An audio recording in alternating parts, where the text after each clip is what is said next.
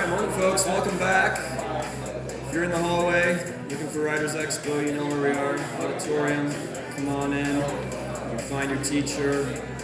Make sure you're sitting with your class so you don't get marked absent.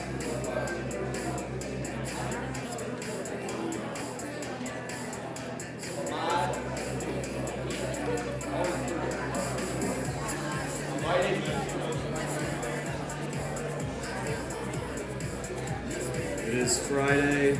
It's almost spring break. I'm sure we might have a few stragglers. We'll see.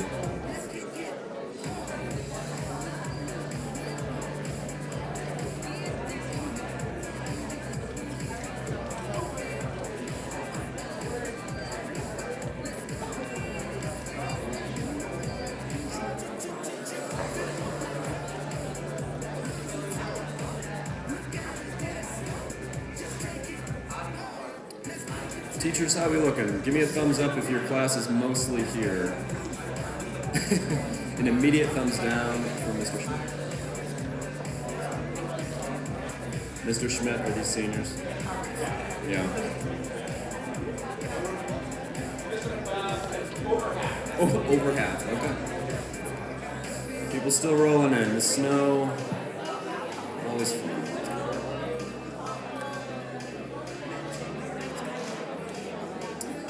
We'll give it about another 30 seconds and then we'll get rolling here.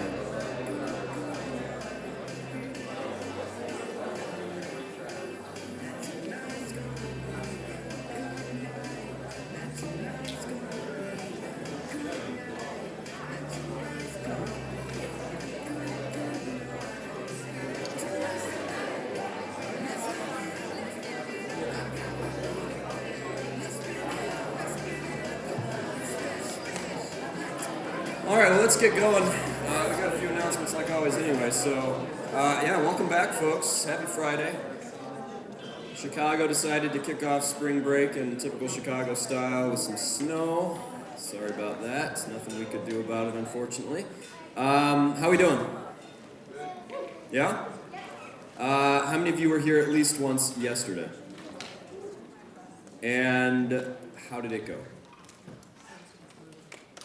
That well. A couple people applying. All right. Yeah, I thought it was great. I was very happy about it. Okay, so I'm not going to give you the same huge spiel as yesterday, but we do just have a couple things we want to remind you of. Number one, that there should be no food in the auditorium, and if you could have the drinks capped, that would be great. Keep the feet on the floors right. Attentive. If you have not put your phone away yet, please put it away. Want to be as respectful and attentive as always, and again, this is an acoustic space, and if you're chatting with your neighbor, we can typically hear it up here, so yeah, please, like I said, be attentive. Same big thank you to all the people we listed yesterday. We're not going to list them again, but if you know any of those people personally and want to give a personal thank you to them, I'm sure they would appreciate it. Two new announcements. Number one, we're hoping this is not the last Writers Expo, and in light of that, either Dr. Reef or myself will be sending all of you an email in the next 10 days where you can give feedback to us about Writers Expo, including whether you think there's even a chance that maybe next year at this time you might want to present something of your own. And I know it does take guts, it takes courage. Cole, was it worth it? It was. Awesome. Okay, so you've got, yeah, one person you can go by there, and I think both poets yesterday said it was worth it too. So yeah, consider it. I know it does take a bit of courage, but we love hearing it. It's one of the best parts of this whole event. So there's that. And then also keep in mind, if you're just not quite ready for that yet, but you do want to share your writing, we have another avenue at the school, Slant of Light, our literary arts magazine. We are accepting submissions for another week or more. April 1st is the deadline. And we not only publish works with the writer's name attached, we will also accept them and print them with the old word anonymous next to it. So if that would be a good first step for you in sharing your writing, please take advantage of it. We would love to see it. We would love to publish your work, okay? Unfortunately, we don't have any student presenters for today, but one of our student presenters later in the afternoon sent a poem that when I read it, I just said, this is like the perfect poem for Writers Expo and Friday and everything that this event is about. So, with gratefulness to junior Ava Koot, I'm going to read her poem, Imagination, for you all to kind of get things started, okay? Here we go. In childhood, our imagination roams with no end in sight, spying unicorns in a world of mere horses, breathing life into wilted gardens with blooms of fantasy, guiding us to light in the depths of darkest nights. The universe, a canvas, awaits your touch. If you dare to let your gaze dance with dreams, to tread paths known only to the mind's eye, where ladders ascend to stars, bridges span infinity, and arms unfurl into wings of boundless flight, where everything is possible. But society, with its demands and expectations, clips our wings, reshaping them into mere hands, dismantling our ladders, burning our bridges, scoffing at our flights of fancy, commanding us to grow up, convincing us that imagination is the realm of children alone. The inner pathways blur, obscured by the fog of adulthood, and we find ourselves lost in a sea of conformity, where horses are forever horses, gardens remain dead, longing to see the shapes of clouds once so vividly clear. Yet, our imagination is not lost. It's merely hidden, stolen away by the weight of maturity. Growing up does not mean bidding farewell to creativity. It means expanding its horizons, embracing its vastness. For we are born with wings, meant to soar. And though they may be clipped by the hands of society, they can never truly be stolen. They're waiting to be unfurled, to carry us once more into the realms of possibility. So let us reclaim our imagination. Let us dare to dream, to create, to explore. For within us lies the power to shape worlds, to breathe life into the mundane and color into the gray. With each step forward, let us remember that growing up is not the end of wonder, but the beginning of a new adventure, where imagination knows no bounds, and our wings carry us to heights unknown. In the end, it is not the world that defines us, but the dreams we dare to chase, and the magic we refuse to let slip away. We are the architects of our own reality, and with imagination as our guide, the possibilities are endless. Can we give a round of applause to Ava? It's a wonderful poem. If you want to see her read it live, I believe she will be here 6th period. She will be here to read it. Okay, we got a great rest of the period for you. Very proud of this individual. Let me present them for you. Our guest today is an LHS graduate. He is also the Julius C. Shaw Professor of Sports History and an Associate Professor of History at Georgia Tech University. His research focuses on the history of American sports and American pop culture, about which he has authored 5 books, including his most recent, Jumpman, The Making and Meaning of Michael Jordan. He has won multiple book honors, including the North American Society for Sport History Book Award. In 2021, Netflix released a feature documentary based on his book Blood Brothers, the friendship between Malcolm X and Muhammad Ali. And he is also a 2-time recipient of the Journal of Sport History's Best Article Award. Please give a warm LHS welcome to one of our very own, Dr. Johnny Smith.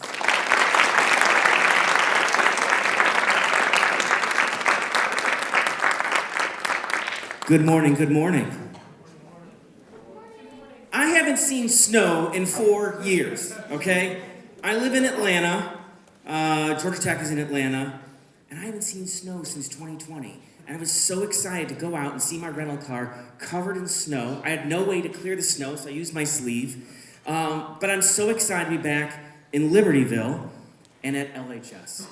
It dawned on me as I was preparing for this visit that I graduated from high school 25 years ago.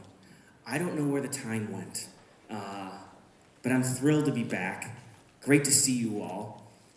So, thank you for that nice introduction. I want to tell you a little bit about myself so you know where I'm coming from today when we're going to talk about writing.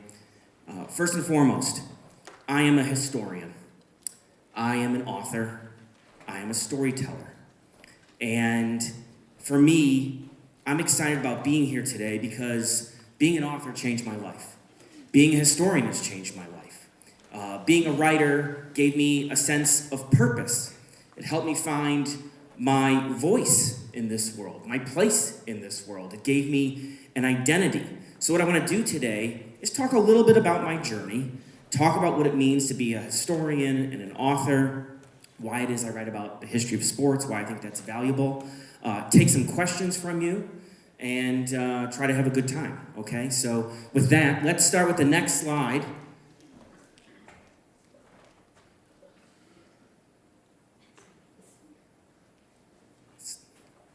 Yes, thank you so much. Okay, I want to start with a fundamental question. If I tell you I'm a historian, we need to have a common understanding of what historians do. Does anyone have an idea what does a historian actually do? Do you have any idea, any guesses? Have you talked about this maybe in your history classes? Anyone? Don't leave me up here by my, yes! Oh, thank you, saved me. Okay, in the gray hoodie. They study history. Yes. Anything beyond that? I saw another hand over here. Yeah, what do you think? They analyze history. They analyze history. Yes, that's also true. We should even back up probably. What is history? Say it again. The story of mankind. Wow, I like that. That's grand, okay? The story of mankind, right? Let me put a finer point on it for you. Number one, history is on some levels the study of the past. But it's really about studying change over time, change and continuity over time. But let me make something really clear here. History is not set in stone. Historians are always revising and rewriting history because we ask new questions. History is all about what the current generation asks about the past. What do we want to know about a particular event? What was Libertyville like 25 years ago when I graduated in 1999, right? So, as a historian, what I try to do is not just study the past, but reconstruct the past. What I love about being a historian is that, for me, it's like I need to find the answer to a mystery. I ask a question about an event. And in order to answer that question, I have to put the pieces of a puzzle together. It's sort of like being a detective, looking for clues to put together a grand story. And I'll give you some examples of how I've done this in my career. But writing history is all about reconstructing the past, not just studying the past. Studying the past suggests that someone else has already written the definitive volume about an event, whether it's the Civil War or the Civil Rights Movement or an election or whatever. There is no singular definitive history about any subject because each author, each writer comes to it with their own perspective, with their own methods, with their own ideas. And sometimes they bring in new sources that challenge the way that we think about a subject, okay? Okay, next slide. So throughout my career, I've written about the history of sports. And much of that, I think, is a result of the fact that when I was growing up here in the Chicagoland area, I was a sports-crazed kid. Back then, we would get in LHS during my study break physical copies of the Chicago Tribune newspapers. Do you all know what newspapers are? Yes, right? They're digital now, right? You go online, you read the newspaper, you read the Trib, you read the Sun-Times. But I was a sports-crazed kid, and I would read all the box scores, the Bulls games, the Cubs games, the White Sox games, and that's what I was doing during study hall instead of doing my homework. More about that later. But for me, sports are an endlessly fascinating way to understand American history. They help us better understand the values of society at different points in time. They help us understand American culture. How did baseball become the national pastime? Is it possible that at some point in time that professional football, the NFL, supplanted Major League Baseball as the national pastime? Well, when did that happen? Why did it happen? Those are the kinds of questions that I ask as an American historian. But I'm not just interested in the trivia of sports, records and winners, and that's not what I do. I'm not interested in romanticizing the past. or writing about history in a nostalgic way. No, that's not what I do. What I try to do is think critically about the relationship between sports and society, to use sports to understand the larger changes in American history, whether we're talking about urbanization and the rise of cities, immigration in the second half of the 19th century, and why the most dominant boxers in America were Irish immigrants or the sons of Irish immigrants. Or perhaps we're talking about race in America and the story of Jackie Robinson and how he broke the color line in Major League Baseball in 1947 with the Brooklyn Dodgers, and how that story was about a man who was seen as a hero in the black community, but also how when Robinson and his teammates challenged segregation physically with their bodies, they redirected the course of history.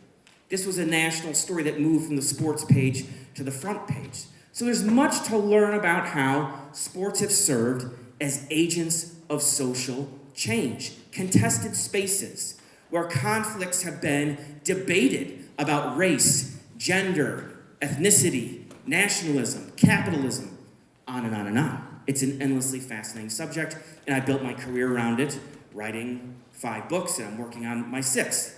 Okay, next slide.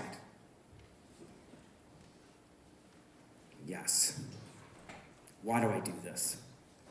I love telling stories. At my core, I'm a storyteller. Now, I realize that not all of us in this room are going to go on to become writers or authors, and that's okay. You each have to find your own path. But I'll tell you this, all of you, every single one of you is a storyteller. We all are. It's part of human nature. Why do you think we tell stories? Why do we do that? Yes, with your hand up. Have fun. It's fun, yeah, right? And you're telling a story to someone, a friend, a family member. You're connecting with them, right? Stories help us connect with others. Yes, why else? I think another way is because like a lot of stories have like valuable lessons and like there's a lot of like some stories have like a lot of like they're passed down, like the like knowledge. Absolutely, right? Telling stories helps us build community, stay connected to our friends, our families, our neighbors, the generations that came before. I think probably one of the reasons of many that I became interested in sports history, my grandpa. My grandpa would tell me stories about the White Sox or Notre Dame football. I grew up in an Irish Catholic family, so a lot of Notre Dame fans in my family. Those connections are strong. What other reasons do we tell stories? I know you all do it. Oh, yes, in the red coat. Maybe to learn lessons. Yeah. To teach something, right? I tell stories to teach my students, to teach my readers something about history, something about America. Absolutely. And we're all doing it. We do it in the hallways. We do it when we come home from school. Mom, you'll never believe what my teacher did today in English class. Are you ready to hear this? Mom, are you listening? Right? Have you done that before? Or down the hallway, you see a friend. Wait till you hear this. Do you know what? And you go on, you tell the story. Or you're on TikTok telling a story. I don't really know how TikTok works. That's how old I am, okay? I've sort of shunned social media. But we use social media to tell stories about others, about ourselves. We're constantly telling stories.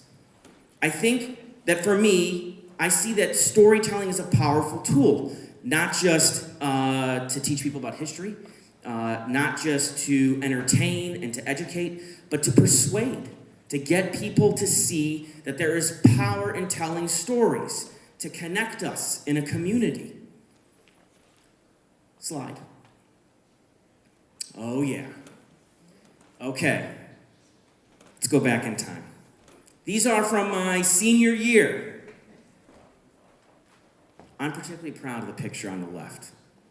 When I was a freshman, I tried out for the Libertyville boys basketball team, and I didn't make it. And a guy named Ryan Doyle, who I didn't think was better than me, did. And I couldn't stand Ryan Doyle. He was tall, and he was skinny, and he liked the Red Wings because he was from Michigan. Oh, I couldn't believe it. So was kind of like crushing for me because I love basketball. And I knew I wasn't the best player, but I thought, I'm pretty good. I'm good enough. I'm certainly better than Ryan Doyle. So I didn't try out my sophomore year, didn't try out my junior year. I'd kind of like given up. And I think that sort of revealed my state of mind in many ways. You see, I struggled a little bit when I was here. I had a lot of friends. I have a lot of great memories. But I was a kid who was filled with self-doubt. I was afraid to fail. And I didn't want to try out and get rejected again. I was afraid. And I let that fear take over me. I was not a particularly focused student. Had stuff going on at home. Probably dealing with some kind of depression or whatever. I'm not sure exactly. But I made a decision in my senior year that I was going to try out for the basketball team. This is my last chance. And I want to make the team. I want to be on the team, and I think I can make it. So my senior year, I tried out. I made the team. And I was basically, like one of the last guys on the bench. But it was a thrill to be part of a team, to have that sense of pride, to wear the uniform, to be part of this community, and that I could say that I did it, right? I was proud of myself. That's probably one of the best accomplishments for me playing here at LHS. Sidebar about Ryan Doyle. We went on to become best friends. I was his best man at his wedding. That's another story, how he was my nemesis. And we became best friends. I love that guy. I told him I was here. He's thrilled. I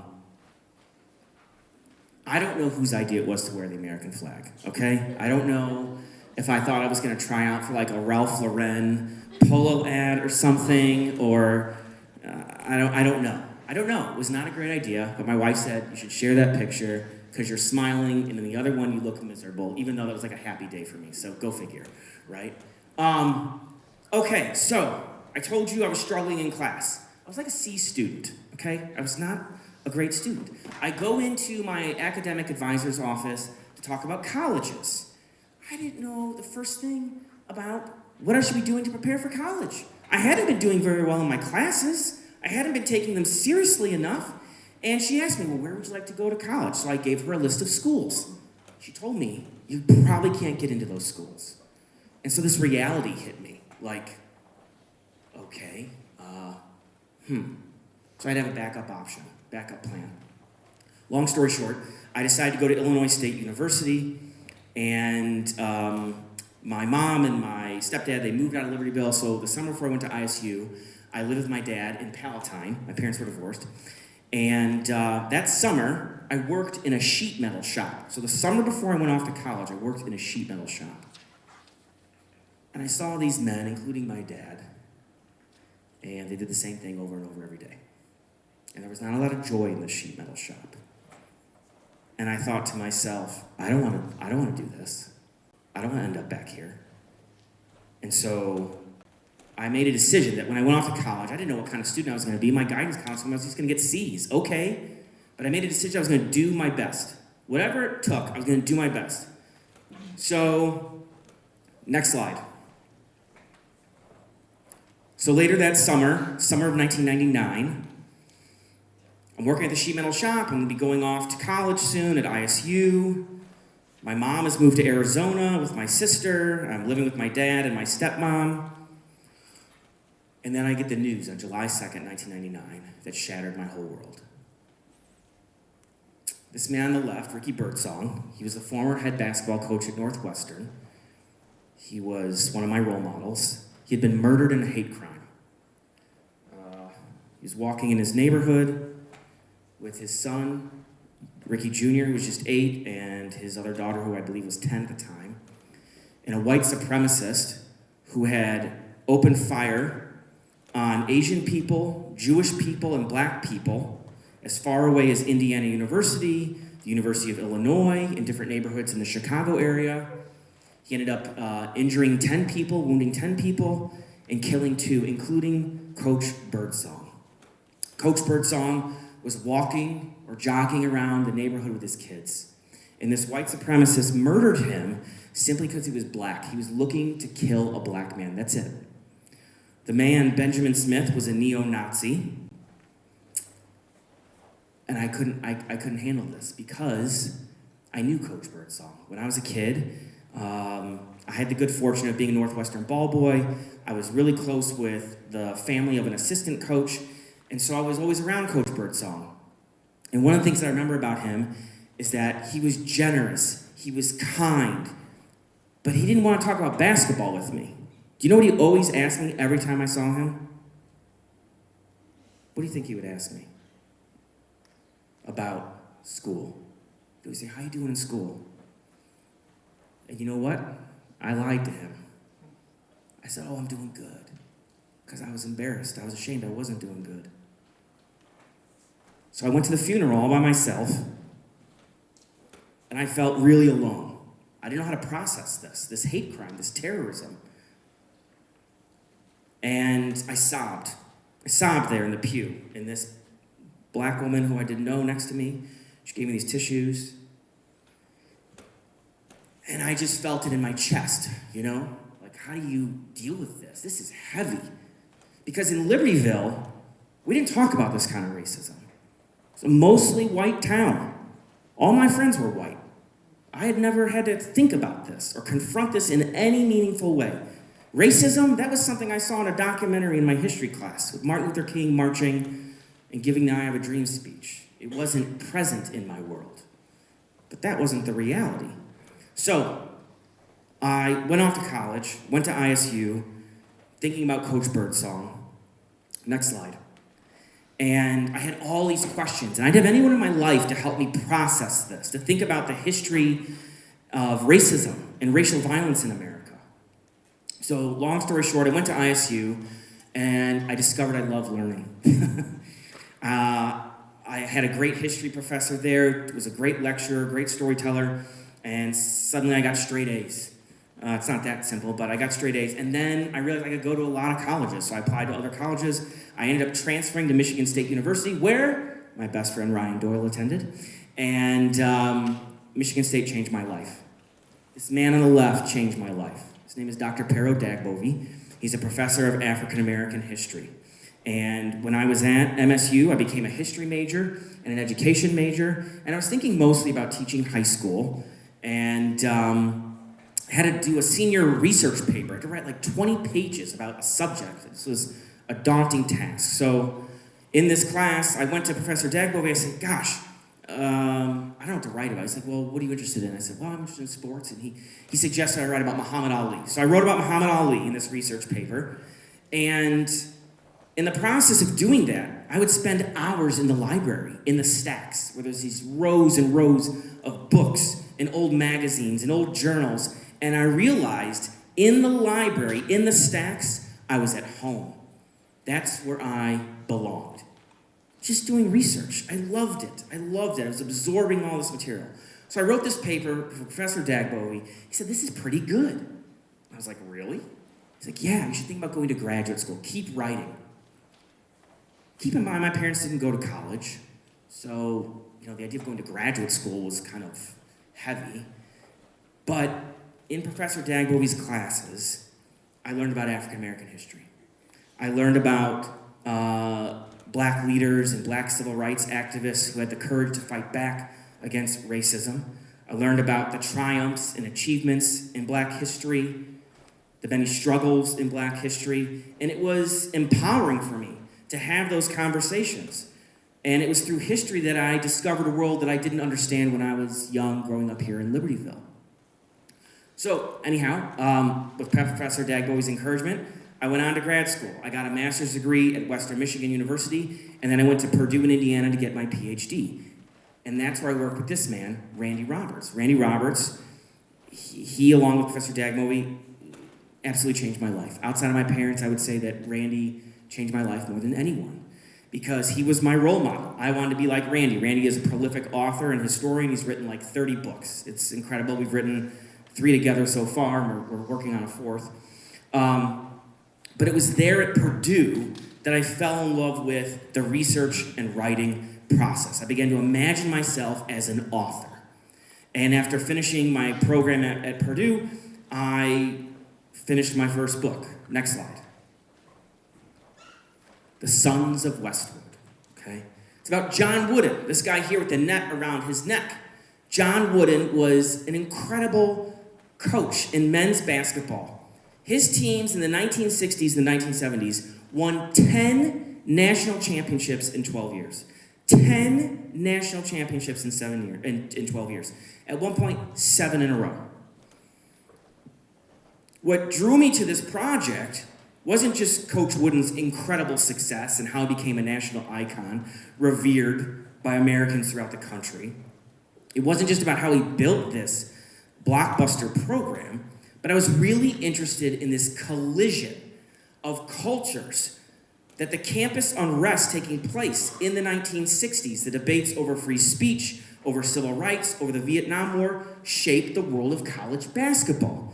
Two of the most dominant players in the history of college basketball went to UCLA. One was Kareem Abdul-Jabbar. Anyone in here ever heard of Kareem Abdul-Jabbar? Okay, oh good, excellent. Okay, Kareem was really, for me, the key figure in this story. He was born Lew Alcindor. When he went to UCLA, he was still known as Lew Alcindor, and he was without question the best college basketball player in history. When he was at UCLA, the Bruins won 88 games and only lost twice. In the 2 losses, they lost by 1 bucket.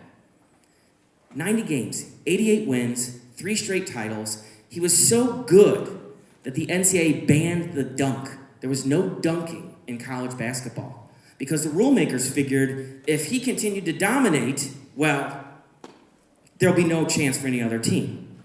But Alcindor was an outspoken black activist. He believed in what was called black power. His hero was Malcolm X. His other hero was Muhammad Ali. And so what I wanted to write about in this book is how college athletes in the 60s and the 70s became activists, how they spoke out for change, okay? So this is my first book. Now how do you write a book? Maybe that's what I should spend some time on talking about now. So next slide. Let me check the time. How am I doing on time? About 12, 13. Okay. I talk too much. Let's talk about my writing process. Anyone here want to write a book? Anyone? You do? Good? You do? Good? You do? Awesome. Anyone else? Did I miss anybody? You do as well. Okay. Well, I write history. So that means that I have a process that historians follow. Okay? I'm going to move this kind of quickly. Begins with a question. For the UCLA book, I was interested in 2 main questions. How did John Wooden build this incredible program, this dominant program? And number 2, how did the politics of the 1960s change college basketball? So those are the big, broader questions. And the whole process begins with reading every secondary source I can. So secondary sources include sources that are written by other historians, journalists, biographies, memoirs, etc. Although memoirs can sometimes be primary sources. But then the real fun is doing the primary research, traveling, doing the field work, going there. That's crucial. So I went to UCLA many times, spent time there on campus. I love doing that. Going into the archives, looking at documents, old newspapers, letters, watching old basketball games, looking at footage from the campus in the 60s, magazine articles, on and on. Once I've collected all that material, I organize it in a systematic fashion, which I won't go into. And then I construct a timeline of events. This is crucial. I have to be able to construct the events as they happen in order. That allows me to see the arc of the story, to see the beginning, the middle, the turning points, and the conclusion of the story. I've got to be able to see that in my mind's eye. Once I can see the arc of the whole story, then I start drafting that first chapter. I outline it and think about the structure of it. And then I'm ready to write that first chapter. But here's the thing, I'm a narrative historian. I believe that history is best learned through story. Story gives us coherence, clarity. We can better absorb the material, better understand it, and remember it through story. So that means that I don't want to just lay out a bunch of facts and tell you this happened and that happened, dry history books. They bore all of us, right? So to me, I want a reader to be there, to know what it was like to be at UCLA in the 60s when John Wooden was there. That's what I want the reader to feel. So I need a good opening line, a hook to pull you in, to make you want to keep reading. So when I wrote the first line of the first chapter, I spent a lot of time thinking about it. How do I make the reader want to keep reading? Well, I need to not give away the whole story. So I wrote, John Wooden wanted to turn around, but it was too late. Indiana was long gone in his rearview mirror. John Wooden wanted to turn around, but it was too late. Why? Why do you want to turn around? Why was it too late, right? Don't give away the whole story. Indiana was long gone in his rearview mirror. All you know, he's leaving Indiana. He's not totally convinced that wherever he's headed is where he should be.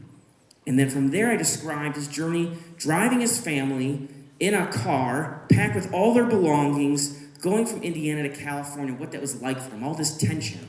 Because I wanted the reader to understand that this man who had come to be known as the greatest college basketball coach of all time, who would win 10 national championships, he was filled with doubt going to UCLA. They were terrible when he went there. And he thought he had made a terrible mistake. He shouldn't have left his job at Indiana State. So I wanted the reader to understand it, to experience it from his perspective. Okay, so you gotta have a good opening line that makes the reader want to keep going. Set weekly goals, daily goals for yourself with words. For me, it's, on a low a day, 500 words a day. If you can do that in a matter of, a whole week, a whole month, then you probably have a chapter. So I try to push myself and be intentional with my writing every day. Then I go through an editing process, a revision process, and I'm on to the next chapter. Okay, next slide. How am I doing on time? About 8. 8 minutes, okay. So, I've written 5 books. The book that most people know me for is this one on the left, Blood Brothers. Blood Brothers, the fatal friendship between Muhammad Ali and Malcolm X. I wrote it with my former mentor, now colleague, one of my best friends, Randy Roberts. And it's a story about this relationship between the heavyweight champion of the world, Muhammad Ali. How many of you ever heard of Muhammad Ali? Right. He's the greatest, he would tell you. And his mentor, Malcolm X. Have you ever heard of Malcolm X? What do you know about Malcolm X? You want to tell me? He was an activist. Yeah, he was an activist. Do you know when? Same time as Martin Luther King. Yeah, 50s and 60s. Good, excellent. What else do you know about Malcolm X? He was killed, yeah. February 21st, 1965, the Audubon Ballroom in Harlem. Yeah. All right, well, I wish we had more time to get into all that story, but here's what I can tell you. This was a fun book to write because there was a mystery involved. Here's why. Malcolm X was a minister in the Nation of Islam. It was a religious sect, some considered a cult. The FBI believed that it was a terrorist group. Many Christians, particularly black Christians, rejected the Nation of Islam. They thought it was a dangerous movement, in part because the members rejected Christianity, also in part because the members of the Nation of Islam rejected racial integration. They believed in the separation of the races. And we can get into why. I can explain that why if you want later. But at any rate, long story short, most Americans rejected the views of Malcolm X. But he was a powerful orator, a brilliant mind. And the most powerful part of his life really was his own story. That he went from a convict and a criminal to a man redeemed, in his words, by the Nation of Islam. He became a minister, a Muslim minister. Now, the Nation of Islam did not practice Orthodox Islam, traditional Islam. They didn't follow the Quran. They had their own religious and political beliefs. But Muhammad Ali was moved by Malcolm because Malcolm was fearless. He was a fearless black man. He had this swagger. He had this sharp mind and a sharp tongue. And Ali felt like this was a powerful man and he wanted to be around him. But when Ali was still Cassius Clay, his given name, he wanted to be the heavyweight champion of the world. And he couldn't let boxing promoters and boxing writers and boxing fans know that he was going to meetings with the Nation of Islam where there were FBI informants, not that Cassius Clay knew that, but there were, and that he was befriending a man who was seen as a dangerous demagogue. So he had to hide his relationship with Malcolm. So as an author, to reconstruct this relationship Randy and I had to figure out ways of telling the reader what happened, when, and where, at moments when Cassius did not want the world to know that he was in these meetings. So it was great fun trying to write, for us, what was a story that was in many ways a mystery. So we wrote this book about their relationship, how they became close as brothers. They had a falling out.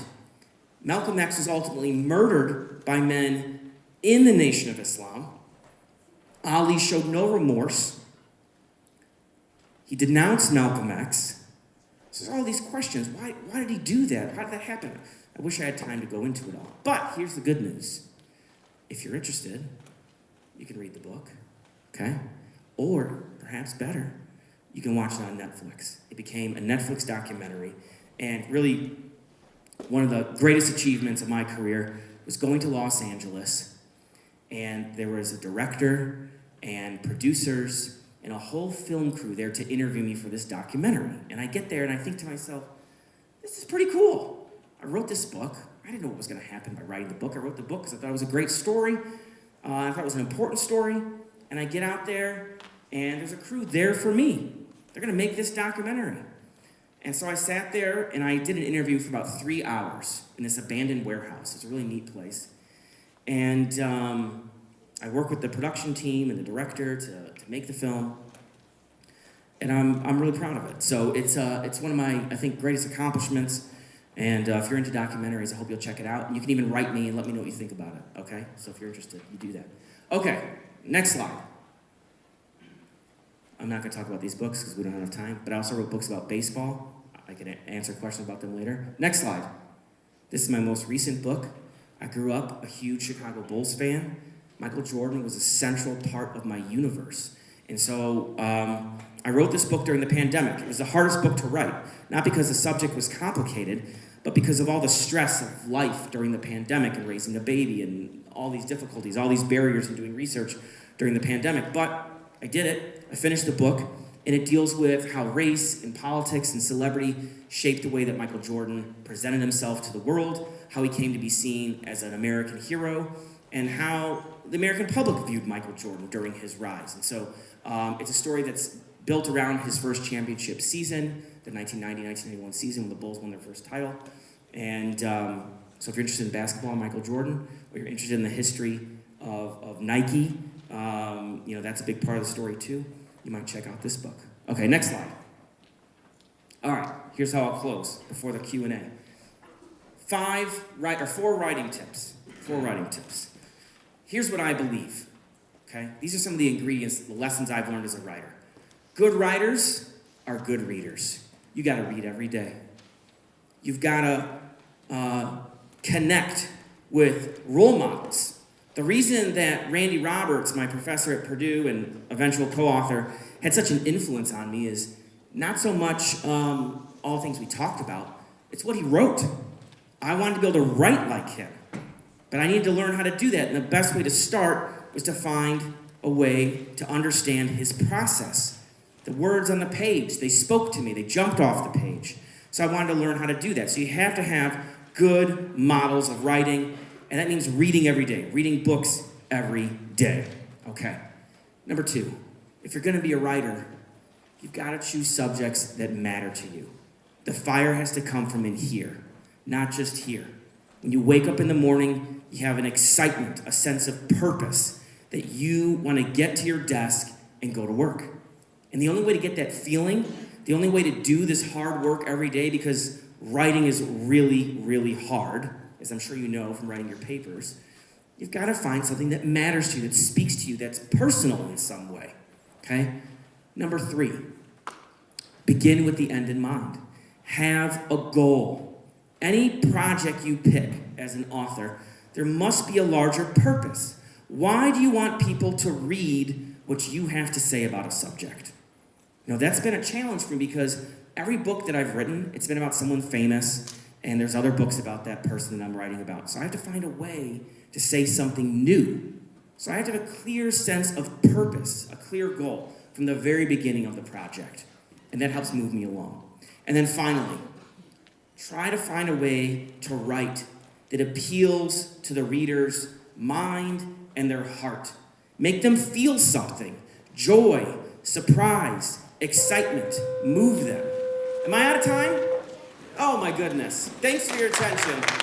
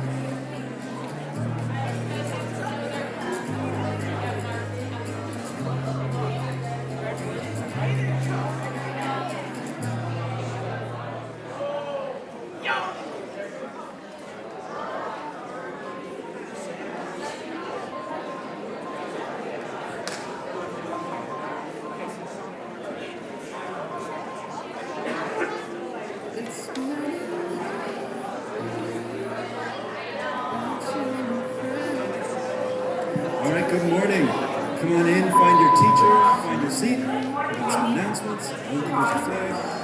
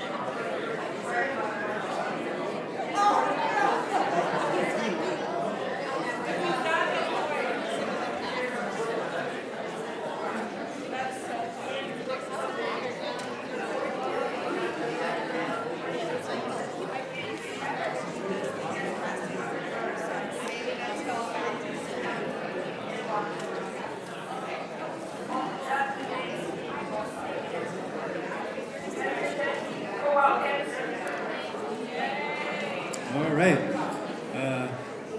Go ahead and find your seats. It's good to see. I think we got a lot of other classes, not just English classes in here, which is great. CTE, science, social studies. That's awesome to see. If you were here yesterday, you know we had a really great day of student and staff and community presenters.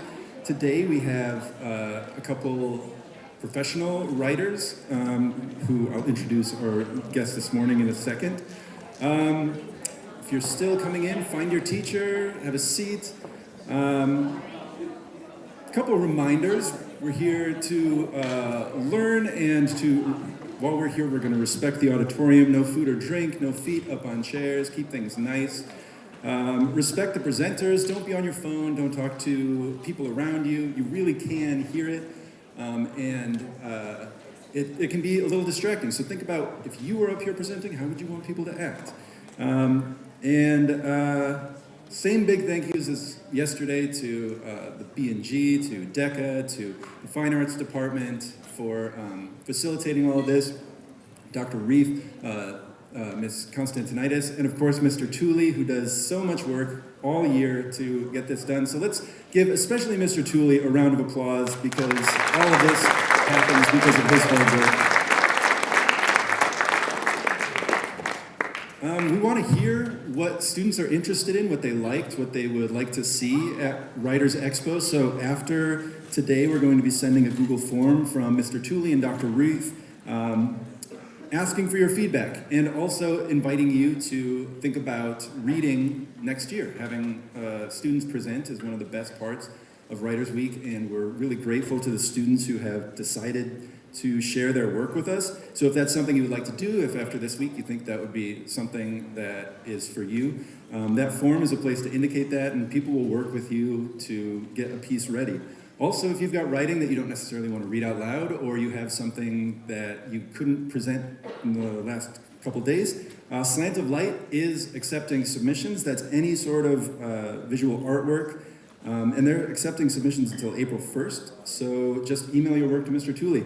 And if you are a little bit on the fence about having people know that you write or create art, you can submit things anonymously and your work will be published, but people don't have to know it's you. To start things off today, we've got a student presenter. Nathan Kolterman is here to read his poem choices, so yeah, let's give it up for Nathan. Come on.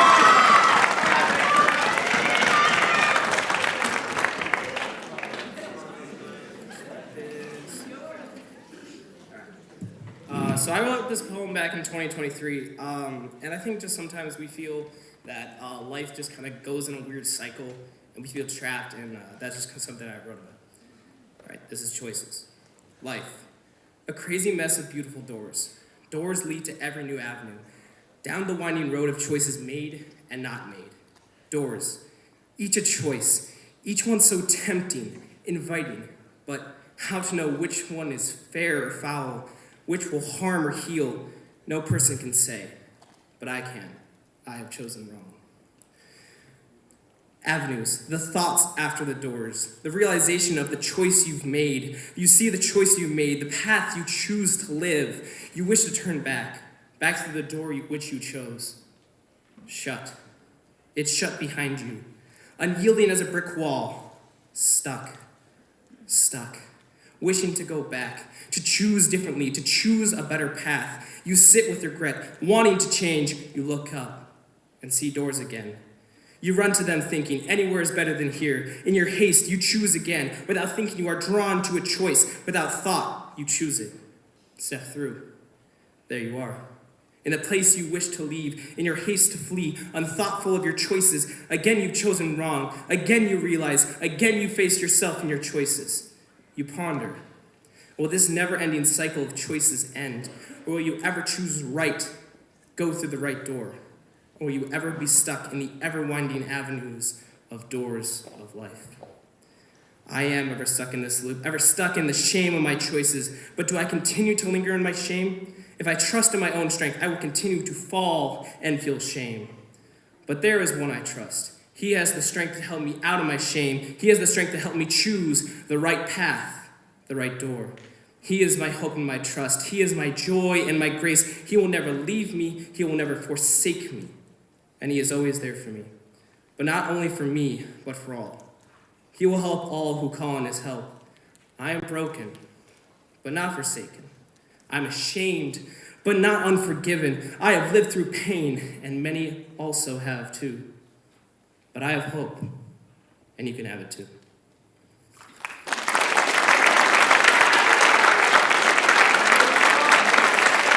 All right, thank you, Nathan. That was great.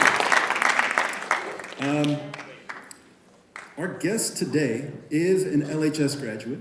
He's the Julius C. Shaw Professor of Sports History and Associate Professor of History at Georgia Tech University. His research focuses on the history of American sports and American popular culture, about which he has authored 5 books, including his most recent, Jumpman, The Making and Meaning of Michael Jordan. He has won multiple book honors, including the North American Society for Sport History Book Award. And in 2021, Netflix released a feature documentary based on his book, Blood Brothers, about the friendship between Malcolm X and Muhammad Ali. And he is also a 2-time recipient of the Journal of Sports History's Best Article Award. So please welcome one of our very own, Dr. Johnny Smith.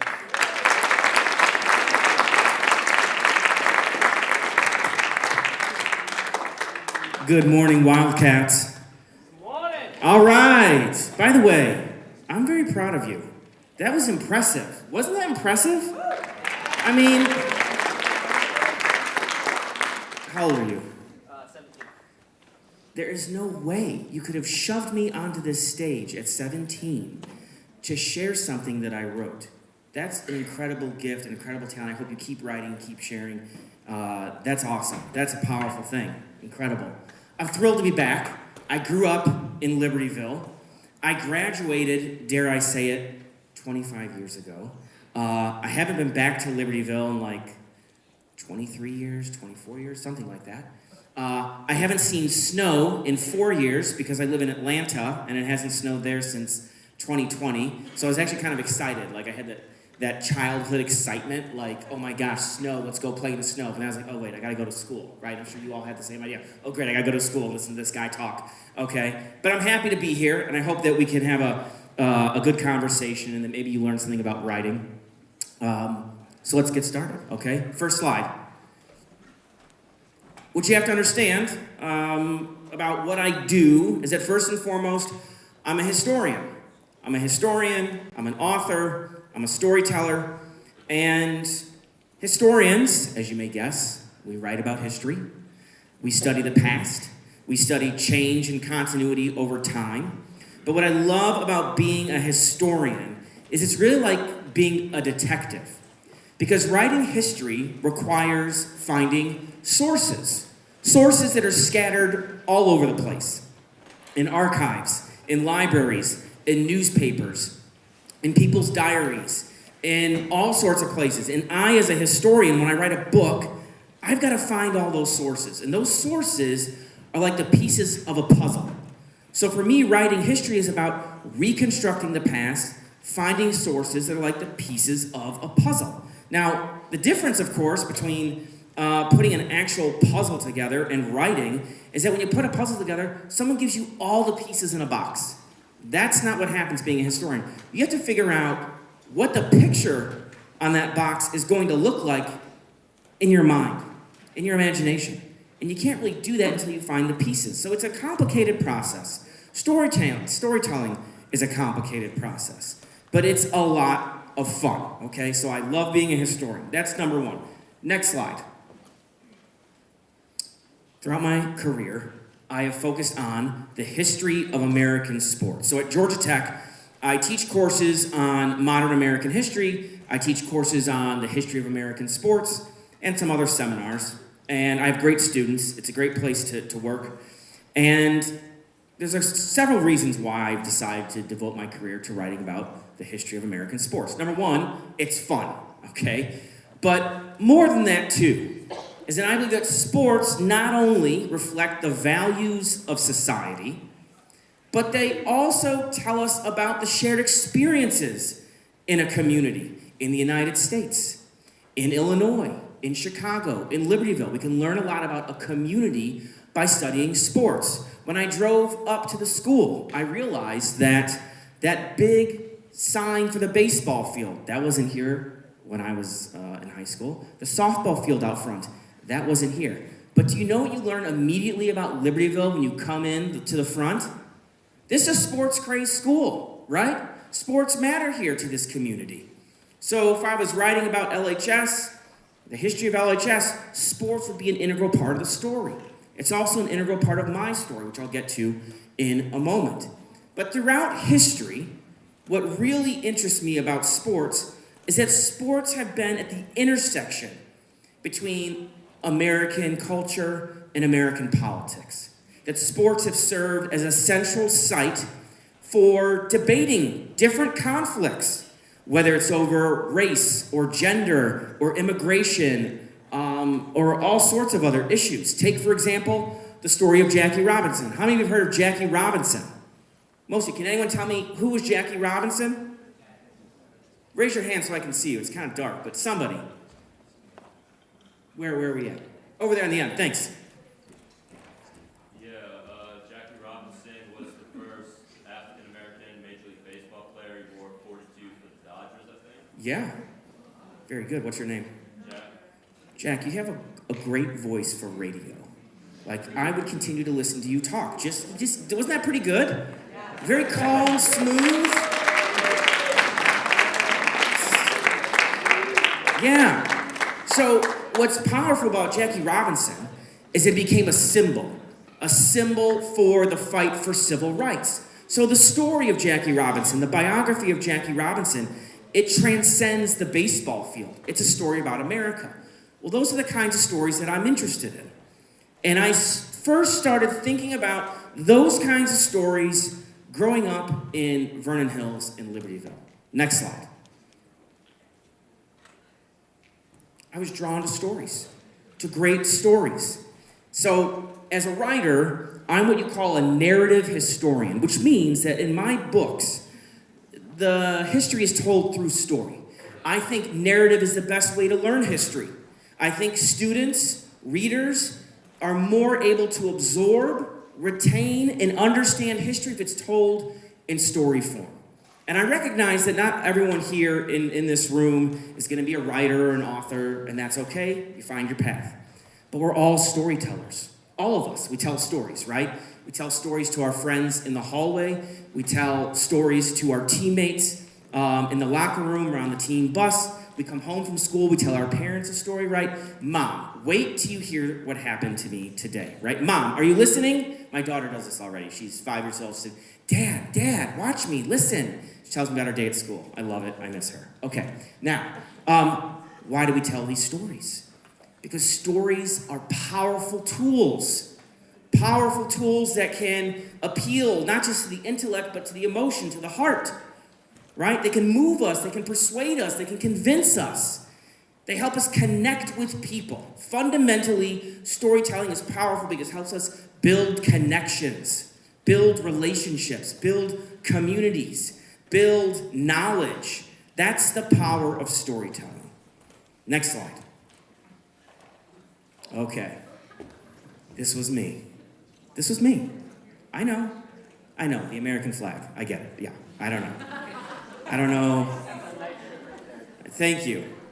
No, I was not a member of the Young Republicans Club.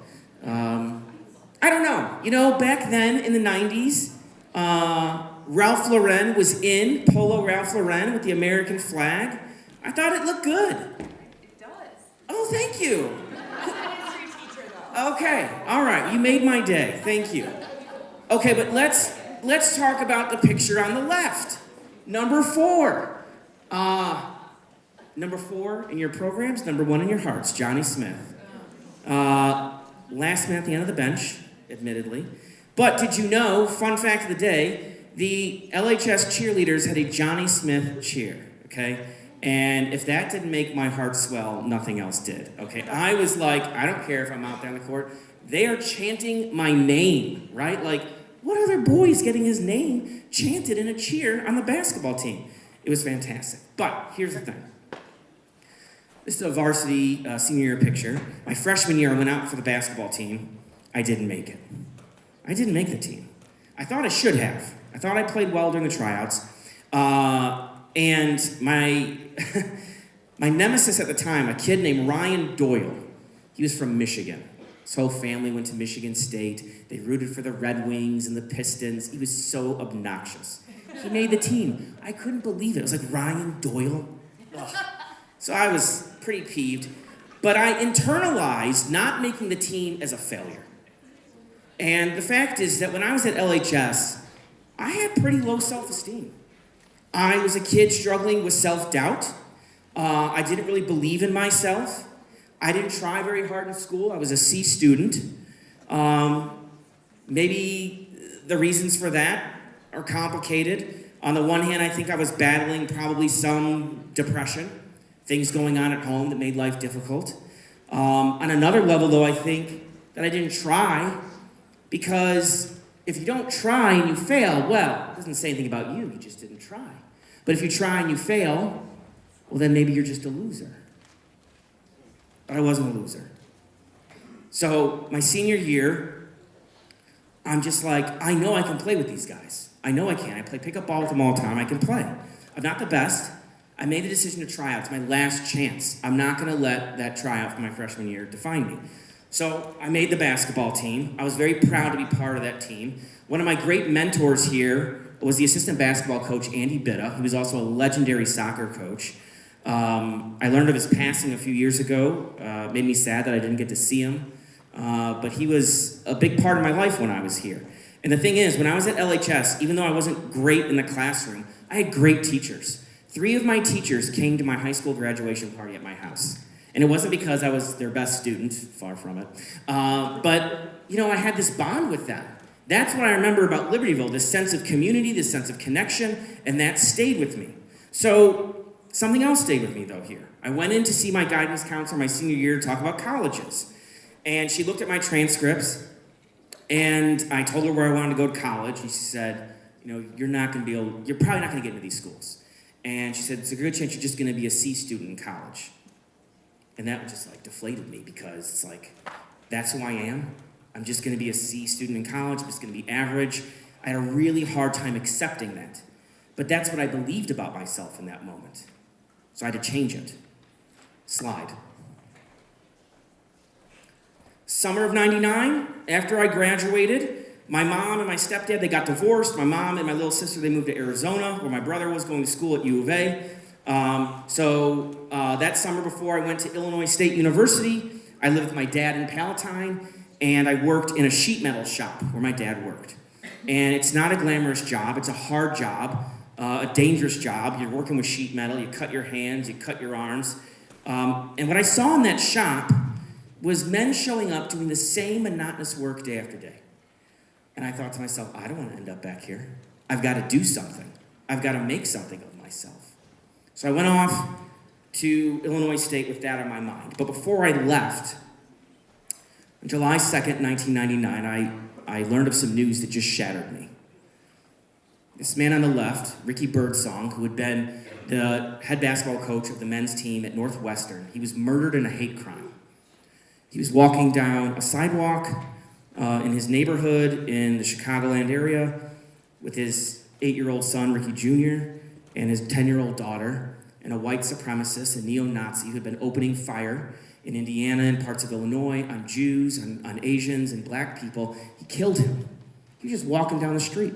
He didn't have any knowledge of this man, that he was a former basketball coach at Northwestern. I knew Coach Birdsong. When I was in middle school, one of his assistant coaches, Paul Swanson, their whole family, they lived down the street from me, and I became really good friends with Brett Swanson. And so I was always around the Northwestern basketball program. And when I was around Coach Birdsong, he was always charismatic and friendly and generous and kind and warm and all these good things. I didn't care that his basketball teams weren't very good. I just liked being around the program. I liked being around him. And every time I saw Coach Birdsong, he didn't ask me about, playing basketball or whatever. He always asked me, how you doing in school? How you doing in school? And I would lie to him. I'd say, I'm doing good. Because I had all this shame. I didn't want to tell him I wasn't doing good. I wasn't doing my best. I regret that. But here's the thing. After he was murdered, I went to the funeral, and I was there at the church, and I just lost it. I just lost it.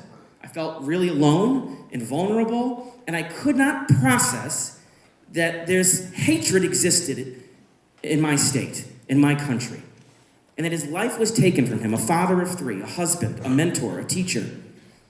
And the thing is, growing up in Libertyville, it's pretty insular then. I didn't know any black families. We didn't talk about racism in my house. Racism was something in the past, in a documentary, when Martin Luther King's giving speeches, right? Or Jackie Robinson's playing baseball. It wasn't part of my consciousness. But this event, it forced me to reckon with it. And it would force me to think about my education and what I wanted to write about. Slide.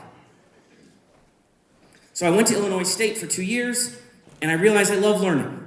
And I got straight A's. And so I realized, hey, you're not a loser after all, You can do this. I felt capable. I felt confident. And I began to fall in love with books. So after 2 years at Illinois State, I transferred to Michigan State, and I followed my best friend, Ryan Doyle. Ryan Doyle and I would eventually become really good friends. I was the best man at his wedding, and I gave a great speech. I wish it was recorded. It's the best speech you've ever heard at a wedding. Not to brag, but it was really good. Okay. I go to MSU, and I'm a history major, and I'm thinking about teaching, and I took a class with this man, Professor Pero Dagbovy, who taught African American history.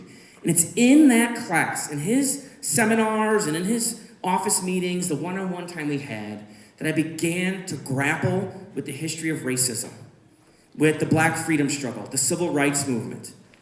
All of that opened up to me in his class. So I had to write a paper for him, a 20-page seminar paper. It's like, oh my God, 20 pages, are you serious? So I ended up writing about Muhammad Ali, the great heavyweight champion of the world.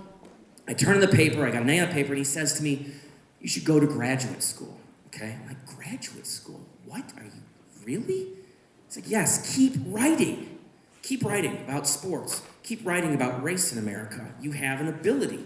Now, keep in mind, my parents didn't go to college, so this is like a foreign idea for me. But he saw something in me I didn't see in myself. We all need great teachers. We all need great mentors. So feeling inspired, I went on to get a master's degree in history from Western Michigan. And then from there, I went on to get my PhD at Purdue, studying with this man, Dr. Randy Roberts. Randy would be my writing role model. I wanted to write like Randy. He's the most talented writer I know. He's the smartest person I know. And Randy and I would become, he's like a second dad to me, frankly. And when I was at Purdue, I really fell in love with the idea of writing books. So I got my PhD. Not bad for a C student at LHS, huh? And then I published my first book, Slide. The Sons of Westwood. This is me at my first book signing at the Georgia Tech Barnes & Noble. I signed a few books. That was kind of cool. Talked with people who bought copies. It was a great experience. What is this book about? So John Wooden was a fantastic basketball coach at UCLA in the 60s and 70s. They won 10 national championships in 12 years. 10 in 12 years. 7 in a row. They were the most dominant force in the world of college basketball. And this is the moment when college basketball became a big business, when there was real money involved, because it was the age of television. But the other part of the story I wanted to tell was how the best players at UCLA became political activists. You know, this is an age of the civil rights movement and black power and the Vietnam War and campus unrest and debates about free speech at colleges and universities. So I wanted to write about this collision of cultures between the sports world, which really had these boundaries. You know, college athletes, they're not supposed to talk about politics. They're not supposed to talk about racism. Oh no. But the athletes at Wooden's, in Wooden's program, they defied those political boundaries. How did I do it? Slide. Okay. Are you staying with me, by the way? Am I going too fast? No? Okay, great. I begin with a question. It sounds simple, because it is. Start with a research question. What do you want to know? I want to know how Wooden built this incredible team. How did he do that? That was one question. Then I wanted to know, what was it about UCLA that compelled these players to speak out against the Vietnam War, to speak out against segregation? How did that happen? What were the costs? What were the consequences? So I had all these questions. So I began reading everything I could get my hands on, secondary materials, histories, biographies, you name it. Then the real fun starts. This is when the detective work begins. Go there. For me, there was UCLA. Loved going to UCLA to do this research. Beautiful campus. Collect the primary sources. That means going into the archive. An archive is a depository of all sorts of materials. So I'm looking at old student newspapers, campus yearbooks, letters, documents, oral histories, on and on and on. So I'm starting to find those puzzle pieces, right? Organize all that material. So I have all these file cabinets. I do it old school. I like paper. I'm a bad environmentalist in that way. But I organize all the material. And once I do that, I can construct the timeline. See the order of events. Once I have that timeline set, then I can start to see the book in my mind. Because I can see the arc of the story. The beginning, middle, and end. The arc. The beginning, middle, and end. The turning points, the conflicts, right? Then I'm ready to draft the chapter 1. Let's go to work. Let's do this. Here's the thing about narrative writing, though. I don't want to just share information. That's not my purpose, okay? That's part of it. I want to educate the reader, but I want the reader to experience the moment, the events. I want to put them in the place of the setting, okay? And so I've got to think about how to do that. There's certain techniques that I use to try to do that. So when I wrote the first chapter, I knew I needed a line. I needed a line that would make the reader want to keep reading. So this is what I wrote. John Wooden wanted to turn around, but it was too late. Indiana was long gone in his rearview mirror. He wanted to turn around. It was too late. Indiana's long gone. What I've done is I've immediately given the reader questions to grapple with, and the answers are in the coming pages. Keep going, right? That's what you want the reader to do. And so then I described Wooden. He's tense. He left his job at Indiana State for UCLA, which at that time was terrible in basketball. They had lost like dozens of games in a row to USC, their crosstown rival. They were awful, and he's filled with doubt. The man is going to become the single greatest college basketball coach in history. He thinks that maybe he made the greatest mistake of his life. I wanted the reader to know that, yes, but I wanted him to feel that fear that he has when he packed up his family and moved them from Indiana to California. Okay, I set regular goals, right? The difference between a dream of writing a book and the goal of writing a book is that a goal has clear action items. I can write 500 pages a day. I can write 2,500 words in a week. I can write 10,000 words in a month. Chapter is done. I can do that, right? Have that goal. Then I go through an editing process, a revision process, on to the next chapter. Slide. Okay, how am I doing on time? Yeah, about 20. Woo, I'm doing better. Last time, I was a little slow in the beginning, but now I cut some stuff, and we're gonna have time for Q&A, I promise you. This is probably my most commercially successful book. It's called Blood Brothers, okay? The fatal friendship between Muhammad Ali and Malcolm X. Muhammad Ali, king of the world, a polarizing figure of the 1960s and the 1970s, the heavyweight champion. He was a proud black man who was mentored by another proud black man, a minister in the Nation of Islam named Malcolm X. But the thing is, when Muhammad Ali was still known as Cassius Clay, his given name, his Christian name, he has these aspirations of becoming the heavyweight champion of the world. But he knows that if he's seen with Malcolm X, while the FBI is following Malcolm because they think he's part of a terrorist sect, that he's a communist, he was not a communist, but that he was a danger, Cassius Clay knows that that could blow up in his whole career, right? Because the boxing promoters, the boxing writers, the boxing fans may dismiss him and say, we do not want him using the heavyweight title to disseminate hatred. You see, the Nation of Islam, the group that Malcolm and Ali would eventually join, was known for rejecting Christianity, rejecting integration, and wanting to build separate black communities. And so they were a very controversial group. Cassius Clay can't risk his career being involved with Malcolm, at least publicly. So as a writer, I had to figure out, with my colleague Randy Roberts, how to write about this relationship when they were together at moments when the public didn't know. So here's one way we did that. FBI documents. FBI documents. I read thousands of pages of FBI documents. It's actually a lot of fun. But it's challenging too because many pages are redacted, which means that the pages have this black marker and you can't read stuff. You have to figure out, okay, well, what is the FBI hiding there? But again, it tells you something about how history is written. Sometimes we don't have all the information we want, but I had just enough to tell what I needed to say about this relationship happening behind closed doors and eventually that developed in public eye. Okay, so it's a complicated story. It's a story about friendship and affection, this brotherhood that forms between the most famous boxer in America and one of the most famous black activists in America. But it's also a story about how that relationship frays, falls apart, and ends with the assassination of Malcolm X in 1965. The book became a Netflix documentary. This was the coolest thing that ever happened to me as a writer, okay? So Randy and I, we sold the film rights to a production company called Lightbox, and then they got a deal with Netflix. And so I worked with the director and the producer to put this documentary together. I served as a consultant, basically.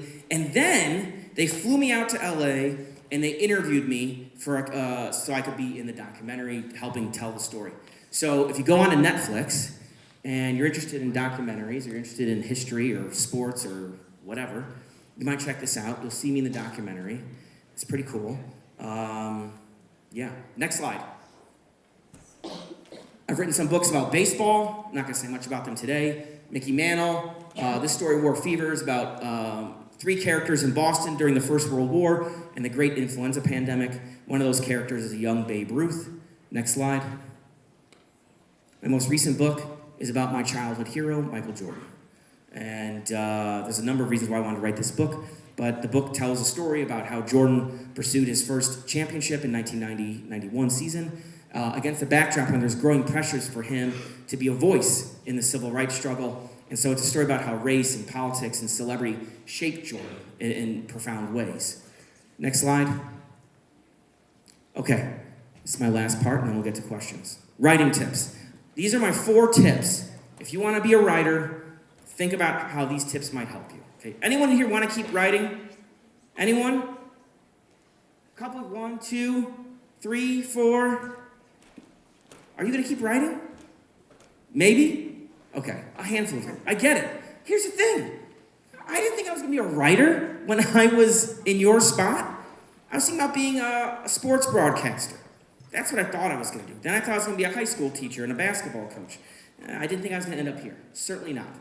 At any rate, good writers are good readers. You've got to read every day. Read books. Drink from good books. It's crucial. Even if you're not going to be a writer, read books.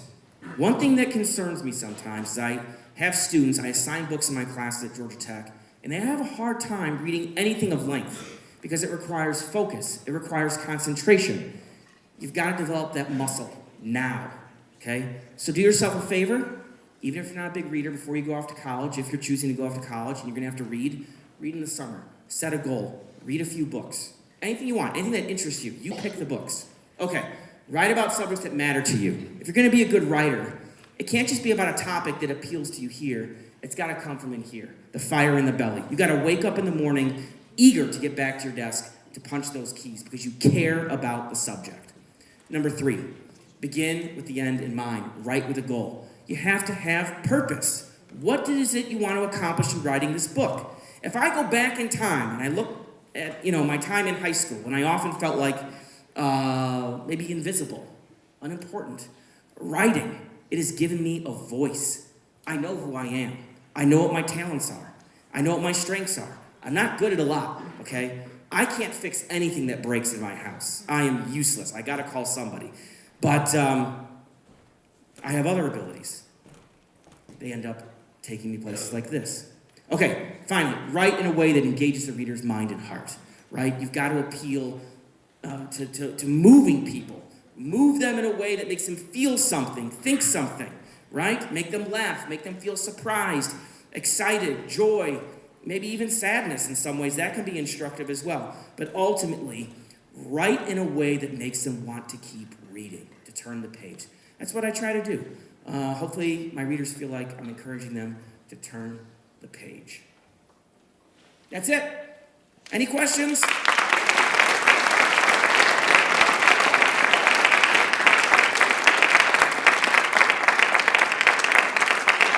Anything?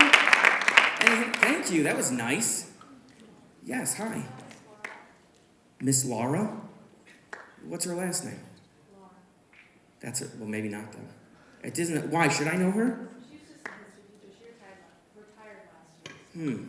If I saw a picture, maybe. Can you show me a picture after we're done? Maybe. I cannot remember her name. I had a history teacher. She pulled me in the hallway one time. I talk too much in class, okay? And she said, Johnny, you could be doing a lot better in here. And I was like, yeah, I like history. I feel bad about this, okay? Now that I'm an educator. And so that stuck with me. Another time, freshman year. This was back when the Brainerd building still existed. My teacher, Chris Curry, he taught English. Great guy. Still does. Yeah. I was talking in class again. He kicked me out of the trailer. We had these trailers here, okay? He comes out in the hallway. He's like, he's mad at me. For good reason. He had every reason. I wouldn't shut up. Whatever. Maybe I needed to be diagnosed. I don't know what was going on. At any rate, later that semester, though, I wrote something about Cal Ripken, who was a baseball player. And he said to me, I said in front of the class, Mr. Curry, he said, when Johnny writes about sports, he does really good work. And it was the first time, I think, that I had heard a teacher praise me in the classroom like that, and it stood out. Now, I didn't get my act together until later, but one of my fondest memories about my senior year is I saw Mr. Curry when I was in the field house. I was just playing ball or whatever, and we played a game of one-on-one, and it was great. Like, he never held it against me that I was a pain in the ass. He was still this great teacher, and so I remember that. I remember these experiences with my teachers who cared enough to say, you can do better. Yeah. Any other questions? Yes. When you were in college, what made you make the decision to study history specifically? Coach Birdsong, I think. I would not have become a sports historian if I wasn't interested in American history first, the history of race, African American history. That's what drove me to think about, okay, I'm interested in those subjects. How can I use sports as a way to talk about them? And I think, too, I had these great lecturers who just pulled me in, and I thought it was endlessly fascinating. I wanted to know more. And I think that this idea that I could read on my own, too, and be my own educator, that was powerful as well. Friday nights, I remember at ISU, like, all the guys on my dorm floor, they wanted to go out and party. Like, come on, Johnny, let's go. I'm like, no, I'm going to stay in. I'm going to read. They're like, you're going to do what? I'm like, yeah, I really want to do some reading. The idea that I could improve, I could learn on my own, like that basic idea was very powerful for me. And so I think it was about asserting some control over my destiny, or at least feeling like I could. You all can do this. You know, that's not to say there's not barriers, there's not challenges. They exist, they're very real. But each of you have choices. And I think I would just encourage you to think about the choices you make because they matter. They have consequences. And at any rate, yeah, that's a good question.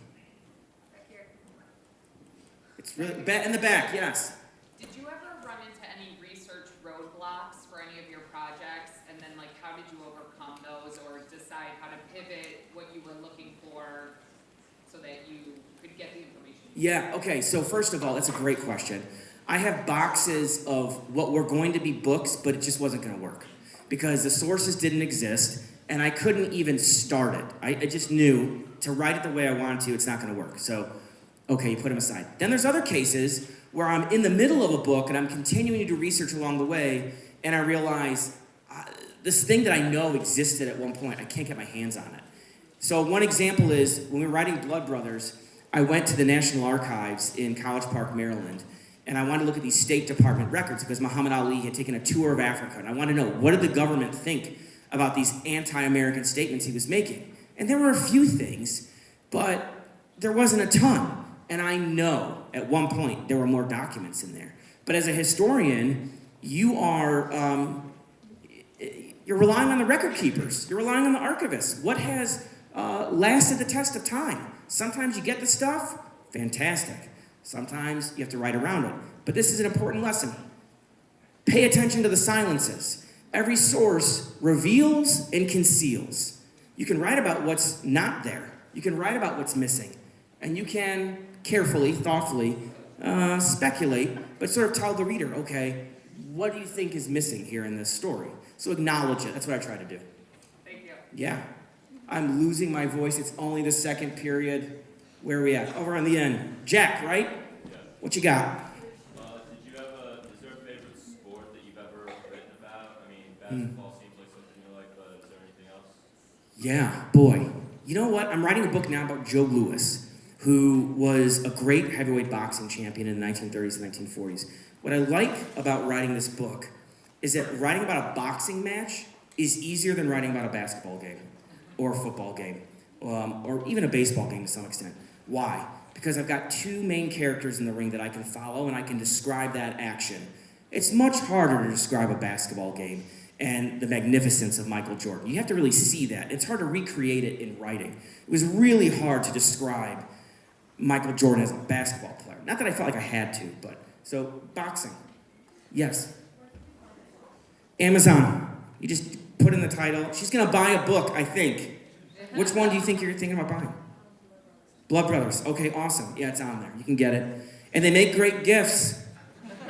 Just, you know, Father's Day, Mother's Day, they're not far off. What else? Any other hands? Yes. When they made the documentary, did they just like re-interview people you talked to, or were they able to add information that you thought was cool? Yes. They absolutely interviewed people we couldn't. Many of them were African American people. The director is a black man. Randy and I were white. And we were very aware that could be a barrier to earning the trust of some people who might be, we're strangers. Calling them up, knocking on the door. So I think that was an important element in the film that we weren't able to add in the book, was more interviews from black observers, black family members, etc. So I think that's a strength of the film that we wish we could have done for the book, but kudos to the director for being able to do that. And so, you know, those are kinds of things you have to think about. Best interview story, though, okay? How much time? Do I have time for a story? Yes. Okay, so when we were writing Blood Brothers, there was one person I really wanted to interview. It was a man named Sam Saxon. Sam Saxon met Cassius Clay when he was training in Miami in the early 60s to become heavyweight champion. And Sam Saxon was a member of the Nation of Islam, and he sold the nation's newspapers. It was called Muhammad Speaks. Okay, long story short, Sam Saxon becomes one of Cassius Clay's very close friends, and he's the one that took Cassius Clay to Detroit to meet Malcolm X. So I wanted to talk to Sam Saxon. But he had changed his name. He had taken a Muslim name. I couldn't find him. So I told Randy, I was like, God, we've got to find Sam Saxon. At any rate, I'm getting ready to get on a plane to go to Ryan Doyle's wedding, okay, in Michigan. And I'm at the Atlanta airport, and I'm sitting there, and I'm waiting. And I see an older black man in a wheelchair with a giant diamond ring on it. And I'm looking at this ring, and it says Ali on it. So I study his face a little bit more. And I think to myself, and forgive my language, holy shit, that's Sam Saxon, and we're about to get on the same plane. So I went up to him, and I said, Minister Rahman, you don't know me, but my name's Johnny Smith. I'm a professor at Georgia Tech. I'm writing about Muhammad Ali, and I've been looking everywhere for you. And he said to me, well, that's what they call divine intervention, my brother. And he gave me his phone number when we came back to Atlanta. He sat down for an interview, and he told me these stories that were great, some of which I used in the book. And he told me some tall tales, too, that I didn't use because I didn't believe them. And because you're dealing with memory of people, and you got to be able to verify some things. At any rate, sometimes you just don't know what you're going to find. But it was a great thrill, great part of writing the book. Did I miss any questions? Anybody? Yes? How much time did you spend a day every time you wanted to write a book? You know, because I have other responsibilities teaching, sometimes the teaching will disrupt my writing process, so I have to be mindful of that. Generally, what I try to do, I'll put it this way, generally it takes me about 3 years to research and write a book, if I'm really moving on it. I think that's about the average for each of my books. Whether I've written them on my own or I've written them with Randy, 3 years has been sort of like the number. But you gotta do it. You know, that's pretty fast, actually. Sometimes people are like, oh, it took you 3 years, that's a long time. I'm like, that's fast. That is fast. But I'm determined. I'm antsy. When I'm not writing, oh, I get anxious. And my wife knows, like when I'm in the house and she's trying to talk to me and I'm distracted, she knows what I'm doing. I'm writing up here because you never put the story down. You never put it down. I can't do it. I can't put it down. But that's who I am. Those are good questions, y'all.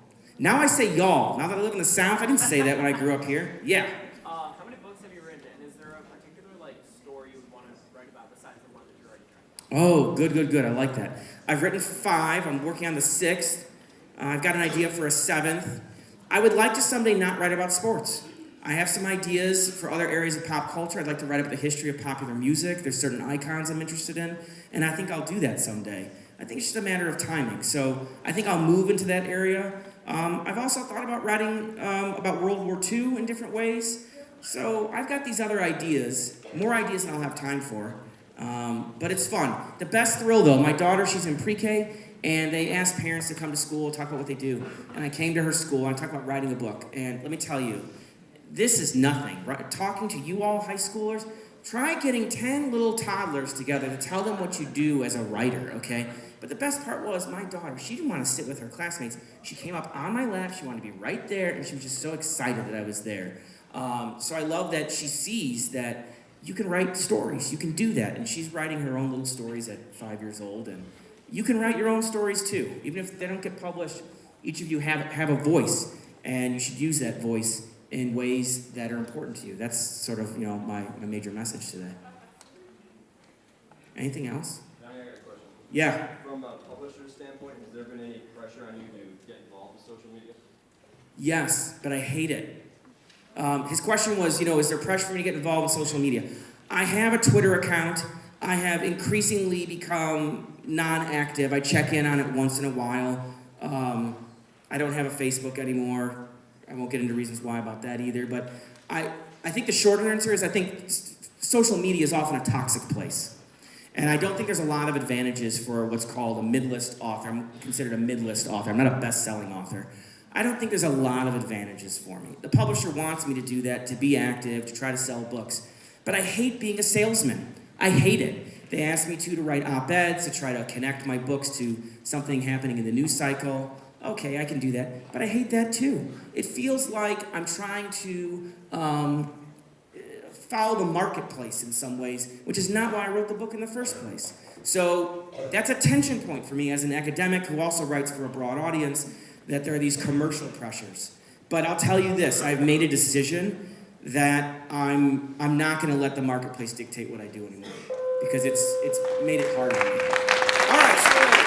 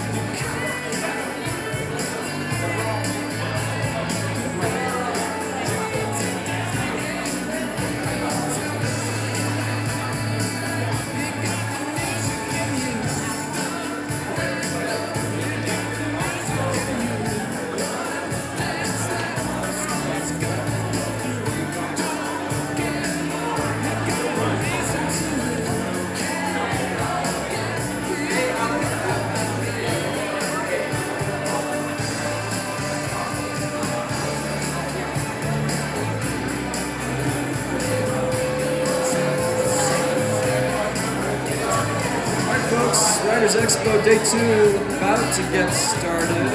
If you're out in the foyer in the hallway, you can file on in, find your teacher, etc., etc. And we'll get started in about 30 seconds.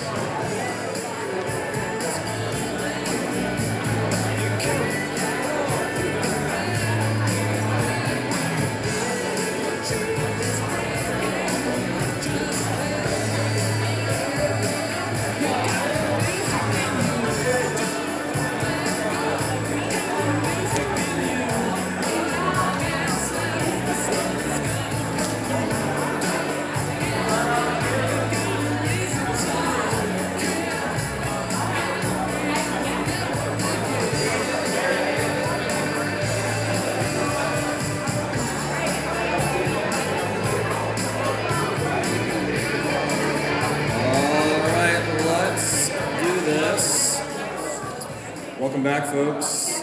Is anyone happy that spring break is almost here? Okay, that I believe. This crowd, I don't know what's going on, but that I believe. Is anybody happy about the snow? Yeah. Snow gets a louder negative reaction, and spring break gets a positive reaction. No surprise there. Well, welcome back. Thanks so much. House lights, yeah, we could bring the house lights down. Looks like everybody is here, I think.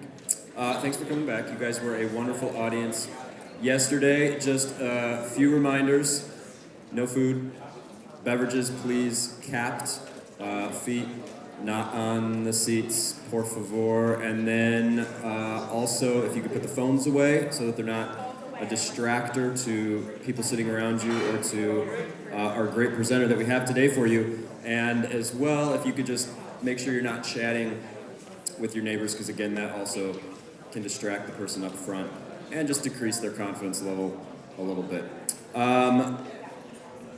Same list of people that we read a big thank you to or had a big thank you for yesterday. We want to continue that thanks today a little bit in less of a list format. But if you see any of those people that we mentioned yesterday and can give them a thank you, we are very grateful for all that they do for this event. Two new things, quickly. After today, each of you is going to receive an email with a Google form. It'll come from either myself or more likely from Dr. Reith. And that is going to give you a chance, because we hope next year to do this event again, it's going to give you a chance to give us your feedback. Okay? Now, I do want to say right up front, we tend to think about Writers Expo as a 4-year cycle, meaning we don't necessarily want so much feedback about just this year, but taking a look at things in terms of everything you've experienced. What would you like to see next year, right? And then also, if you are even slightly thinking about getting up here and sharing your own work next year, let us know, okay? And if you definitely want to share your work next year, let us know, okay? That's the first thing. The second thing, if you're just not quite ready for that yet, okay, and you want to still share your work with people, but maybe in a less face-to-face format or even an anonymous format, Slant of Light, our literary arts magazine, we are still taking submissions this year until April 1st. So you have a few days to decide whether you would want to submit, what you would want to submit. You can put your name on it, or you can tell us if it makes it in, if it makes the cut, to publish it anonymously. So keep that in mind, okay? If you have any questions, feel free to reach out to me. We want to start today, actually, so we don't have any student presenters here, third hour, but one of our students who is presenting, I believe, 6th hour, a junior by the name of Ava Koot. Anybody know her? No, nobody. Oh, there were a couple hands. Okay, there were a couple hands. She wrote this fantastic poem, and when I saw it, I was like, I'm just adopting this as like the honorary piece for Writers Expo 2024 because it captures so much of, I think, what this event is about. So we're going to kickstart things today with a poem, and then we're going to get to our special guest presenter. All right, the poem is called Imagination. In childhood, our imagination roams with no end in sight, spying unicorns in a world of mere horses, breathing life into wilted gardens with blooms of fantasy, guiding us to light in the depths of darkest nights. The universe, a canvas, awaits your touch, if you dare to let your gaze dance with dreams, to tread paths known only to the mind's eye, where ladders ascend to stars, bridges span infinity, and arms unfurl into wings of boundless flight, where everything is possible. But society, with its demands and expectations, clips our wings, reshaping them into mere hands, dismantling our ladders, burning our bridges, and scoffing at our flights of fancy, commanding us to grow up, convincing us that imagination is the realm of children alone. The inner pathways blur, obscured by the fog of adulthood, and we find ourselves lost in a sea of conformity, where horses are forever horses, and gardens remain dead, longing to see the shapes of clouds once so vividly clear. Yet, our imagination is not lost, merely hidden, stolen away by the weight of maturity. Growing up does not mean bidding farewell to creativity. It means expanding its horizons, embracing its vastness. For we are born with wings, meant to soar. And though they may be clipped by the hands of society, they can never truly be stolen. They're waiting to be unfurled, to carry us once more into the realms of possibility. So let us reclaim our imagination. Let us dare to dream, to create, to explore. For within us lies the power to shape worlds, to breathe life into the mundane and color into the gray. With each step forward, let us remember that growing up is not the end of wonder, but the beginning of a new adventure, where imagination knows no bounds and our wings carry us to heights unknown. In the end, it is not the world that defines us, but the dreams we dare to chase and the magic we refuse to let slip away. We are the architects of our own reality, and with imagination as our guide, the possibilities are endless. Please give it up for Ava Koot. It's a great point. All right, like I said, special guest today. Let's get to it. He is an LHS graduate, the Julius C. Shaw Professor of Sports History and an Associate Professor of History at Georgia Tech University. His research focuses on the history of American sports and American pop culture, about which he has authored 5 books, including his most recent, Jumpman, The Making and Meaning of Michael Jordan. He has won multiple book honors, including the North American Society for Sport History Book Award. In 2021, Netflix released a feature documentary based on his book Blood Brothers, about the friendship between Malcolm X and Muhammad Ali. And he is also a 2-time recipient of the Journal of Sport History's Best Article Award. Please give a warm welcome to one of our very own, Dr. Johnny Smith.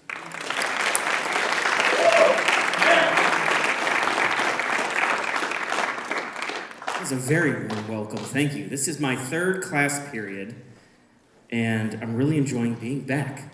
I can't believe I'm going to say this out loud. I graduated from LHS 25 years ago. Like, when I stop to think about that, I can't even understand, where did all the time go?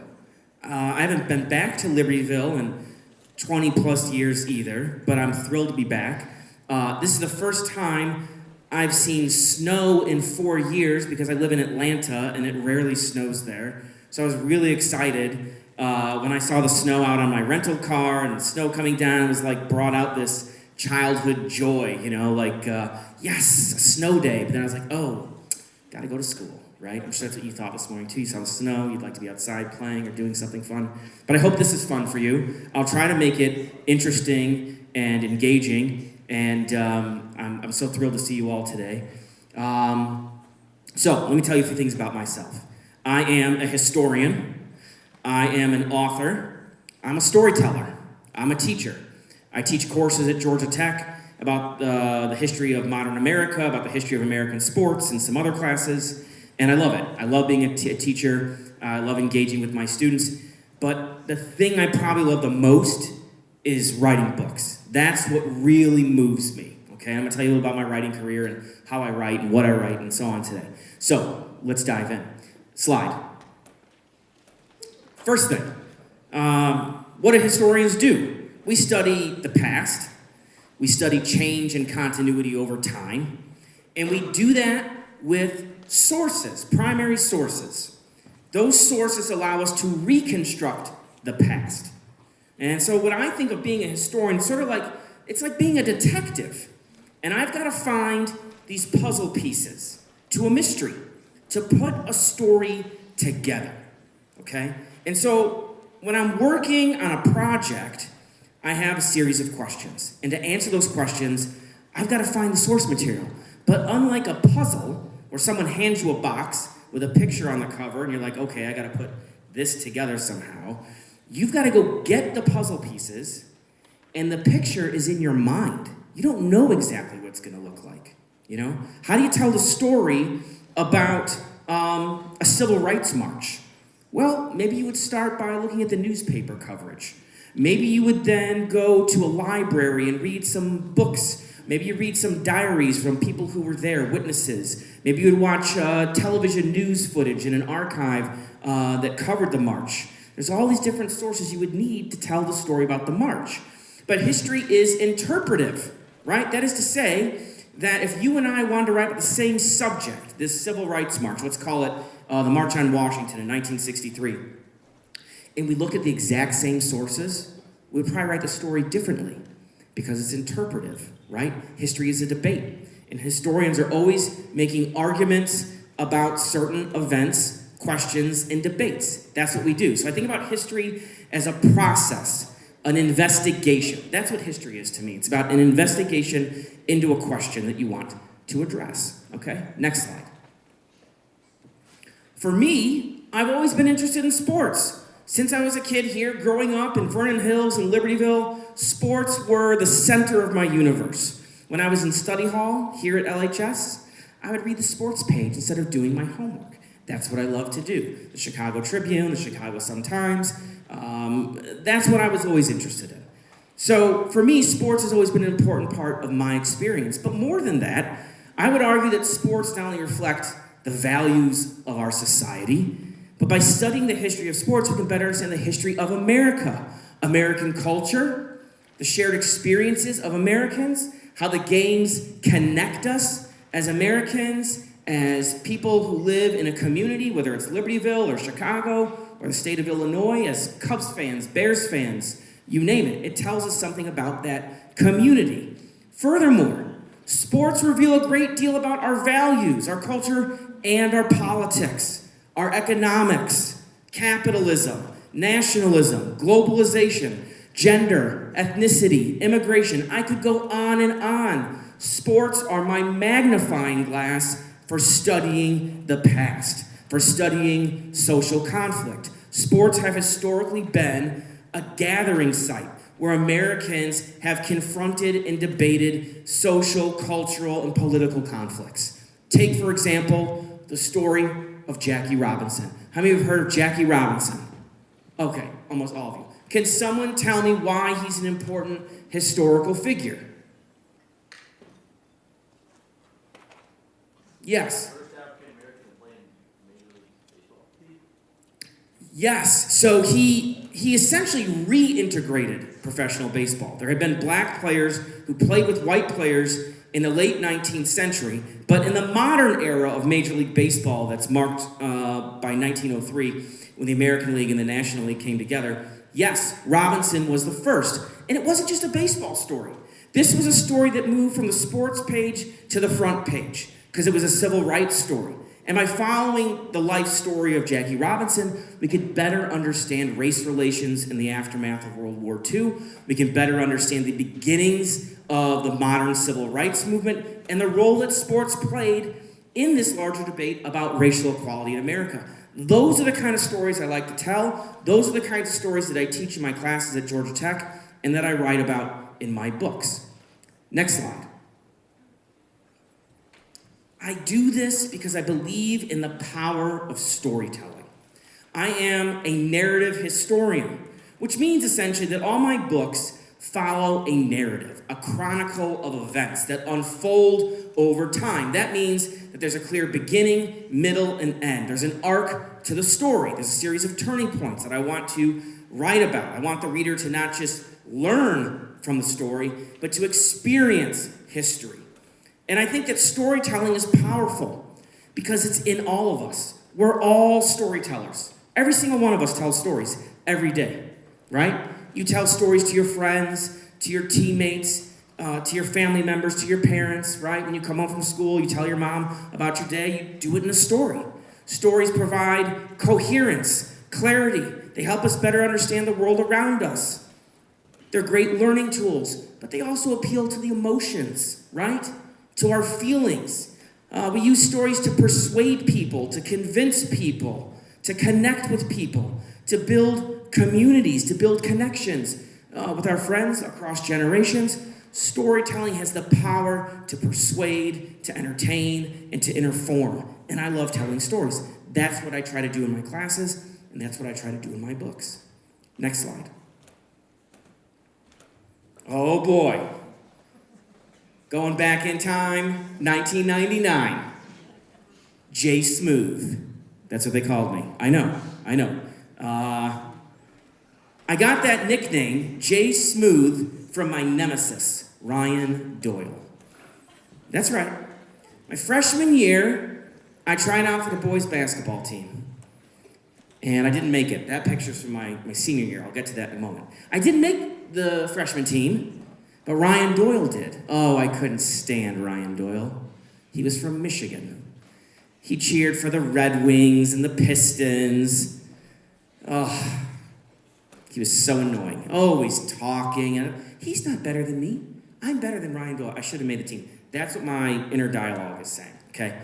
So, anyhow, I was pretty crushed. And when I was at LHS, I had great friends, great teachers, but I didn't try out for the basketball team again my sophomore year or my junior year because I was afraid I wouldn't make it, that I wasn't good enough. That's what I started to tell myself. See, the reality is, when I was here, I was filled with self-doubt, lacking confidence. I didn't really think that I was particularly good at anything. It's kind of a hard thing to say out loud, but I'm a grown-up now, and I can look back and see that. And I was probably struggling with some depression on some level, anxiety in the classroom. And the truth is, even though I'm a professor today with a PhD and 3 degrees, and I've written 5 books, and I've won some fancy awards that are nice, I was a C student in high school. When I went to go see my guidance counselor talking about colleges, I gave her a list of schools I wanted to go to. And she said, Johnny, you can't get into these schools. You just don't have the grades or the test scores. And that was really crushing for me, to see myself that I couldn't do that I couldn't go to those schools, that I was just not capable. That's what I started to believe about myself, at least. But my senior year, there was something I really wanted, and I wanted to make the basketball team. So I made up my mind that it was unacceptable not to try. It wasn't acceptable to try out for the team. It wasn't acceptable not to try in the classroom. I wanted to be something, right?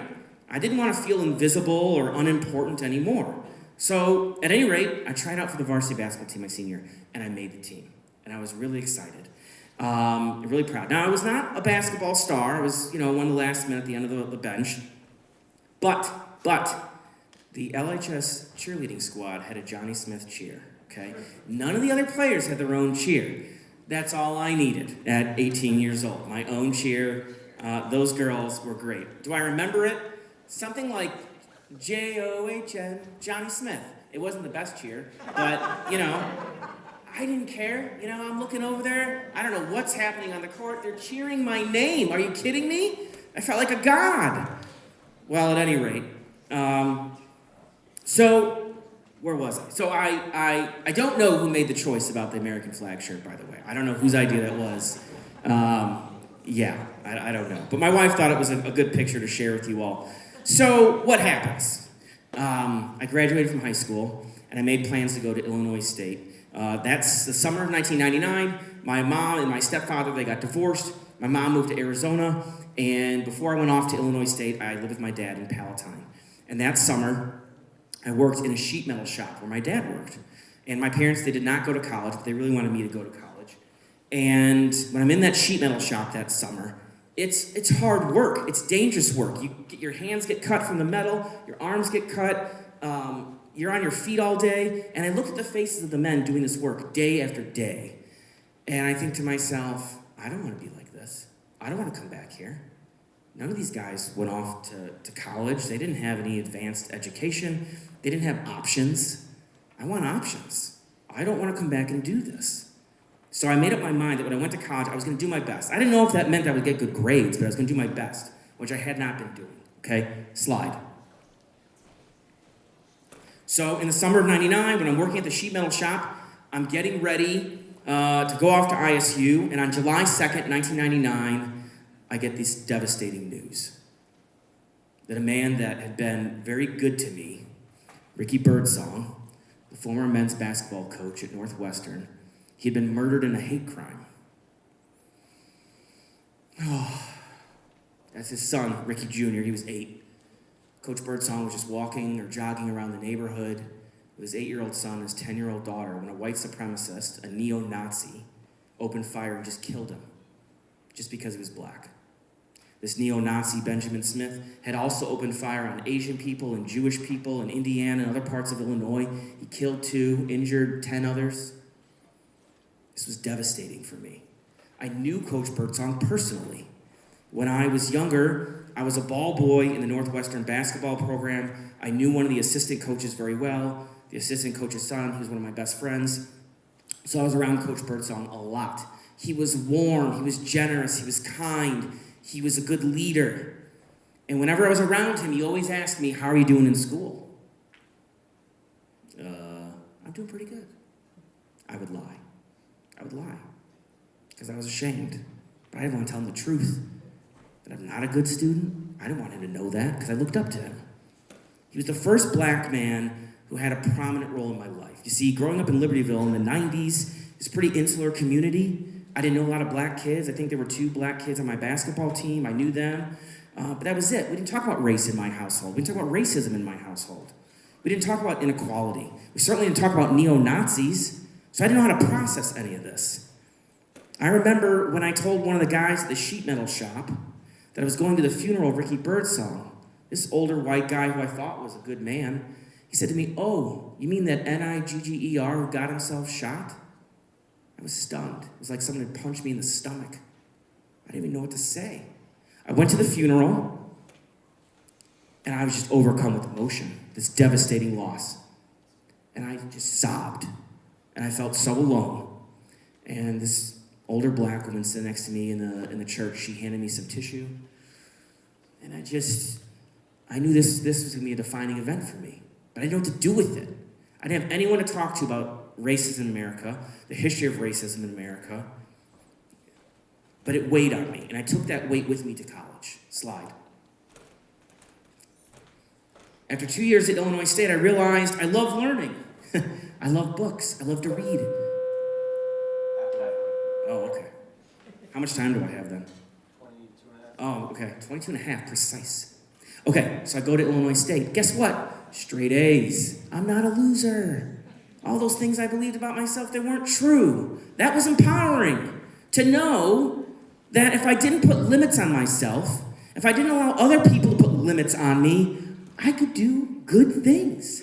I could be a strong student. They even offered me a scholarship to stay at Illinois State, but now, I can go to those schools on my list. I'm going to go to Michigan State. I'm going to go to Michigan State in East Lansing for a number of reasons, but one of which was my best friend, Ryan Doyle, was there. Ryan Doyle and I would become great friends. I was the best man in his wedding, funniest guy I've ever known, and what turned out as a rivalry turned into a great friendship. At any rate, when I was at Michigan State, I was a history major, thinking about becoming a teacher and maybe a high school basketball coach.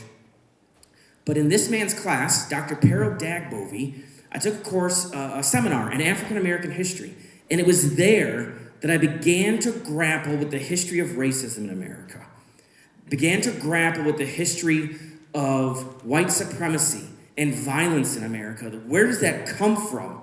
To try to process how that shaped the moment that I lived through in the death of Coach Birdsong. So in Professor Dagbovy's class, I learned so much, not just about history, not so much about race, but about myself. I had to write this research paper, 20 pages, he said. 20 pages? What are you, nuts? I didn't know how to write 20 pages, but I went to the library at MSU in the stacks. Okay, the stacks, rows and rows of old books and volumes of magazines and journals. And what I realized is I could spend hours in those aisles, thumbing through the pages. and uncovering a whole world I didn't know existed. And I felt at home. I belonged there. I belonged in the library. I belonged in that space where I could use my imagination and my creativity and begin to think about what I was going to write. So I wrote this paper about Muhammad Ali for Professor Dagbowie. And do you know what he told me when I turned it in? He said, this is pretty good. You should go to graduate school and keep writing. Keep writing? This paper? Really? I, to this day, do not know what he saw in me. I don't know, but he saw something in me, some kind of ability. He says, go to graduate school. Keep in mind, my parents didn't go to college. It was a big deal just to get a bachelor's degree. But I thought, okay, now I began to think, I like teaching. I like the idea of writing. Maybe I'll become a college professor. You have to understand, I was a C student. This is unimaginable, but now I got dreams, okay? So I've got these dreams. I go to Western Michigan University. I get a master's degree in history. I enjoy it there. Then I decide, okay, I'm going to stay on this journey, get my PhD at Purdue University. Okay, I go to Purdue and I study with Dr. Randy Roberts. He was my writing role model. Randy is one of those people in my life who, outside of my parents, had a profound influence on who I am. He's the best teacher I've ever seen. He's the most talented writer I've ever been around. He inspired me. I wanted to be like him. So I worked with Randy, and I graduated with my PhD in history, and I made plans to pursue a position as a professor, as a history professor. And I wrote my first book, which started as my dissertation at Purdue. Next slide. My first book, Sons of Westwood. John Wooden, UCLA, and the dynasty that changed college basketball. I was really excited to write this book. Motivated. When I was at Purdue, that's when I started working on it. I would get up every day, and I was just eager to get to my desk and to keep punching those keys. Why? It's a fascinating story. In the 1960s and the 1970s, John Wooden's teams, the Bruins, they won 10 national championships in 12 seasons. 10 national championships in 12 seasons.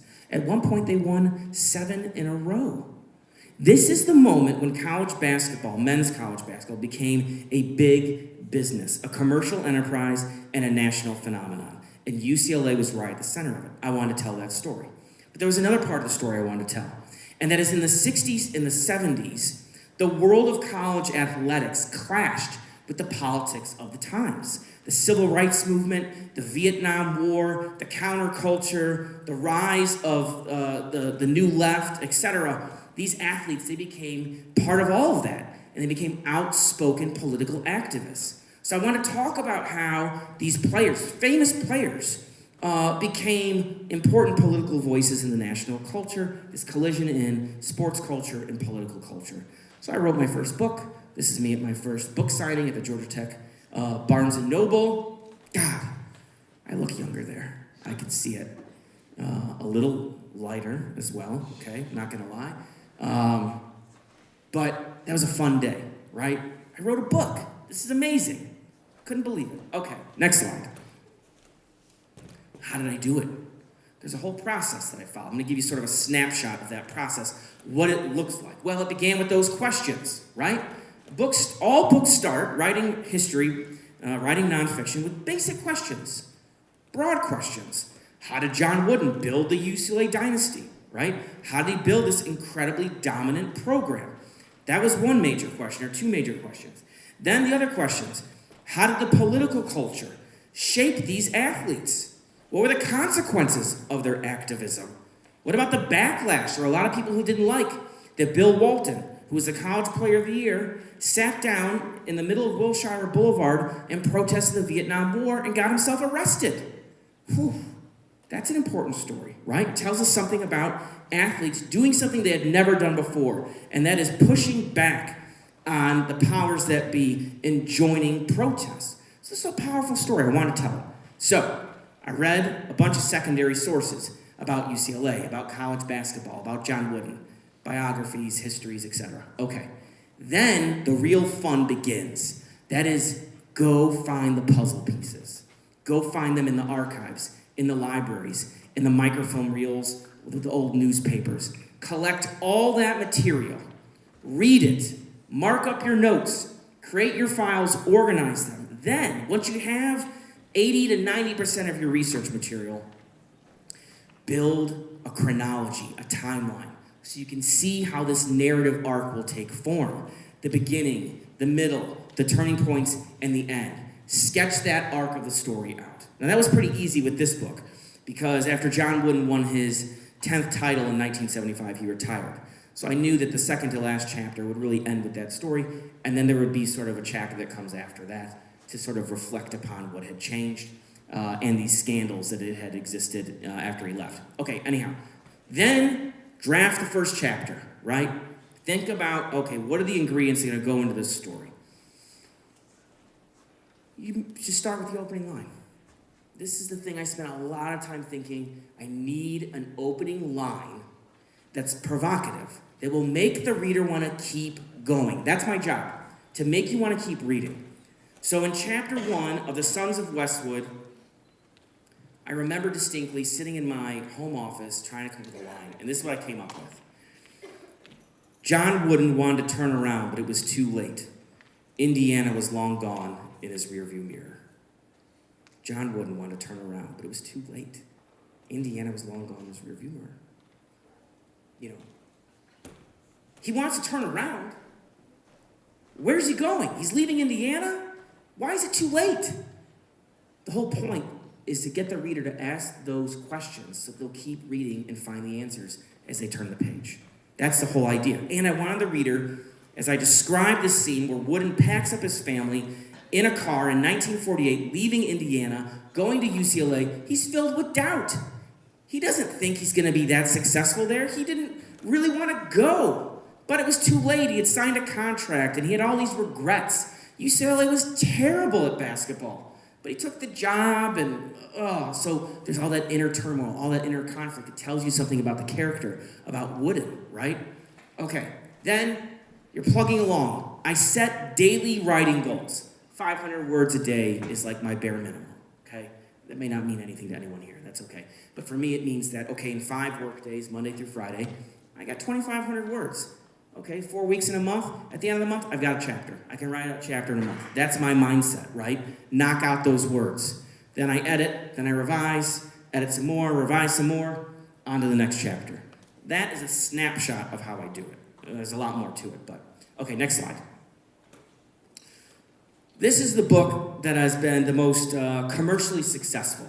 I've received the most recognition for it, I'll put it that way. And it's a story about Muhammad Ali, the heavyweight champion of the world, and his mentor, Malcolm X, who was a minister in the Nation of Islam. How many of you have heard of Muhammad Ali? Oh, very good. Okay, tell me something about Muhammad Ali that you know. Anything. Yeah. World champion, yeah? Yeah, for boxing. All right, good. What else do we know about him? In the black jacket. He got arrested in his prime. Yeah, very good. Do you know why? Because he didn't go, so he didn't want to get drafted. Yeah, so in 1967, he was convicted of violating the Selective Service Act for refusing to serve in the United States Army during the Vietnam War. Now that story's not really covered in my book here, but it's vital to understanding the importance of Muhammad Ali in the 60s. See, he was a polarizing figure. Even though today he is beloved and romanticized in our historical memory, the fact is, he was probably among the most hated black people in America during the 1960s. He was not celebrated, he was vilified.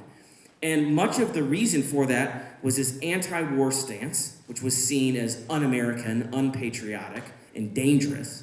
But also he was hated because of his relationship with Malcolm X, who was a minister in the Nation of Islam. The Nation of Islam was a religious sect made up of black people who had this unorthodox, shall we say, view of Islam. They did not practice traditional Islam. They believed that this man, Elijah Muhammad, was a prophet on earth. He was not a prophet. At any rate, Malcolm X was a minister of the Nation of Islam. And they rejected Christianity. They rejected racial integration.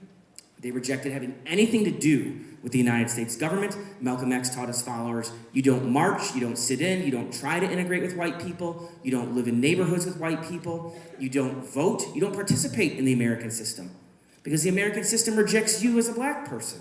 The American system has held you in bondage your whole life. These are the kinds of things that he would say in his sermon, okay? It spoke to young Cassius Clay. Muhammad Ali was born as Cassius Clay. He'd eventually change his name, embrace a Muslim name. So in writing this book, Randy Roberts and I, we wanted to explain, how did Cassius Clay become Muhammad Ali? How did he become this black symbol, this figure of black independence and black nationalism? How did that happen? Because he's really a crucial figure, not just in sports history, but in American history, where the wires cross between the sports world and the political world. And so that's what we set out to do, is to explain this relationship, how they came together, formed a bond as close as brothers, how it broke because of politics and all sorts of messiness in the Nation of Islam, and ultimately Malcolm X's assassination by members of the Nation of Islam in 1965. That story is told in this book, Blood Brothers, which became a Netflix documentary. So Randy and I, we worked with a production team called Lightbox. We sold the film rights from the book to them. And then we worked with them as consultants. I shared research materials, advised them on people they could interview, talked about ideas, gave them some source material that you'll see in the documentary. And then they interviewed me. They flew me to Los Angeles. It was really cool. It was really hit me that when I got there, I was in this old abandoned warehouse, and there were puddles of water on the cement. I don't know why. But there was lights everywhere, a whole crew of like 10 or 12 people, producers, director, other people there, and I thought to myself, they're all here because of the work that Randy and I did for this book that we wrote. This is pretty cool. So I did the interview. I talked for 3 hours nonstop, and I was like, I gotta catch a plane. I got nothing else for you. And then they put it out on Netflix, and you can watch it. I hope you do. Check it out. If you don't have time to read the book, I think maybe you'll enjoy the documentary. And so it was a proud moment for me as a writer, a great joy. And I would keep writing. So next slide. Randy and I wrote a series of other books together, baseball books. One is about Mickey Mantle, who's a great icon of the New York Yankees. This is about a season in 1956 where he really emerges as the face of baseball. Then we wrote a book called War Fever, which is a braided narrative about 3 figures connected to Boston during the First World War and the great influenza pandemic. One of those figures is a young Babe Ruth, who is a pitcher turned emerging slugger for the Boston Red Sox. So it's a book I enjoyed writing with him as well. Next slide. My most recent book is about my childhood hero, Michael Jordan. I wanted to write about this book to think about why he mattered so much to us, particularly to my generation, the Jordan generation, who wanted to be like Mike. What was that all about? Where did that come from? How did race, how did politics, how did celebrity culture shape the image of Michael Jordan, the hero that we all came to know? How was that image manufactured?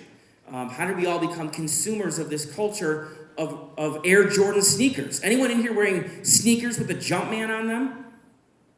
A handful of you. Okay. So you might be interested in that story. Okay. Next slide. All right. Get you some writing tips and then Q&A.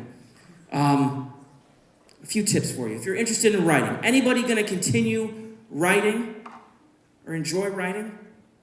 A few of you? Okay. All right. It's okay if not, but these are things I think matter. Good writers are good readers. You've got to read, and you've got to read books. Now, even if you're not going to become a writer, here's a piece of advice to you. How many of you plan to go to college? Okay, the majority of you. I need you to do some summer reading because I'm getting students at a school, Georgia Tech, which is very competitive, students who come with straight A's, but sometimes they struggle with reading longer pieces, with reading books. You've got to be able to do it. You got to be able to buckle down, concentrate, and focus. It's a skill. It's a test in some ways. Break it up for yourself. Start reading. Read about subjects that speak to you. Anything, nonfiction, novels, whatever. But read books, okay? Number 2, if you're going to write, you've got to write about subjects that matter to you. Don't focus so much on the readers and what readers think, and I've stopped worrying about reviewers because I'm not going to make all the reviewers happy. I've got to focus on what it is I have to say. And if I think about that kid that was here 25 years ago who wasn't so sure who he was, that's the thing about writing. It's giving me my voice, my identity, my purpose. Find that something. It doesn't have to be writing for you. But believe in yourself. Don't accept limitations. Don't let other people put limitations, right? And the fact is who you are today, you're not going to be that same person in 25 years. You're going to grow. You're going to change. You're going to evolve. You're going to have new relationships. You're going to see yourself in the world from a different perspective. Writing did that for me. History did that for me. Begin with the end in mind. Write with a goal. You've got to have an idea or you want to have a broader message that reaches people.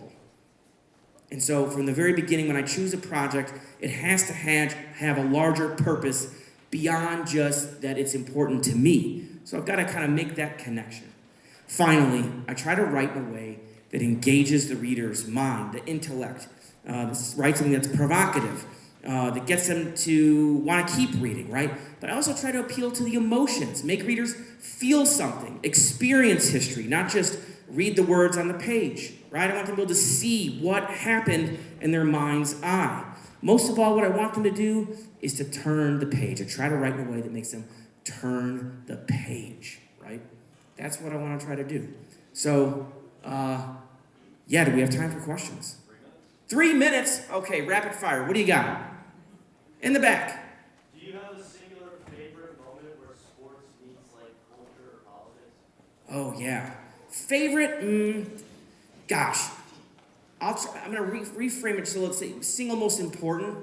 I think for me, it's Jackie Robinson. You know, you could probably make the case that Robinson or Ali were the most important athletes of the 20th century. I'd probably give the nod to Robinson. And the reason is that I think that in the middle of the 20th century, when he breaks the color barrier in baseball, it was like the first domino in a row of dominoes tipping over.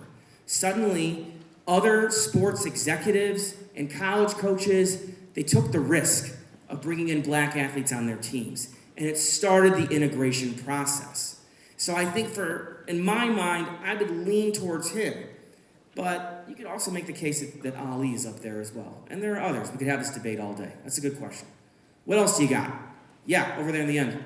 How much did you sell Blood Brothers to Netflix for? Or did you not say? I can answer it. Here's the thing. In a documentary, you don't make a lot of money. We thought we were also going to, we did sell what's called the dramatic rights for a scripted series, which could be turned into like a drama, a television series with episodes, with actors and so on, or a motion picture. That's where you make the real money. We thought we had something with Showtime, but then Showtime went through a transition recently, and they're like, we're not going to move forward with it. So, but here's what I've tried to learn from that. Not to attach expectations to my books. They're not all going to be like Blood Brothers, and they're not, and they haven't been. Blood Brothers has done the best in terms of copies sold and whatever, but if that's it, then I had my moment in the sun. But I'm not a rich man. That's not why I do it. I never thought I was going to make money doing this. Any other questions? How many of you can at least watch Blood Brothers documentary sometime? Watch it for me. Okay, if you watch it, send me an email. Tell me what you think, okay? All right, have a great weekend. Thanks for your time.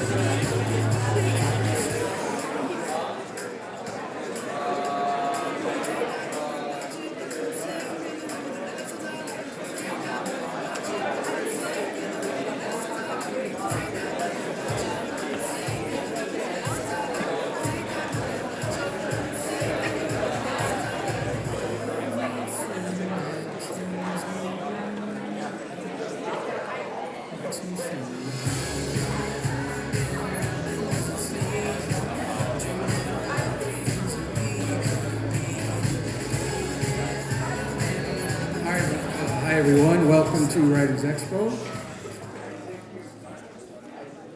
It looks like everyone has found their teachers, ready to get started. This is great.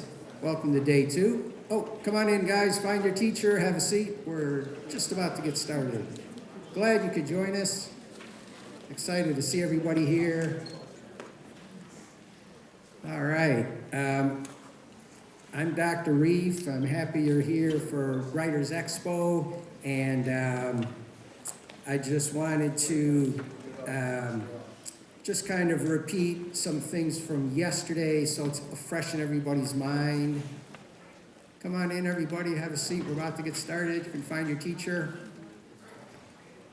All right.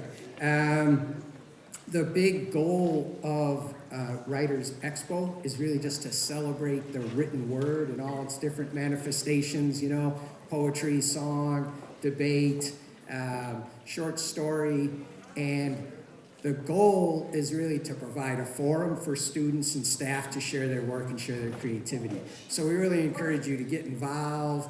Next year, let Mr. Tooley know that you're interested, and if you've got some poems you want to share, debate you want to engage in, anything like that. We're all about celebrating the written word and giving you guys a place to do that.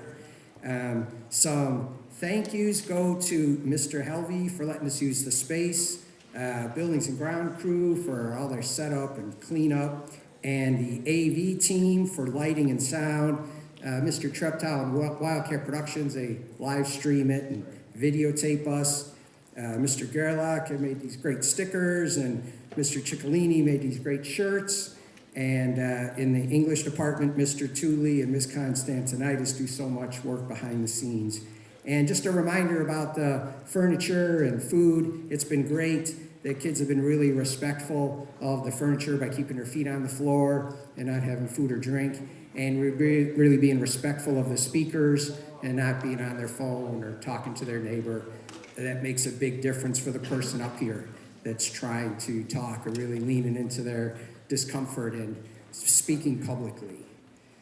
All right.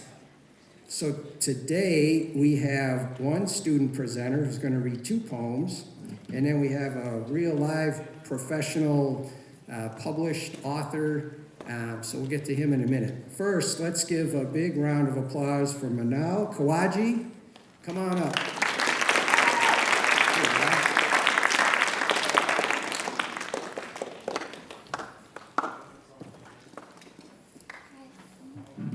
Hi, my name is Minaal Khawaja, and I'll be presenting 2 poems originally written. The first one is called Solo Me Out. Solo me out from 1 to everyone here, because I am not them. Solo me out from the past and the present, because who I am now is someone I'll never be in the future. Solo me out from mistakes and flaws. Those don't make me, me, because who I become later and what name I give myself, I have no control over at the moment. But solo me out. Solo me out from words of others, because what you've heard, it was altered and screwed and messed with, the meaning screwed. And what you've heard was adjusted and used, but solo me out from all of that, all of them, because they are not me, because don't I get to choose who I want to be? Don't I get to decide that name for me? My future is not the name I was given, but the name I've earned. It isn't just a persona, but in total, everything I've learned.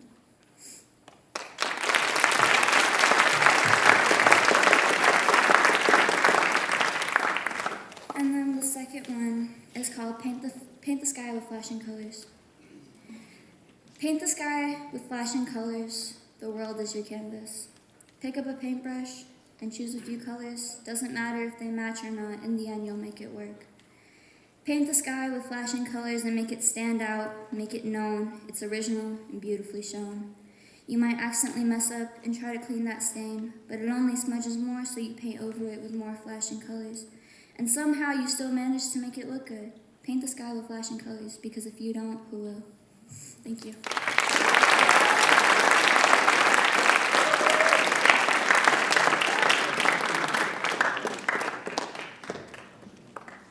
All right, I thought those were really 2 beautiful poems, and it takes a lot of courage for Minaal to get up here and share her stuff with you. So could we just give her one more round of applause?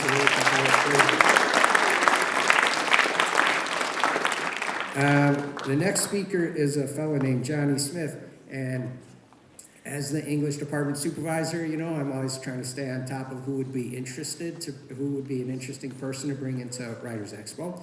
So, I don't know, maybe 2 years ago, I saw that a new book had come out about Muhammad Ali and Malcolm X and their friendship. So I read the book, and it turns out that the author is an LHS alum. And I was like, wow, we got this alum, you know. So I contacted him and said, will you be willing to come in? And, you know, to my surprise, he was like, yeah, I can come in. So we've been working on getting Johnny here for 2 years. We're really excited he's here today. Here's the official introduction. I just wanted to share that with you. I'm really happy that Johnny, being a graduate, is coming back and sharing all the stuff that he's written. So our guest today is an LHS graduate. He's the Julius C. Shaw Professor of Sports History and Associate Professor of History at Georgia Tech University. His research focuses on the history of American sports and American pop culture, about which he has authored 5 books, including his most recent, Jumpman, The Making and Meaning of Michael Jordan. He has won multiple book awards, including the North American Society for Sports History Book Award. In 2021, Netflix released a feature documentary based on his book Blood Brothers about the friendship between Malcolm X and Muhammad Ali, and he's also a 2-time recipient of the Journal of Sports History's Best Article Award. Please welcome one of our very own, Johnny Smith.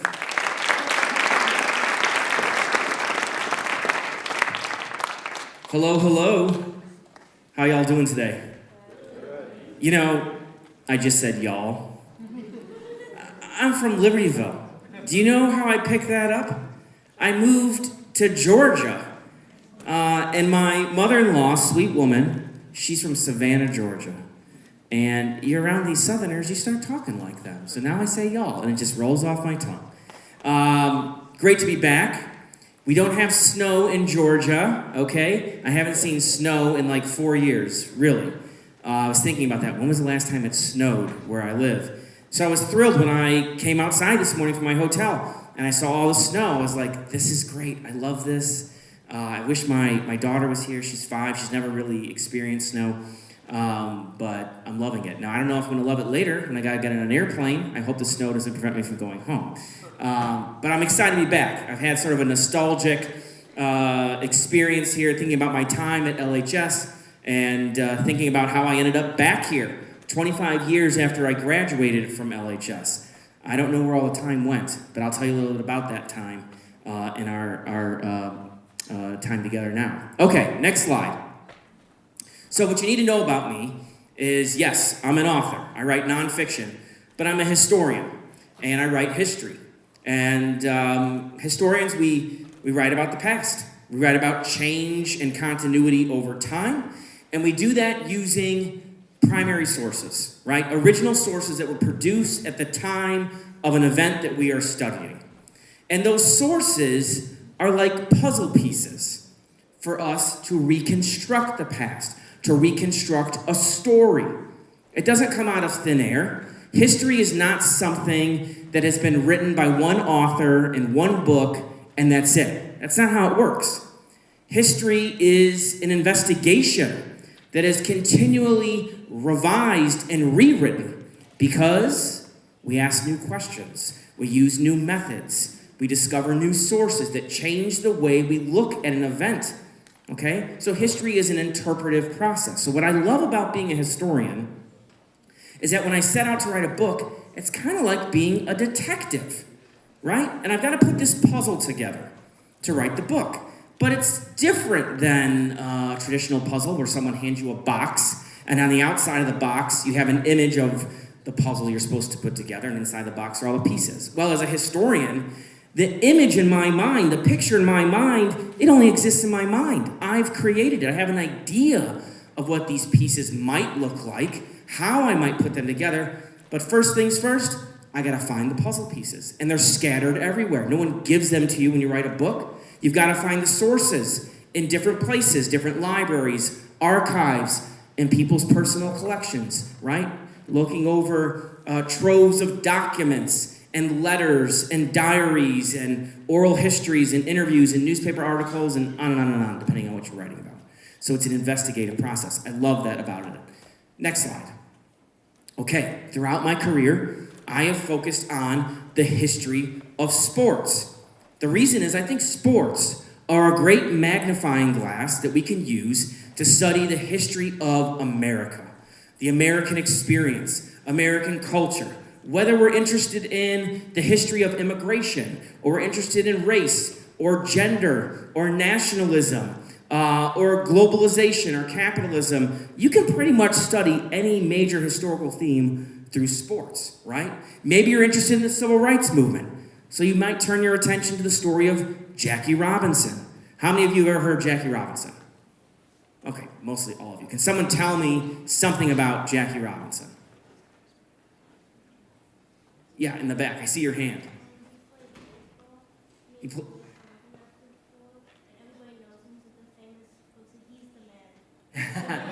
Yeah, he was the man. That's right. I like that. So he broke the color line in Major League Baseball in 1947. He joined the Brooklyn Dodgers. His story about the integration in baseball moved from the sports page to the front page. This is a political story as much as it was a sports story. And it carried enormous cultural and political weight.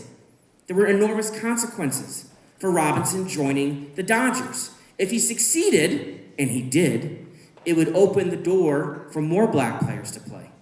Not everybody liked that idea. There were segregationists who protested and said that this was the beginning of all sorts of evil. There were segregationists who believed that if black people and white people played sports together and they were intermixing, it would lead to what they called the mongrelization of the white race. That is to say that white supremacy would die because the races would mix. All because a black man played baseball with white men. So there was great danger, great risk in this noble experiment, as it was called. So those are the kinds of stories that interest me in my classes that I teach at Georgia Tech and in my writing. So sports have always served as agents of social change. They have occupied a special space in society where debates, conflicts are worked out among Americans. And so I'm interested in those intersections where the wires cross. Okay, next slide. Storytelling. I love to tell stories. It's fun. It's entertaining, right? And all of you may not end up becoming writers, and that's okay. But we're all storytellers. We all tell stories every day, right? We tell stories to our friends, to our family, to our coaches. We tell stories to our grandparents, and our grandparents tell us stories. It's human nature to tell stories. And the reason is that telling stories helps us make sense of the world around us. Storytelling is a tool for creating coherence and clarity and understanding. But what I love about telling stories is that they're a powerful tool for education. Sure, stories can be entertaining. The story of Jackie Robinson is thrilling in its retelling. But it's also a persuasive story to tell you about the power of Jackie Robinson, the courage of Jackie Robinson, and the implications of his strength to stand up against segregationists and what it meant for other people who followed in his trail. So storytelling is all part of what I do, okay? Next slide. Oh boy. Look at this kid. These are from my senior year, okay? Let's start with the American flag shirt, all right? I know you're judging me, and that's okay. So am I. What do you think of this picture? Good choice? You like it? You just made my day. What a sweet kid. Thank you, yes. I mean, I don't know what I was thinking. The American flag had become fashionable in the 90s. You saw it on Ralph Lauren and Tommy Hilfiger, red, white, and blue. Those were the colors we wore, okay? I don't know. I was trying to be cool. Super cool. Thank you. Now, let's look at the other picture. I don't know how much I weighed in that picture. I'm guessing like $140, soaking wet. That's what I'm guessing. I had really wanted to play on the boys basketball team at LHS. I tried out my freshman year. I got cut. I didn't make it. And I think what bothered me about getting cut my freshman year. It wasn't just that I didn't make it, but that this kid, Ryan Doyle, made the team. Ryan Doyle, my nemesis. He was from Michigan. His whole family went to Michigan State. They were Spartans. Yeah. And he liked the Red Wings and the Pistons and the Detroit Tigers and yeah, okay. You get what I'm saying, right? You know what he's like just when I tell you that. And he was obnoxious. He drove me crazy.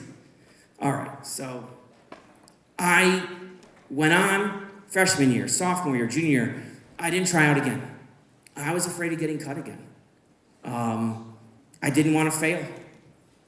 But something was eating at me that I wanted to try again because I knew I could play. Now, I wasn't the best player. I wasn't very big, so that was kind of an issue. But I knew I could play, okay? And at the same time, the truth is I was struggling in class. I was not a very focused or successful student. I got a lot of C's. Yeah, this guy, professor, PhD, 3 degrees, bunch of awards that make my mother proud. Yeah, me. I was a C student. Scored terribly on the ACTs. I don't know why the hell they use those things anyhow. But I digress. I went into my guidance counselor's office, junior year, started talking about colleges, showed her a list of schools that I thought would be awesome to go to. And she's like, you can't go to these schools. You don't have the grades.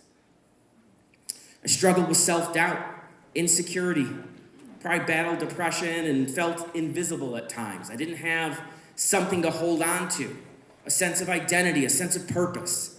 But I decided going into my senior year, I was going to try out for the basketball team, okay? So I made it.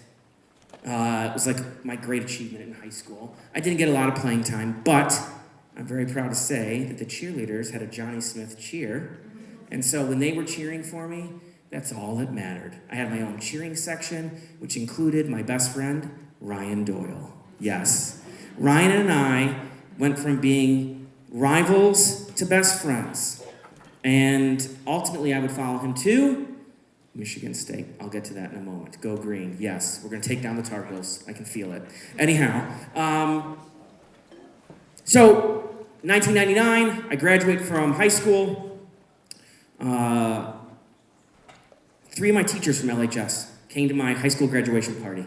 Not because I was the best student, but we had this bond. They were good people. I had built these great relationships with friends and the faculty and staff members here. I had, by and large, a great experience. Teachers who encouraged me to do my best, that believed in me, that told me at times, like, you're capable of more.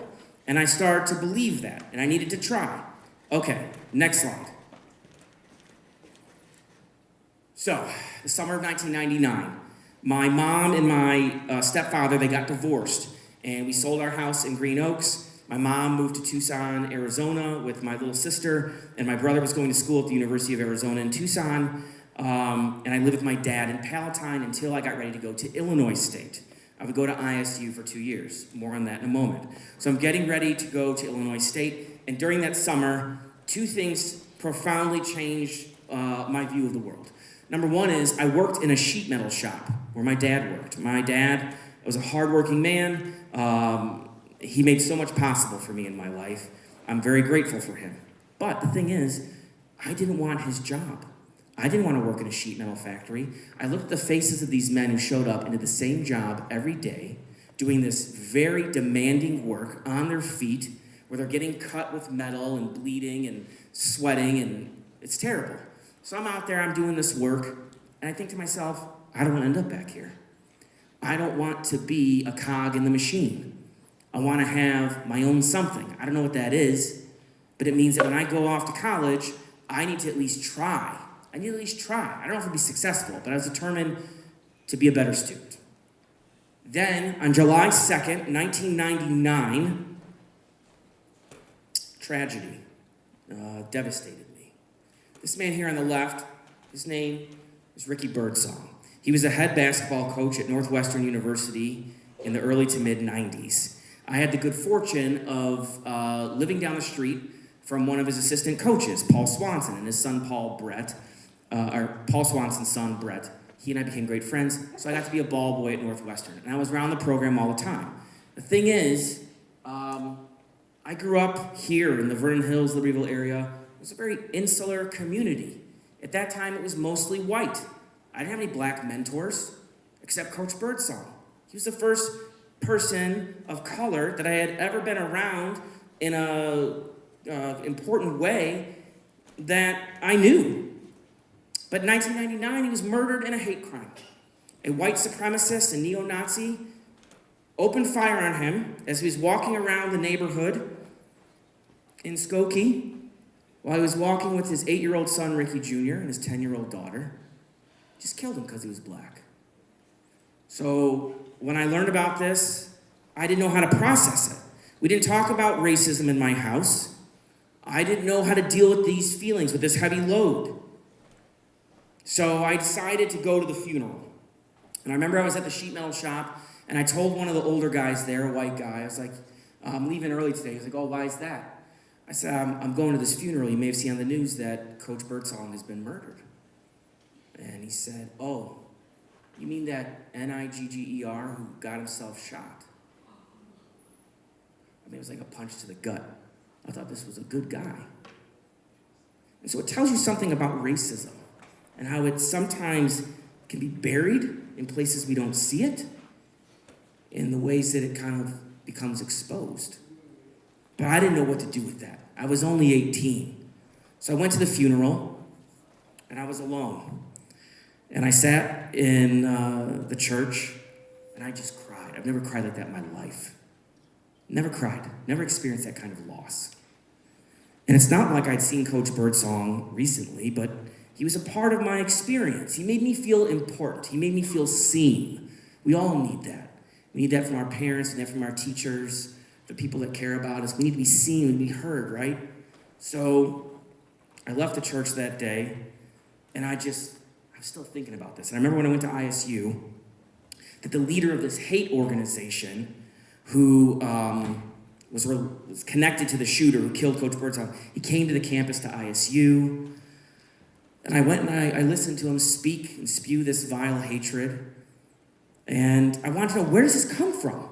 Where does this historical belief of white supremacy come from? And that's why I turned to history. Next slide.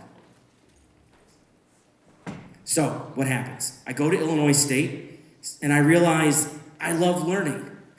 I love going to class. I had great teachers. I had this great history professor who was an excellent storyteller. I ended up tutoring a kid, me, the C student. Now I'm tutoring some kid just because he asked for help.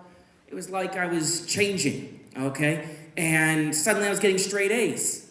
Oh, not so bad, Mrs. Guidance Counselor. So then I realized, that list of colleges that she told me I could never get into, now I have my choice. And you know where I'm going? East Lansing, Michigan, right? So I decided to transfer and reconnect with my best friend, Ryan Doyle. And when I got there, I was a history major, and I had a professor who changed my life. And it's this man here on the left, Dr. Pero Dagbovy. He's a professor of African American history. So in my senior seminar, I had to write a 20-page paper. I'm like, 20 pages? What can I write about for 20 pages? So ultimately, we talked, and I decided on Muhammad Ali, the great heavyweight boxing champion. Okay, I write this paper, and in this course, I realized that I can study history, I can study sports, and I can learn about the history of racial conflict in America. I can learn about black resistance and black triumph.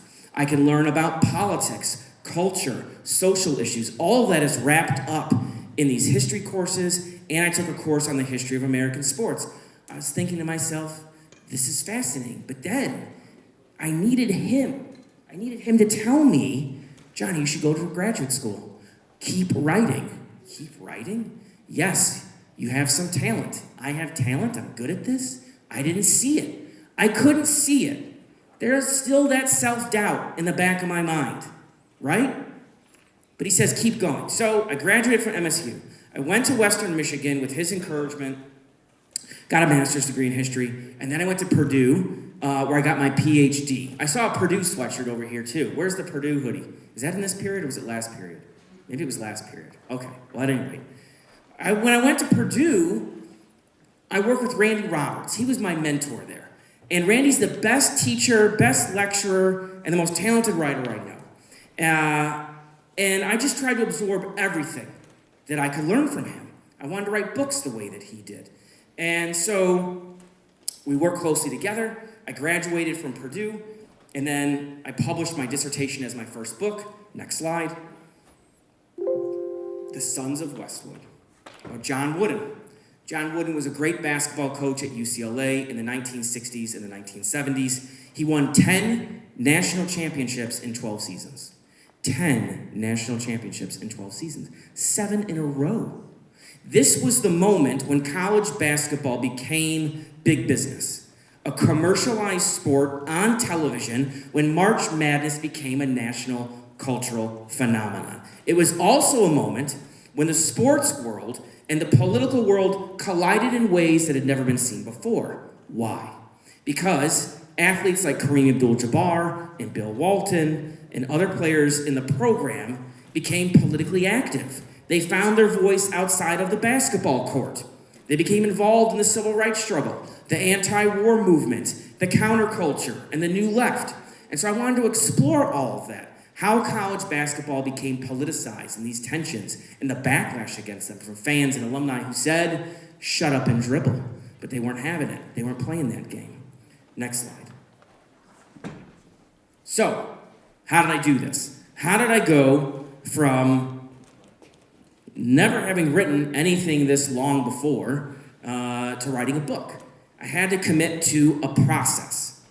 So, the process begins with a question. A basic question, usually a broad question when I start a book, a fundamental question. And from there, I try to answer the question. The whole point of the book for me is try to answer those fundamental questions. So for me, I was interested in how did John Wooden build this dominant program? How did college basketball become a commercialized enterprise that transformed college basketball players from amateurs to professionals playing under the guise of amateurism? How did the politics of the 60s, the campus unrest, transform the way these athletes joined these social movements? Those are the kinds of questions I was asking. So I read secondary materials, histories, biographies, memoirs, all sorts of books and articles and so on. But then the real fun begins. I went to UCLA. I went to the place where it all happened. That's where the field work starts. And I went into the UCLA library, the UCLA archives, and I went through old issues of the Daily Bruin newspaper and the campus yearbook and the LA Times. And I read documents from the athletic program and letters that were written by the athletic director and on and on and on. All of those documents, all of those sources, those were my puzzle pieces. Now I could start to put the puzzle together. I could start to see the image of the book in my mind's eye. So, once I had all the material, I organized them into files. It's a complicated process that I won't bore you with. Then I construct a timeline. What are the key events? What are the turning points, the pivotal moments that mattered on and off the court? And how do I integrate them? Once I have those answers, I sketch the arc of the story. There's a clear beginning, middle, and end in my mind. I can see the narrative. I can see the story unfold, right? And I begin drafting an outline for the first chapter. So I work on that level. And once I can see that chapter, then I say, okay, let's write. Let's go to it. But it's not that easy. I have graduate students who come to me and they say, well, I can't get started. How do I do this? How do I find that first line? And some of that is talent. Some of it is practicing your craft. Some of it is experience. But what I try to do is think of something that is provocative, that will make the reader want to keep reading, to turn the page. So when I sat down to write the first line in chapter 1, I said to myself, I need a line that puts the reader with John Wooden in 1948 when he's leaving Indiana to go to UCLA. He's taken this job, and he's filled all this doubt because he regrets his decision to leave Indiana State to go to UCLA. UCLA was terrible when he took the job. So this is what I wrote. John Wooden wanted to turn around, but it was too late. Indiana was long gone in his rearview mirror. John Wooden wanted to turn around, but it was too late. Why is it too late? Why does he want to turn around? What's going on here? Indiana's in his rearview mirror. Why is he leaving Indiana? Immediately, the reader has nothing but questions. I've not given away the story. I could have started it with, in 1948, John Wooden left Indiana State to go to UCLA. Boring, right? I want you to keep reading. So suspense, tension, character. So then I describe how he's in this car with his family. He's got his wife up front, his 2 kids in the back, and he's squeezing the steering wheel because he's on the LA freeway, and he's pounding the wheel. And the anger's getting the best of him. He's like a boiling pot of water, about to, water's about to come over. So he later would retell this story that he didn't think he made the right choice. And this is a man who goes on to win 10 titles. The point is not just about John Wooden's story, but for you all to think about this. You don't know what's going to happen next in your life. You're going to make choices that are going to have a series of consequences that you cannot foresee, right? That's part of life. Okay, so I write the first chapter after I get the opening line down, and I set these regular goals, writing consistently. You can never put the book down in your mind once you start. At least I can't. I'm always writing in my mind, even when I'm not at the desk. And you know who knows this more than anyone? My wife. Bless her heart. Oh, she's the sweetest. But sometimes I'll be on the couch, and it looks like I'm not doing anything, but I'm over in writing land. And she'll start talking, and then I try to pick up, like, yeah, and she knows immediately. She's like, you weren't listening, were you? I was like, well, I was over here writing. She's like, okay, so back up. Anyhow. Okay, next slide. Okay. Okay, Blood Brothers. This is the book that has been probably the most recognized of the books that I've written, the most commercially successful. Not all books are commercially successful, that's okay. But this is a story about the relationship between the heavyweight champion of the world, Muhammad Ali, who was then Cassius Clay when he met Malcolm X, who was a minister in the Nation of Islam. And they formed this incredible relationship. They became as close as brothers. They both referred to this brotherhood, this bond that they had. But that relationship would fray. It would become pulled apart for a variety of reasons that we explain in the book. And ultimately, we write about how, as a result of Malcolm X leaving the Nation of Islam, Muhammad Ali joined a chorus of disciples of Elijah Muhammad, who was the leader of the Nation of Islam, who verbally attacked Malcolm X, called him a traitor for leaving the Nation of Islam, called him a hypocrite, and we write about how Malcolm's life became in grave danger once he left the nation. At any rate, this story is really about how this brotherhood formed at a pivotal moment during the civil rights struggle, and how Cassius Clay became Muhammad Ali, the most politicized athlete in America, and one of the most hated black men in America. Today, we romanticize Ali. We celebrate him as a hero of courage for his stand against the Vietnam War. But in 1964, when he won the heavyweight title and he changed his name from Cassius Clay to Muhammad Ali, he was denounced. He was denounced by white people. He was denounced by black people. He was not celebrated. So we tell this story in the book Blood Brothers. Then, after Blood Brothers came out and Muhammad Ali died, there's a lot of interest in Ali. And we sold the film rights to the book to a production company called Lightbox. They make great award-winning documentaries. I was very excited about working with Lightbox. And then they connected with Netflix. Have you ever heard of Netflix? Yeah? And I'm on Netflix now. It's pretty neat. They made the documentary. So I went out to LA. I worked with the producers and the director as a consultant, and they interviewed me on camera so I could appear in the documentary telling the story about Ali and Malcolm X. And pretty neat. The film was nominated for an NAACP Image Award, and so it was all pretty great experience for me. Okay, next slide. Then I wrote a couple more books with Randy about baseball, one about Mickey Mantle, the great Yankee icon. Then I wrote a book called War Fever. We started writing this book, War Fever, about 3 figures in Boston, one of which was a young Babe Ruth, who then played for the Red Sox.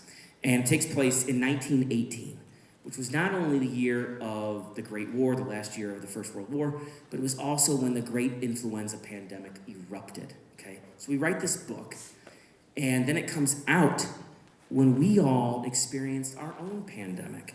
And so what was really interesting is that I would get phone calls, and I did a bunch of interviews with the media. They wanted to know, about the parallels between the pandemic of 1918 and the pandemic that began in 2020, and how the pandemic disrupted the sports world. And so it was really fascinating. But I assured them I did not plan it that way. Okay, next slide. My most recent book was about my childhood hero, Michael Jordan. This book came out not that long ago in November, and it explores the rise of Michael Jordan in American culture, how he became an icon, and how Americans viewed Jordan, why they celebrated him as a hero, what he meant to the people of Chicago, what he meant to Americans. And so if you're interested in the story of Michael Jordan in the NBA, you might check out Jumpman. Okay, next slide. How much time do I have? When's this class end? 8 minutes, I'm doing good, okay. This is my 4th period, and so I've tried to, modify as I go to save time for questions at the end. Anyone in here want to be a writer? You do, great, you do. Anyone else? Did I miss anybody? Don't be ashamed, put your hand up, yeah. All right, well, I get it. Not everybody in here is going to be a writer, but I was asked to talk a little about being a writer, how you can be successful, so I have a few tips. I'll get you out of here on this. Good writers are good readers. You've got to read books, okay? You've got to read books. How many of you are going to go to college? Okay. Do yourself a favor. In the summertime, pick books that interest you. Read them. Too many students I'm seeing, they struggle reading a book from cover to cover. It's a skill. You've got to work at it. You've got to work at it. It requires concentration. It requires determination. Active reading is important in developing your critical thinking skills, your communication skills, right? Your comprehension skills. All that is important. And I gotta say, I've been at Georgia Tech for 12 years now. Some very, very bright students. It's very hard to get in there. I couldn't have gotten in there. But a lot of these students, when it comes to reading, it's not their strength. We've got to focus on that. It starts with you, okay? So think about that. Read in the summer when you have more free time. Read and write about subjects that matter to you. That's my thing. Sports matter to me. So that's why I picked it. That's why I decided to write about sports. I feel like they're important. And that's something to say about American culture. If you're going to be a writer, you're writing about something that matters to you, have a purpose, right? A larger purpose for why you want to use your voice to say something, right? You have to have a motivation to satisfy your own curiosity first, okay? That's important. Then, finally, I think it's important to write in a way that moves people, that provokes them to think, that challenges their assumptions, that makes them question, to re-examine their own thoughts, their own feelings. But also try to make them feel something, right? Whether it's joy or surprise or sadness. But ultimately, for me, writing is all about getting the reader to turn the page. Get them to think that they want to know more, even at the end of the book, that they will want to go and pick up another book. That's what I do, You have any questions? Yes, in the way back.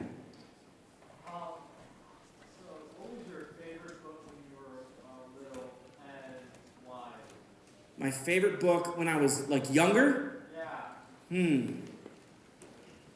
I don't know if I can pick out one book, but I do know that when I was in middle school, that's when I started reading sports biographies. I was fascinated by the past. And I would often ask my grandpa, I'll get you too, I would often ask my grandpa about sporting events that happened when I wasn't alive, that he could tell me about it. And so I don't know if there's any one book, but I think just getting the idea that there were these incredible stories that I could find in books, that excited me, that interested me. So it probably started then when I was imagining reading about these stories. Yeah? Aside from basketball, what was your favorite sport? Playing? That's a good question. First of all, I couldn't hit a baseball. I had to give it up at some point. I was like, these pitchers are too fast. You know, I just wasn't that good. And that's okay. You got to find your thing. I did play football at LHS, but I'm not built for football. I don't know what I was thinking. I remember my senior year, I was a defensive back, and we had this tackling drill. And, you know, some guys, they line up like in a tunnel fashion. Do I have any football players in here on the team? One? Okay. All right. Okay, yeah. So the running back has the ball, and I'm at the other end of this row, and he's going to come straight at me. Okay? You saw my basketball picture? I weighed like 140 pounds. What do they expect me to do? This guy is going to run me over. So I played. I didn't like it very much, okay? I preferred basketball. It was less dangerous. So, but I had a lot of fun. I had great friends on the football team. We were pretty good my senior year. We were undefeated during the regular season. And so we had a great time. So I have great memories of playing on those teams. The locker room's fun, you know? The camaraderie, the connection, the jokes on the road, jokes that I cannot repeat here, you know, all that stuff, right? Good times, good times. What else? Yeah. Who were the 3 teachers that went to your graduation party? Andy Bitta. So he was the assistant basketball coach here. Jim Panther, who was the baseball coach. I didn't play for him, but we developed this rapport. He's one of my favorite people here. And Mrs. Miner, who taught like computer classes. She was the sweetest lady, but I probably drove her nuts. Because remember, this is in my not-so-focused stage of my education. So I would go in there, and I'm supposed to do this computer work, and I just wanted to talk to her and talk to my classmates and talk to the girls and, you know, doing things I wasn't supposed to do. But for some reason, we had this bond, and it meant a lot that they came to my graduation, and so it was, to me, that's what I take with me, you know, that they had this special connection with me, and so I'll remember that for that. That's a good question. Yeah. What advice would you give to someone who always has like writer's block and is always trying to write? Her question is, what advice would you give to a writer? I see you too, buddy, in the back. I'll get you. Who has writer's block. You're trying to write. The first thing you have to think about is, what is the point of the sentence? Like, why are you writing it to begin with? So what I try to do is I take a question and then I answer it. And the answer is your sentence. So, like, it could be as simple as, you know, who won the heavyweight championship in 1964? Turn it around. In 1964, Muhammad Ali defeated Sonny Liston to win the heavyweight championship of the world, right? Take your question that's gnawing at you, flip it around, turn it into an answer. Does that make sense? You send me an email if you want to talk some more, okay? All right. Where's the guy in the back? 99. I'm old. Play with who? Jack who? Hinckley? Binkley. That name does not ring a bell. Yeah, I don't know. Is he playing? Is he messing with me? Are you messing with me? You're not? I don't recognize the name. But thank you for asking. Was there another question? Did I miss anybody? Yeah. Do you know somebody named Michael Bush? Do I know? Did he graduate when I was in school? He's a physics teacher. Oh, I don't know. I don't think so. All right, have a good one. Have a good weekend.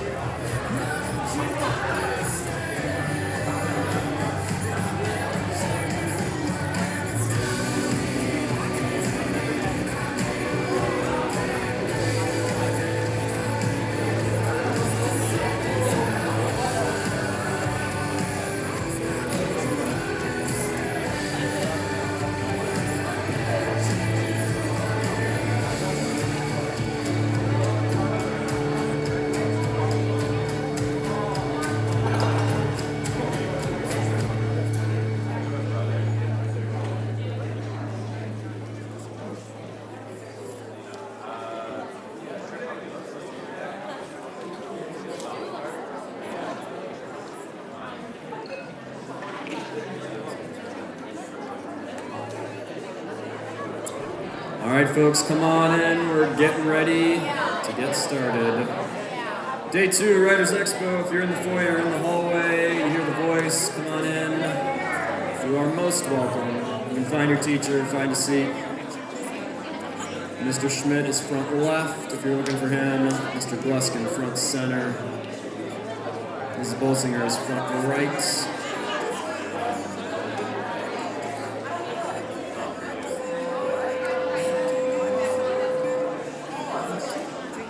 And that's the bell, but we'll give it a couple seconds here. If you haven't put your phone away yet, go ahead and do so.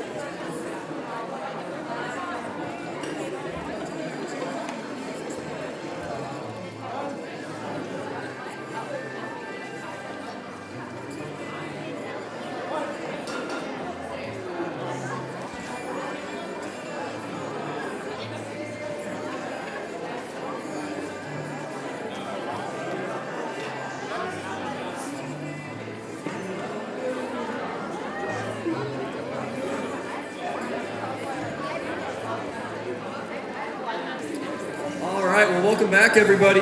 Day 2, Writers Expo 2024. Congratulations. You've almost made it to spring break. I've been asking this all day. Let's see where you are at. Anybody excited for spring break? Okay. Volume-wise, that's the best response I've had so far. Population-wise, that was maybe the smallest. What about the snow? How much are we not a fan of the snow right now? There you go. That's been typical so far. More negative opinion about the snow than positivity for spring break. Are we happy to be back? No. Straight up no. Ouch. I will try not to take that personally. Anybody excited for the period? Can anybody hear me? Oh, okay. Just making sure. All right, well, welcome back. We have a couple pretty special things today, including what I'm just dubbing the honorary 2024 Writers Expo, poem of the year. We'll get to that in a second. A few reminders, just quickly, not as long a spiel today as yesterday. If you put your phones away out of respect for the presenter and so as to not distract others, I know March Madness is about to start or it's started again, but yeah, phones away, please. And then if you could refrain from just chatting with your neighbor, that would be awesome so that everybody can hear. And again, the people on stage are not distracted. That would be great. Feet off the seats, please, so we can keep them looking nice. And then no food again, and water, whatever other beverage you have. If you could make sure that's capped so it doesn't spill, we would appreciate it. Same list of people to thank. We won't go through them one by one, but if you see any of them who were named yesterday and you want to give just a personal thank you, I'm sure they would very much so appreciate it, okay? 2 quick things that were not mentioned yesterday. Number 1, sometime in the near future, 1 to 10 days away, you will find an email, most likely from Dr. Reef, in your inbox with a Google form. I know we haven't really taken mini surveys at LHS this year that you would be so excited to do another one, but we do want your feedback on Writers Expo, your thoughts. Ideally, you get to see 4 Writers Expo events before you graduate, and over the course of those 4, we're trying to provide balance and perspective and all sorts of different writers of different sorts. So if there's something we have not yet hit in your time here at LHS with Writers Expo, you've got a chance to give us your thoughts, give us your ideas. And if you are thinking, yes, no, I would like to present actually at Writers Expo, I want to do that, you can let me know through the Google form as well. And if you're not quite ready yet, but you might be, I would say, let me know, because we can see where you're at next year about this time, okay? The second thing is, if you're just definitely not there in terms of getting up behind a mic and sharing your writing, there is another outlet, Slant of Light, Literary Arts Magazine here at LHS. Not only are we still accepting submissions for this year through April 1st, if you really are kind of nervous about even putting your name on your writing, we do accept anonymous submissions. So again, about 10 days to make that decision, but you can just email it straight to me, and we would love to throw it in as something that could be published in this year's magazine, okay? All right, thank you so much. You guys have been a great attentive audience so far, the past day, point, whatever. But we're gonna bring our student presenter up now, fantastic poet with a wonderful poem. Please welcome junior Ava Koot.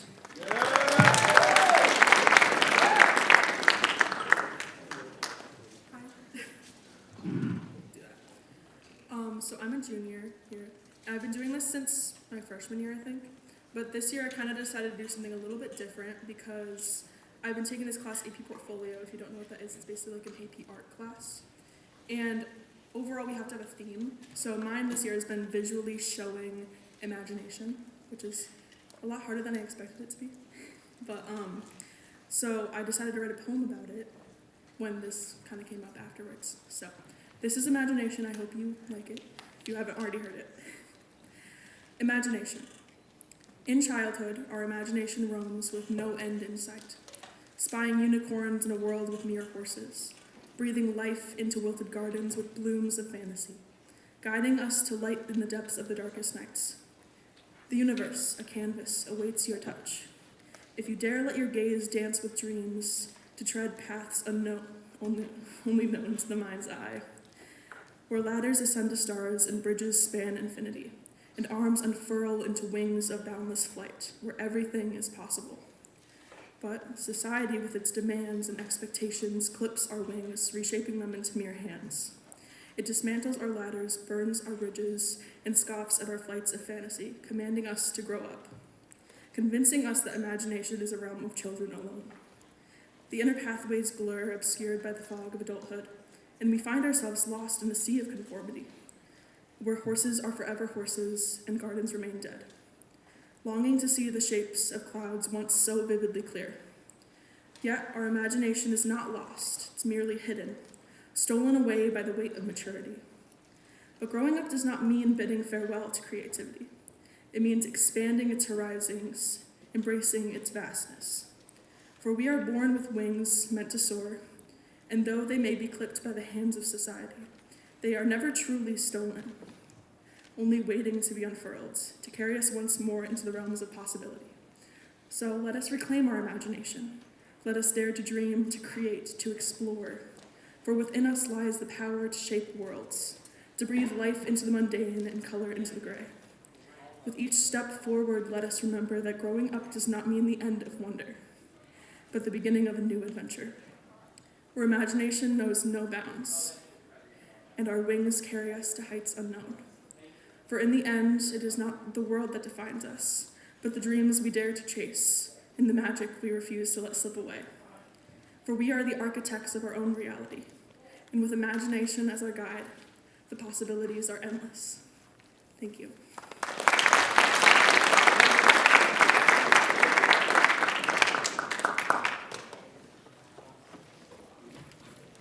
All right, thanks again, Ava. That was wonderful. Are you submitting this line on it? Are you submitting this line on it? Yeah. And was it worth it to get up here? And did you just tell me that you were nervous? And yet it was still worth it for her to get up here. So thank you again. We appreciate it so much. All right, I love that poem for the next 4 periods as well, because we have a very imaginative person with us. This is an absolute joy and honor. Our guest today is the New York Times best-selling author of The Astonishing Color of After, which was longlisted for the Carnegie Medal and was named by Time magazine as one of the 100 best YA books of all time. Her latest novel, An Arrow to the Moon, was an instant national bestseller and featured on NPR's Best Books of 2022. She is currently on the faculty of the creative writing programs at the New School and Vermont College of Fine Arts. Please give a warm welcome to Emily X.R. Pan.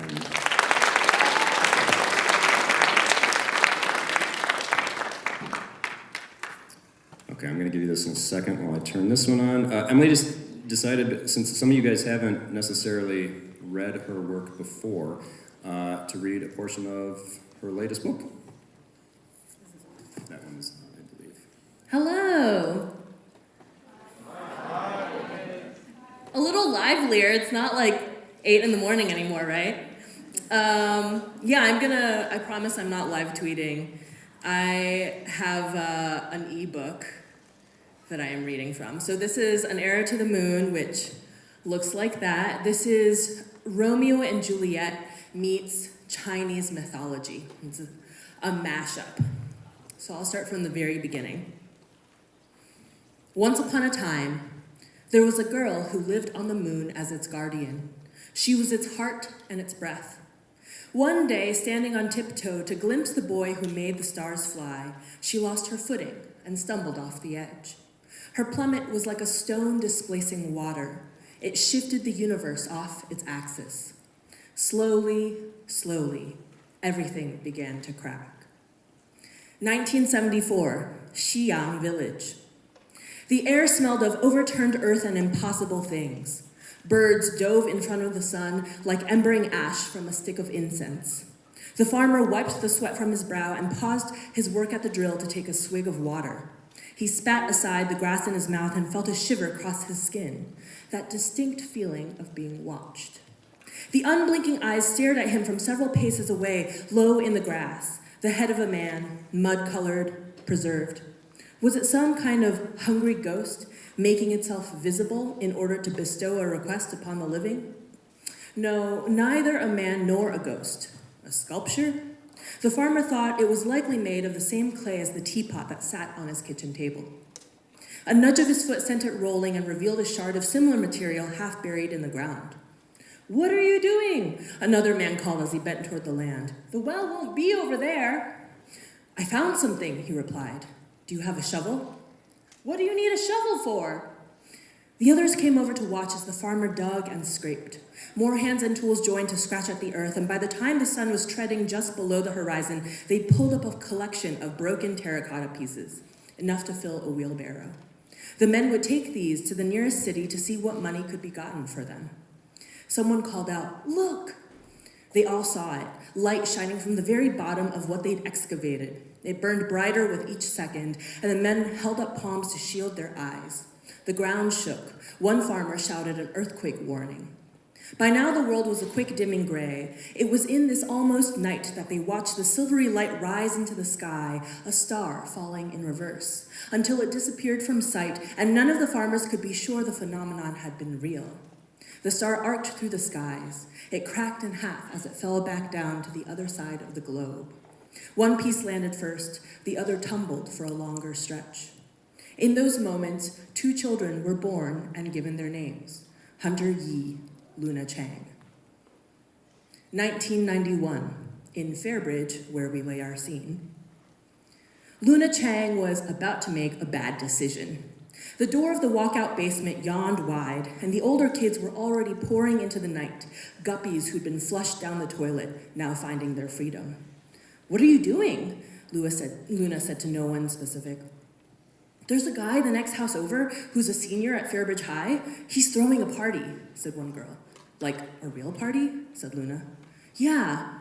The girl hesitated. "Our shoes are upstairs, though." As if in response, a saxophone intro blared from above, followed by some auntie's microphone-enhanced vibrato. Luna hated these things. Her mother and father liked getting together with the other Mandarin-speaking members of their very white community, which, good for them, what she didn't get was why she had to be dragged along. While the parents wailed out Chinese oldies on the sound system upstairs, all the kids, aged 4 through 18, were relegated to the basement.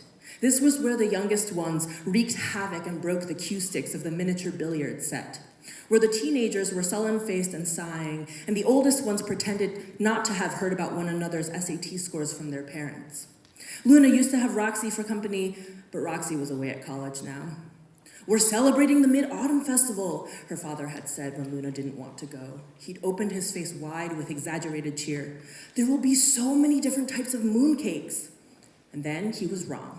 There was only one kind, red bean, and they didn't even have salted egg yolks in them. This party sucked. Luna could stay here in this corner of this random auntie's house watching awkward middle schoolers work at loops of string for Cat's Cradle, listening to the occasional exchange of jokes that weren't particularly funny, idly wondering about people she didn't recognize and probably would never see again, or she could do something different.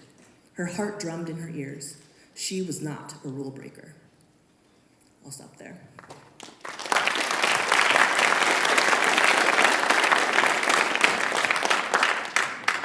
Thanks for starting with that. So we're going to do more of an interview style thing this period and a couple periods after this, and we'll be bouncing back and forth between questions I've got prepared ahead of time and any questions that you have. It's slightly difficult to see on stage with the lights, so just make sure when it comes time for audience questions that you raise your hand super high. If you need to wave it, go for it, okay? But kind of like to start at the beginning, like what got you into writing in the first place? I've always been a storyteller. So my mom is a writer. She writes personal essays like creative nonfiction in Chinese. And my dad has always been an oral storyteller. Like when I was growing up, I didn't get read bedtime stories to. Instead, every night he would make up a story on the spot, which I didn't appreciate how difficult and impressive that is until I was much older. And once I, was old enough, bossy enough to kind of want to take over, he started to be like, well, why don't we make up the stories together? So from a very young age, I was telling stories, I was writing all the time. I've always been a big reader, so I always knew that I wanted to write fiction. I suddenly feel kind of put to shame as a father. I remember hearing that about, what was his name, Richard Adams, the guy who wrote Watership Down, and it was the same thing. It was like kid stories for his kids that he ended up turning into a novel. That's super cool. Now, I know you are of Taiwanese and Chinese American descent. Where did you grow up? And, the guy we had here earlier was from Libertyville, so he talked a little bit about how place shapes who you are, particularly as a writer. Can you say the same about the place that you grew up? Yeah, I was actually born in Illinois, but I moved at a very young age, like as a baby. So my parents moved kind of all over the U.S. as I was growing up. So I spent some time in South Carolina, I lived in Wisconsin for 4 years, I lived in New Jersey the longest. But every single time we moved, my parents moved us to a community that was majority white, and I would be like the token Asian, and that's a very specific experience to grow up with. And that's definitely shaped how I write, because there's this sense of being othered constantly when you're the only one. And so my stories tend to reflect that experience of having kind of like a foot in different cultures, different experiences, like the way that I would communicate with my parents, and our sort of cultural understanding, our humor would be completely different than the way that I would communicate with my friends. I'm sure many people here can relate. I think that's also just true of like the experience of being so different in age, right? But in An Arrow to the Moon, for example, Hunter and Luna, my Romeo and Juliet characters, they're both in this majority white community, and they meet each other and they're able to connect with each other in this very specific way where they just understand their families, understand kind of expectations from their parents in a way that other people just wouldn't. And that becomes kind of a lifeline for them. And that also becomes how a route for them to discover their personal magic. Tell us about yourself. I mean, moving around as a kid, it's tough, obviously, going from school to school. I'm going to assume that's the same for you. How did you manage that, deal with that? Did writing have anything to do with the way you did so, or? I definitely learned to be really resilient and really outgoing. Like I made friends very easily, hopping from place to place, but it was always very comforting that I could turn back to my storytelling. Like I could turn back to my fiction. I started trying to write stories before I could even spell. So I would try to puzzle out how I thought words should look, because I liked the idea of assembling a story on the page. And that's definitely a grounding practice for me. So were you in New Jersey for high school? Yeah, I was in New Jersey for middle and high school. And what was that like? What were you involved in? I was actually a really intense musician back then. So I thought that maybe I would be a musician professionally and write for fun on the side. That's been a theme today, because that was kind of the same thing with our first speaker today. What was your path then to becoming a full-time writer? I got into all these arguments with my parents when I was in high school about where I should apply to college and whatnot, because I had been an intense musician. I wanted to go to conservatory, and my parents were like, no, you need to do something practical. So then I caved, and I was trying to be a good Asian daughter, and I ended up going to undergraduate business school, which was absolutely not where I belonged.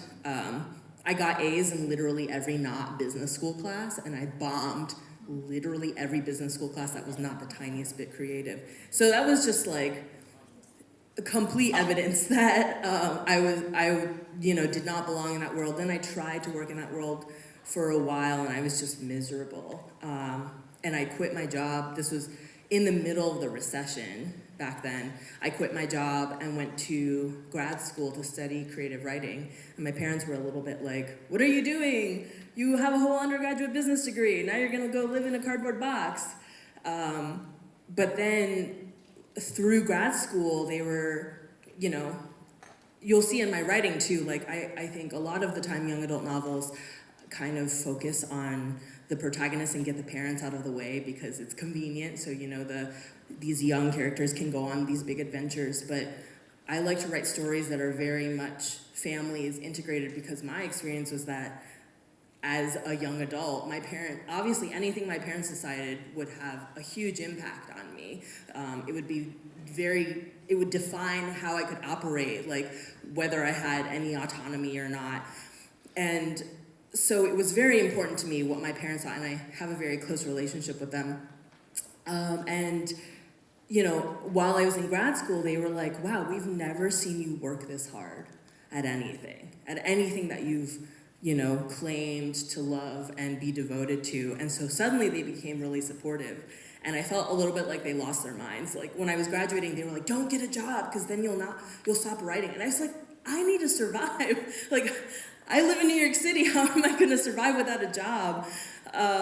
So then I worked in publishing. I worked for Penguin for a few years as a way to surround myself with books and not lose sight of my goal of becoming a published author. And that was still very hard. It required a lot of discipline. Like I woke up at 5 a.m. every day to do a yoga practice and then to write. Then I would go into the office and then at lunchtime I would race out to go write and then run back in time so nobody would be like, you took too long of a lunch break, and then race home after work to do more writing. And that was the way I worked until I was able to get an agent, sell my book, my first book, and then become an author. And now I balance it by teaching creative writing to grad students. Did you know you wanted to go specifically the direction of young adult literature right away? I didn't. I just wanted, you know, and that's such a, young adult literature as a category is such a specific thing, right? And ironically, when I was a teenager, if you had handed me a young adult novel, I would have been a little bit resentful. I would have been a little bit like, are you condescending to me? Like, are you trying to determine what I should read based on my age? And I definitely don't write like that either.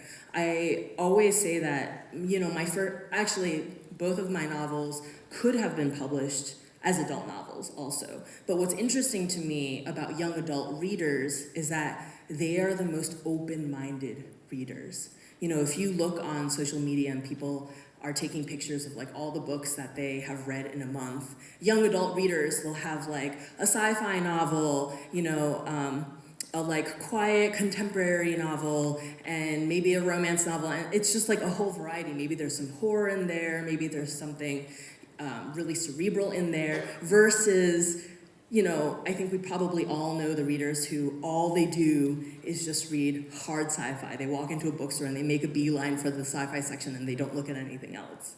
So it really excited me that there were young adult readers who would be super open-minded and just interested in a good story, interested in variety. And that was what was exciting to me about publishing in the young adult category. Were there other attempts at a book before The Astonishing Color After, or was that the first pursuit? Oh, that was definitely not the first. I started trying to get published when I was 15. So when I was 15, I was already sending full novels out to literary agents. And this was back before agents were receptive to emails. So I had to print out my novel, and there was a whole format that you had to follow. It was very strict. I had to write a letter and print it out. I had to package it in an envelope. I couldn't drive yet, so my dad was driving me to the post office to drop off my packages and mail them off to agents, so that months later I could get a rejection, you know, like a form rejection, which was devastating. But yeah, it was a long journey of many, many years, many, many novels, and it's actually, I think, really, really good that I didn't get any of those other novels published.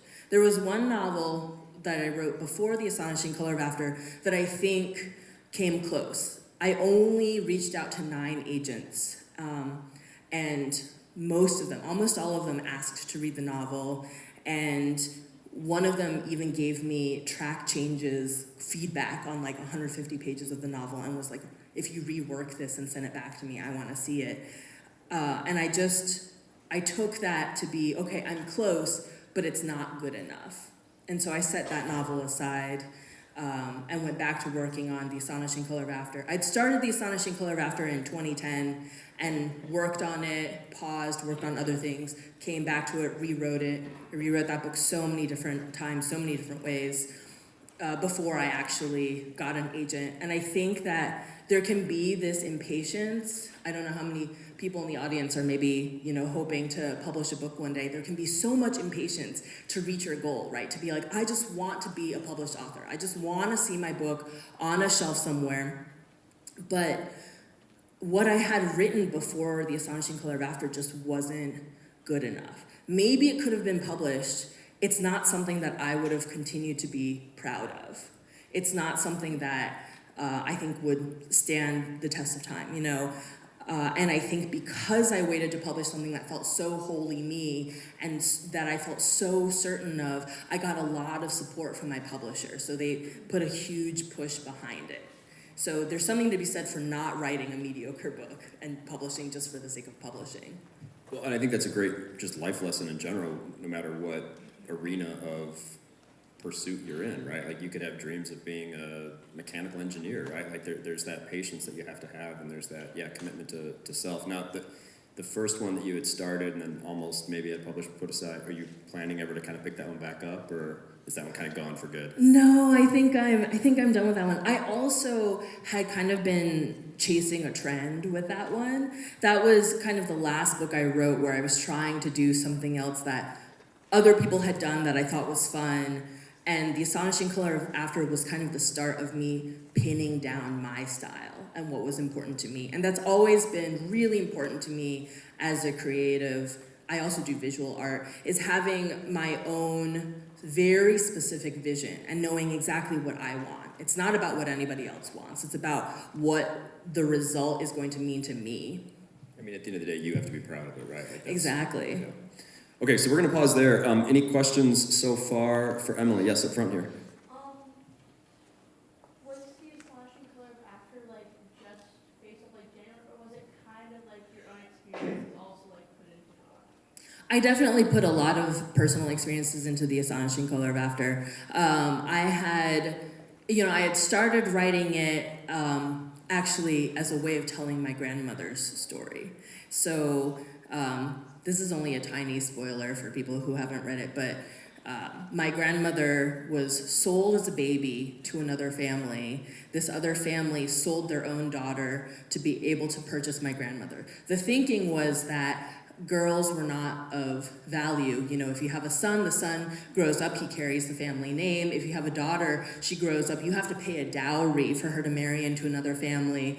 After you've spent all this time, energy, money raising her, feeding her, clothing her, and then she becomes part of that family. She's no longer part of your family. So my grandmother, her family, they had too many mouths to feed. They were impoverished, so they were like, we'll sell off this baby, and then we'll have a little bit more money. The family that purchased her, their thinking was, okay, we have a son, and we could purchase this girl who we could basically groom into the perfect wife for our son. So her adoptive brother was also her betrothed. She was gonna grow up and marry this guy that she was raised with. And this was I see some reactions in the audience. This was a pretty standard practice in this tiny mountain district up in Taiwan. It was they just considered it to be pragmatic. Thank you, patriarchy. And so that was how my grandmother grew up, and when she was about 7, her adoptive father passed away very suddenly, and then she became the family's sole source of income. She would climb up the mountain every day, starting at 3 a.m., 4 a.m., pick as many tea leaves as she could. They would be weighed. She'd get paid for that. And when she came of age, her adoptive mother was like, you've been the greatest gift to this family. My son is kind of an a-hole. You don't have to marry him. Pretend that contract is off. You can live your life. And not long after that, somebody came up the mountain knocking on every door, saying, all these years ago, my family sold my baby sister, and I'm trying to find her. And it was my grandmother's older brother. He came and found her and brought her back down to the city, to Taipei, where my family had, claimed a plot of land and built a hotel, and the hotel was thriving, and then she started working that hotel. And the stories just continue to be very wild from there. So I wanted to write that. I wanted to write this kind of ode to my grandmother. So originally the novel actually started as a historical adult fiction novel spanning the first 40 years of this woman's life, starting in 1927 in Taiwan, and then I got really overwhelmed by the research. So I ended up kind of reworking it so that it was from the perspective of a teenage girl who's hearing her grandmother's stories for the first time. So then for many years, I worked in that regard, and I was writing a little bit about my experience growing up, feeling kind of like separate from my culture, but also very much interested in diving into it and getting that richness in my life. And then in 2014, my aunt died by suicide, and it was this event that really shook my family. It completely changed so many things, but also, and this is written into the book too, my family is Buddhist, and they were like, you can't weep. You can't mourn loudly for your aunt, because the sound of you mourning is going to prevent her spirit from being able to figure out the ideal path forward. So we can't have that. And I was very angry about that. And I think that a grieving process should look like whatever it needs to for each person, right? Like grief can manifest in so many ways. And so I ended up completely rewriting The Astonishing Color of After that event. And that was when it became that Lee's mother had died by suicide. And then a lot of the book shifted at that point. My mother also has depression. I grew up with that, and so then I started to, I didn't even mean to, then I started to delve into what it feels like to grow up in a household where depression has such a huge presence. So it's a very personal book in a lot of ways, but I definitely, all the characters are their own people, I put a little bit of myself into all of them, but a lot of it is very much shaped by my own life experiences. Before and during the writing of that book, had you been able to travel to Taiwan and China much, or? So I studied abroad in China when I was in college for a year, and I was very familiar with Shanghai, and I hadn't been to Taiwan since I was, I think, 13. So I hadn't been to Taiwan in I think 15 years, something close to that. And actually, because there was a lot of family drama, my mom was like, you can't go to Taiwan. There's too much family drama. And I was very resentful of that. So when I sold my book, I said to my mom, I don't care what you think, I'm booking tickets to Taiwan. I need to do this research. I actually changed the book to accommodate that. So when I was writing it, the draft that got me my agent and the draft that sold to my editor, the book was set in Shanghai because I knew Shanghai so well. But I had to make the family jump through so many hoops. As you are probably aware, there's a lot of political tension between Taiwan and China. So it didn't totally make sense for a Taiwanese family to have, especially the older generation of a Taiwanese family, to have ended up in Shanghai. I was doing all these, doing all this rerouting to get my characters there. And there's a cultural mismatch. So when I sold the book, I made the decision that I'm gonna go to Taiwan and actually research on the ground there in order to write it. I also was doing a huge manuscript overhaul. I decided to completely tear out a fantasy world that was in the book when I first sold it to my editor. And so I basically stripped out this entire section of the book, and there are all these gaps left, and I wrote many of those scenes while I was in Taiwan doing research. And I booked it so that I would be there for Ghost Month, so I could actually capture that and put that into the book. Other questions? Yeah, back there.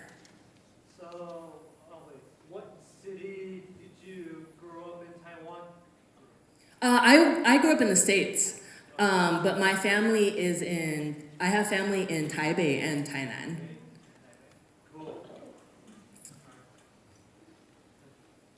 Any others? Yes.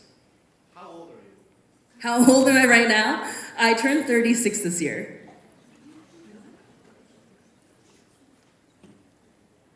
Yeah, go for it.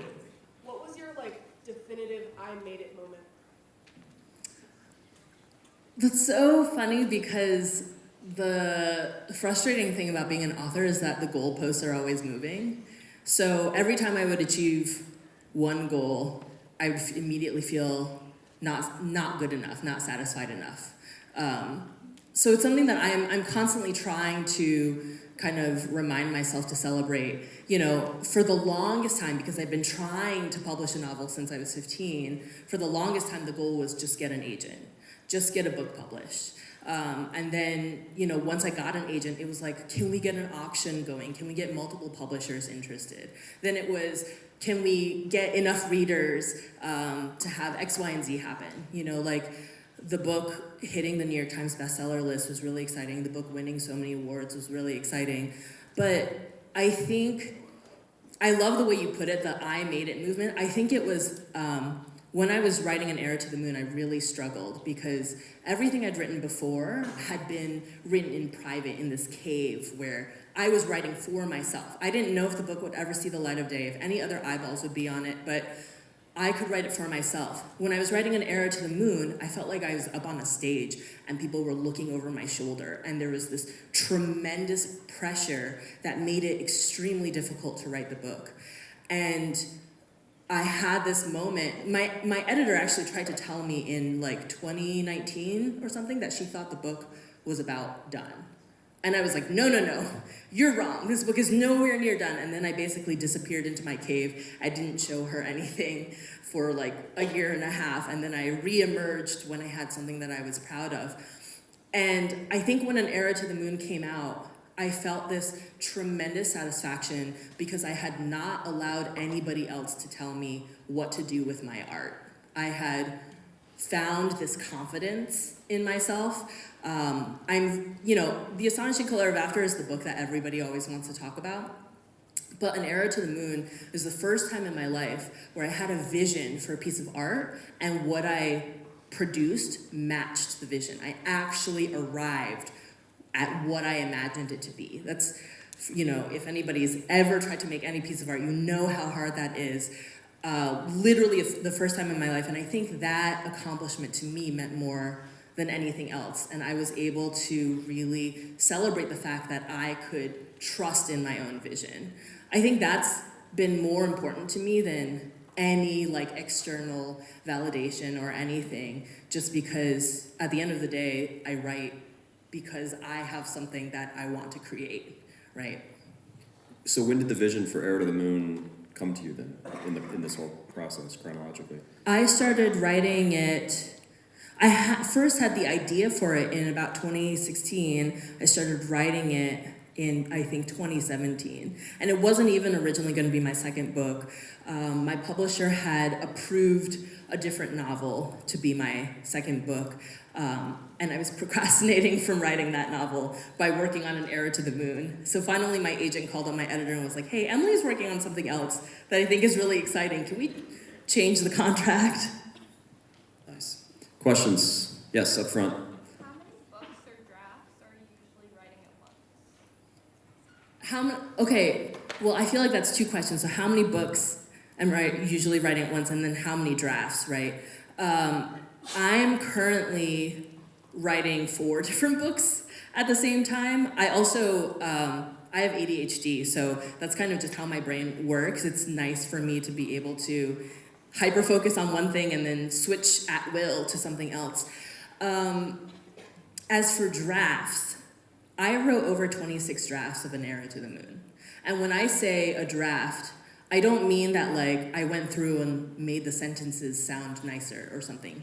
I mean that there are characters that existed in the early drafts that do not show up at all in the final book. There are, I mentioned before, The Astonishing Color of After had an entire fantasy realm that was half the book that the characters went into, like a portal fantasy world that did not make it into the final book. So when I do a new draft, I'm doing these huge revisions. You can think of it as like you're pulling apart a braid and then you tear out one or two of the strands, and then you put in new strands, and then you rebraid it all together. That's what my revision process looks like.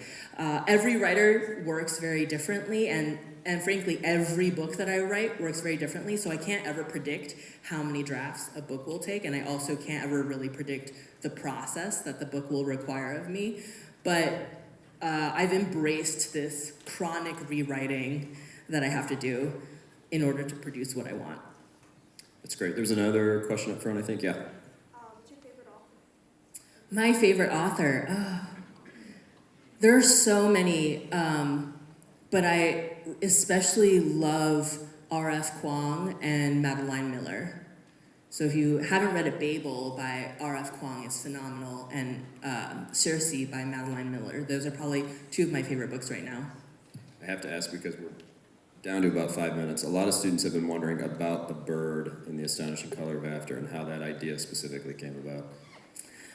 People always ask me that, and I think it's a funny question because the way that my creative process works, I have a gazillion ideas at any given time, and I think of my brain as kind of this just vast ocean with pieces of wreckage drifting around, and each piece of wreckage is like a fraction of an idea. So I had always had this thought that I wanted to write about a character who turns into a bird, but I didn't know how that would manifest. I didn't know what age category that was going to be. It was just a random idea in my brain. As I mentioned, I'd been working on The Astonishing Color of After for years, on and off, and one day it just popped into my mind, oh, what if the death of this character coincides with a character turning into a bird? So these completely different pieces just kind of came together, and then the more that I experimented and played with it, the more it made sense to me. It's literally just kind of a creative process. It's a great explanation. Other questions? Yes, right here. Do you ever plan on making a series? Do I ever think about making a series? I know people always ask me if I'm gonna write sequels or make a series. I think there's something for me that's so satisfying about something being really self-contained in one book. So I don't know. I have toyed with the idea, but I'm not currently working on a series. Yes. Yeah, I'm genuinely interested. How did your father begin to tell his short stories? How did he begin to tell stories? I think he was my father is very imaginative, and I think he is just constantly kind of asking what if questions, you know? Like, what if this happens? What if that happens? I honestly don't know. I should ask him, but I think he just wanted to entertain me first and foremost. Has he written any of them down? Are they? He actually, during COVID, he started publishing his own work. He started sending it out to newspapers and magazines and getting his own stuff published, also in Chinese. So it's cute. We've turned into a family of writers. That's awesome. Anybody else? Yes, in the back. What is your favorite book you've written? My favorite book that I've written? Yeah. You're not supposed to pick favorites, right? But I'm very partial to An Era to the Moon. You know, when I wrote The Astonishing Color of After, I kind of reached a point at the end where I couldn't tell if I thought it was good or not. I couldn't tell if I thought it was done or not. I just let go of it because I was so tired of staring at it, and I was so overwhelmed because it was my first publishing process. Whereas An Era to the Moon, I was extremely intentional about all the way through. And, you know, as I mentioned, I'm fiercely proud of the book because I really achieved what I set out to do. And so I have to say that's probably my favorite child. Yes. Back corner. Why can't we let you choose a favorite book? Why? I think it's kind of like having a favorite kid, right? Like, you've birthed something, and so are you supposed to have favorites? I don't know. I'm grateful for all the attention and love that The Astonishing Color of After has gotten, but it just feels very different to me. I mean, what was the first thought that ran through your head when you heard that you were one of Time Magazine's 100 greatest? I can't even imagine that moment. I was like, did they make a mistake? That's funny. Questions? Yes, up front. How do you keep up motivation throughout the writing process? Keeping up motivation throughout the writing process. It can be really tricky, and it's really tempting. There's constantly shiny new object syndrome, right? It's like, oh, I'm working on this thing, but I'm stuck in it.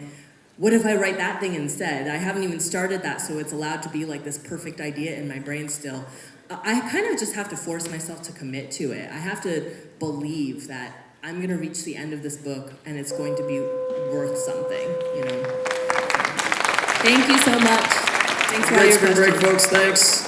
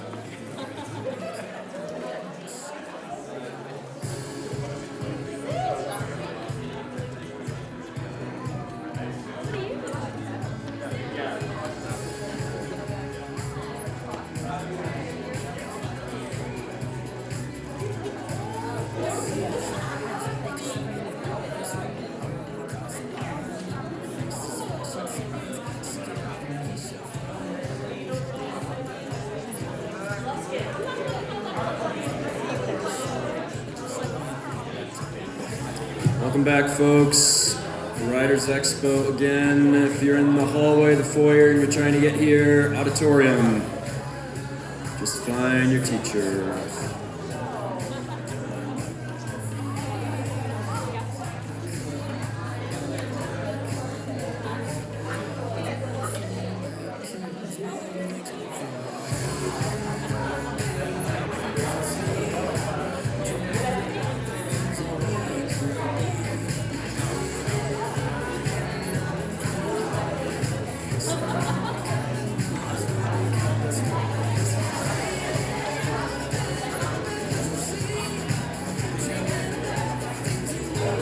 Welcome, folks. Keep coming in. You find your teacher.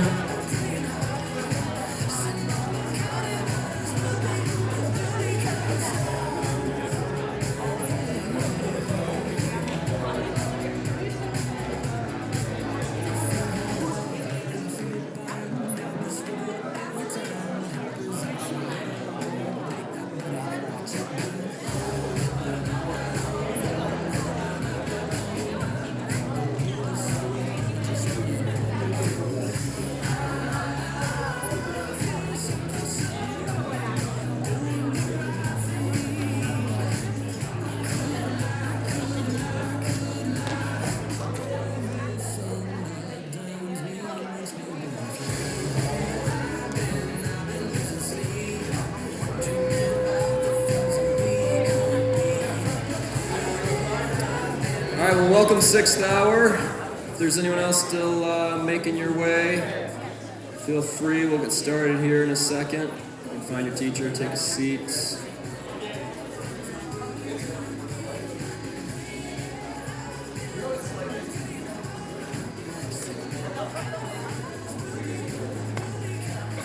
All right, well, welcome, folks.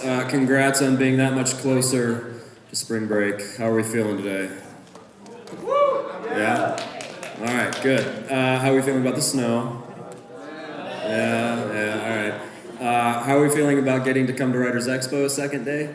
Yeah, all right. See, last hour they were like, meh, and I was like, oh, come on. So thank you for the positivity. I appreciate it. Welcome back. Keep in mind just a couple things here. If you could put food away, that would be great. Make sure your beverages are capped, feet on the floor and not on the seats. Phones away, please, so that they're not a distraction to us or others around you. Same thing with chatting with your neighbor. If you could just not do that, that would be awesome.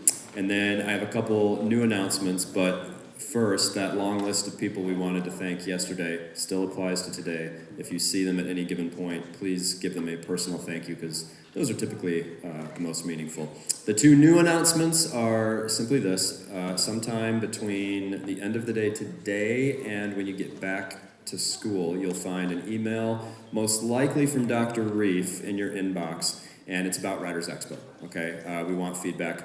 We want to know what you think, what you feel, and what you think and feel about next year too, because we're hoping to do this again, and then again, hopefully, and again. And I want you to try, when you answer or fill out that form for me, and I know one more form to fill out from Libertyville High School is like the last thing you probably want right now, but it's coming. Think about Writers Expo as like a 4-year process, right? Like, we can only bring so many people in any 1 year, but over the course of 4 years, we can try and bring in an array of different individuals. So your chance for sure to let us know, who would you like to see? What type of person would you like to see on stage? And then if you yourself would like to get on stage and share your work, we would love to have you. You can let me know. You kind of get first dibs if you fill out that form saying, yes, I want to share my work next year, okay? Now, if getting up in front of your peers on a mic with your creative writing is just, you're not ready for that yet, right? Don't forget, this is announcement number 2. Slant of Light, our literary arts magazine, is still accepting submissions this year until April 1st, and you don't have to put your name to it. We accept anonymous submissions, okay? So if that's something you're interested in, send me an email, attach the work, and you'll be in the running for publication this year, okay? All right, today we do have a student presenter, and I'm really excited about this. As soon as I saw the poem, read it for the first time, I was like, you know what, it's automatically becoming the adopted 2024 Writers Expo like poem of the year. So please give a round of applause to Ava Koot.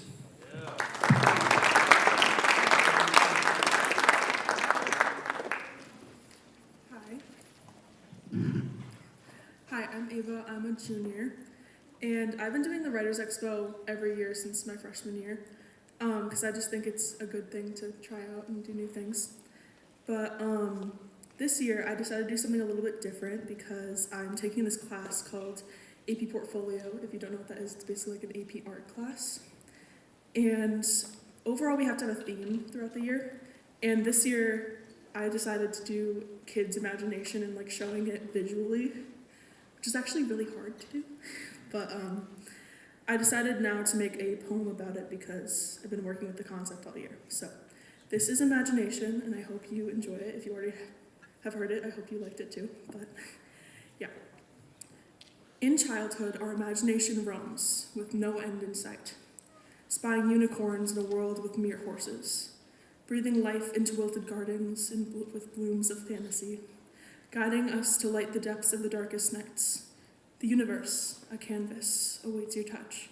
If you dare let your gaze dance with dreams to tread paths known only to the mind's eye, where ladders ascend to stars and bridges span infinity, and arms unfurl into wings of boundless flight, where everything is possible. But society, with its demands and expectations, clips our wings, reshaping them into mere hands.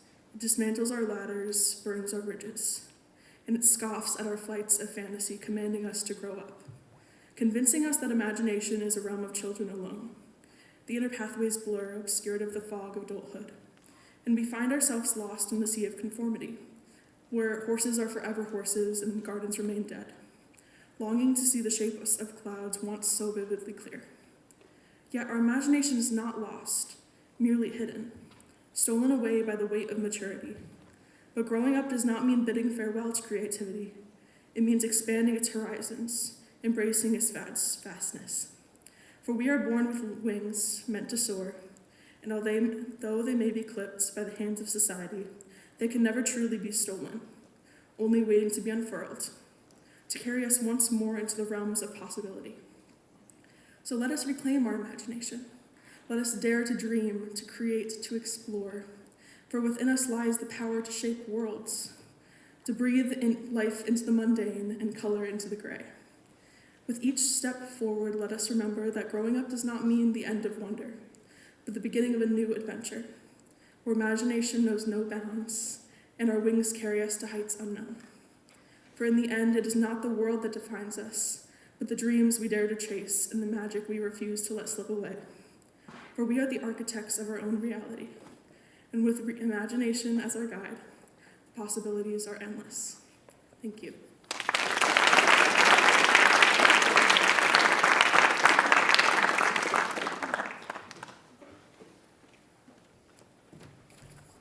The possibilities are indeed endless. It's kind of a theme today a little bit because both professionals that we've had on this stage did not end up where they started out.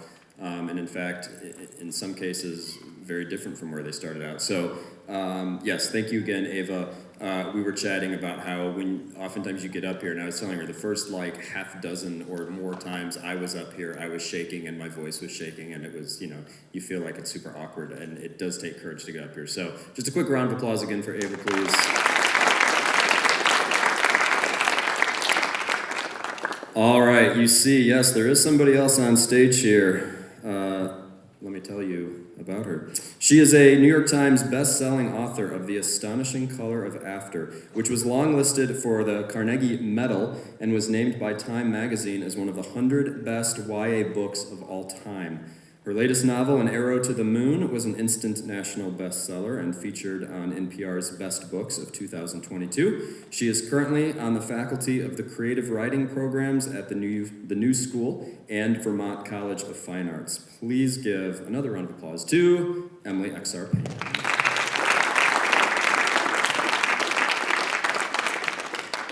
Okay, so we've decided to do a little bit more of like an interview style thing than if you were here earlier in the day or yesterday. But first, Emily, thankfully, is going to read to us a passage from her newest book, Arrow to the Moon. I'll start from the very beginning. So this book is Romeo and Juliet meets Chinese mythology. It's a mashup of sorts. Once upon a time, there was a girl who lived on the moon as its guardian. She was its heart and its breath. One day, standing on tiptoe to glimpse the boy who made the stars fly, she lost her footing and stumbled off the edge. Her plummet was like a stone displacing water. It shifted the universe off its axis. Slowly, slowly, everything began to crack. 1974, Xi'an Village. The air smelled of overturned earth and impossible things. Birds dove in front of the sun like embering ash from a stick of incense. The farmer wiped the sweat from his brow and paused his work at the drill to take a swig of water. He spat aside the grass in his mouth and felt a shiver across his skin, that distinct feeling of being watched. The unblinking eyes stared at him from several paces away, low in the grass, the head of a man, mud-colored, preserved. Was it some kind of hungry ghost making itself visible in order to bestow a request upon the living? No, neither a man nor a ghost. A sculpture? The farmer thought it was likely made of the same clay as the teapot that sat on his kitchen table. A nudge of his foot sent it rolling and revealed a shard of similar material, half buried in the ground. "What are you doing?" another man called as he bent toward the land. "The well won't be over there." "I found something," he replied. "Do you have a shovel?" "What do you need a shovel for?" The others came over to watch as the farmer dug and scraped. More hands and tools joined to scratch at the earth, and by the time the sun was treading just below the horizon, they'd pulled up a collection of broken terracotta pieces, enough to fill a wheelbarrow. The men would take these to the nearest city to see what money could be gotten for them. Someone called out, "Look!" They all saw it, light shining from the very bottom of what they had excavated. It burned brighter with each second, and the men held up palms to shield their eyes. The ground shook. One farmer shouted an earthquake warning. By now the world was a quick dimming gray. It was in this almost night that they watched the silvery light rise into the sky, a star falling in reverse, until it disappeared from sight, and none of the farmers could be sure the phenomenon had been real. The star arced through the skies. It cracked in half as it fell back down to the other side of the globe. One piece landed first. The other tumbled for a longer stretch. In those moments, 2 children were born and given their names, Hunter Yi, Luna Chang. 1991, in Fairbridge, where we lay our scene. Luna Chang was about to make a bad decision. The door of the walkout basement yawned wide, and the older kids were already pouring into the night, guppies who'd been flushed down the toilet, now finding their freedom. "What are you doing?" Luna said to no one specific. "There's a guy the next house over who's a senior at Fairbridge High. He's throwing a party," said one girl. "Like a real party?" said Luna. "Yeah." The girl hesitated. "Our shoes are upstairs, though." As if in response, a saxophone intro blared from above, followed by some auntie's microphone-enhanced vibrato. Luna hated these things. Her mother and father liked getting together with the other Mandarin-speaking members of their very white community, which, good for them. What she didn't get was why they had to drag her along. While the parents wailed out Chinese oldies on the sound system upstairs, all the kids, aged 4 through 18, were relegated to the basement. This was where the youngest ones wreaked havoc and broke the cue sticks of the miniature billiard set, where the teenagers were sullen-faced and sighing, and the oldest ones pretended not to have heard about one another's SAT scores from their parents. Luna used to have Roxy for company, but Roxy was away at college now. "We're celebrating the Mid-Autumn Festival," her father had said when Luna didn't want to go. He'd opened his face wide with exaggerated cheer. "There will be so many different types of mooncakes." And then he was wrong. There was only one kind, red bean, and they didn't even have salted egg yolks in them.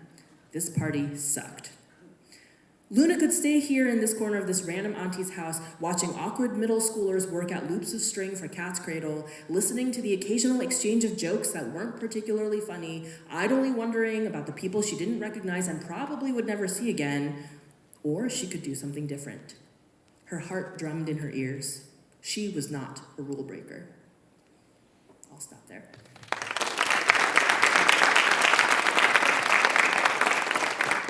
Thanks again for reading that. So, how much do you personally tend to identify with your protagonists? I definitely do a lot of excavating, and I feel like I split myself up and put myself into all my characters. So even my antagonists, they all have a little piece of me. And that's like the first, couple of things that we get to read as the reader. Was it the first thing you started writing for this book as a writer, or are you going all over the place when it comes to the chronology of the writing? I definitely, so I wrote over 26 drafts of this book, and it definitely took many meandering directions. I always knew that Hunter and Luna, my Romeo and Juliet characters, that they would kind of take center stage, and I always knew the ending of the book. Like, I knew that from the very start, as soon as I imagined this concept, actually. But there were many misdirections. I've heard the writer Maggie Stiefvater talk about how writing, the process of writing and storytelling is basically a series of choices of closing doors. Which doors are you not going to go into? And the way that I write, I kind of, with this book especially, I was like peeking into this door, going down this hallway, and then being like, oh, nope, let me reroute and come back, and let me try again, and I would end up going down another door into another hallway. So I had many misfires before I found the right direction for it. Same thing with The Astonishing Color of After, or different process? Yeah, The Astonishing Color of After, I started writing in 2010, and I worked on it on and off between 2010 and 2016 was when I sold it. And it definitely changed a lot. So at first it started out as this historical fiction novel. It was an adult historical fiction novel that started in 1927 in Taiwan. And the reason why it started that way was because I was writing about my grandmother. So my grandmother was actually sold as a baby. Her family had too many mouths to feed. They didn't have enough money. They were like, well, if we sell this baby, then we can have a little bit of money to, stretch a little bit longer. And the reason for this is that daughters were not valued. Daughters, you had to, raise them up, then you had to pay a dowry in order to marry them to another family. And once that happened, they became part of the other family. They would not be part of your family anymore. Sons would carry the family name, would stay with you, live with you. So her family thought, well, this is kind of the pragmatic thing to do. The family that purchased my grandmother sold their own daughter to have the money to buy my grandmother. And they're thinking, because they had a son, their thinking was, we can purchase this daughter who will raise as our own daughter and will basically groom her into the perfect future wife for our son. So my grandmother's adoptive brother was also her betrothed. She had to grow up and expect to marry this guy. And then when she was about 7 years old, her adoptive father passed away very suddenly from illness, and she dropped out of school and she became the family's sole source of income. Every day she would wake up at the crack of dawn, climb up the mountain, pick all the tea leaves that she possibly could. They would be weighed, she would be paid by weight, and she would bring that home, and that was how, her family survived. So when she came of age, her adoptive mother was like, you've been amazing to this family. You've been just the greatest gift. I don't know how we would have gotten on without you. I know my son is a terrible person. You don't have to marry him. We'll cancel that. You can live your life. And then not long after that, a guy came up the mountain knocking on every door, being like, all these years ago, my family sold my baby sister, and I'm trying to find her. And it was my grandmother's older brother. So he ended up taking her with him back down to Taipei, where at that point, my family had claimed a plot of land and built a hotel, and the hotel was thriving. The hotel's actually still there today, although my family sold it long ago, so it's not ours anymore. But she then went to work in the hotel, and the stories just get wilder and wilder from there. So I wanted to document that and write this book that was kind of an homage to my grandmother, and that was how the writing process began for Astonishing. Then I got really overwhelmed really fast by trying to do historical research, because the tiny mountain town, the mountain district that my grandmother grew up in, Alipong, it was so small and inconsequential. There's no photo documentation of it. There's no records that you can read about it. And I actually went and visited it when I was doing book research, but it's completely changed. Everybody says it's nothing like the way it used to be. And I just got so overwhelmed. That was just one starting point, right? Let alone everything about that time period and what was going on. So all the historical research just got to be too much to me. So I recast the book so that it was a modern day teenager who's getting her grandmother's stories for the first time. So that was the way in which I approached The Astonishing Color of After for a long while. And for anybody who hasn't read it, it's about a girl who believes that when her mother died by suicide, her mother turned into a bird. And this bird basically tells her to go to Taiwan. So Lee, the main character, ends up going to Taiwan and meets her grandparents for the first time. She's been estranged from them her whole life. She doesn't know why. There are all these family secrets that she starts to dig up while she's there and while she's processing her grief. So I was just writing this book as just, a story of a granddaughter getting to know her grandparents. And then in 2014, I lost my aunt to suicide, and it was this earth-shattering event. And I ended up writing The Astonishing Color of After from scratch again. I started over as a way of processing my grief. And that was also so the book changed. That was when the book became about suicide and depression. Before that, it hadn't had any of that in it. That was also when I introduced the bird.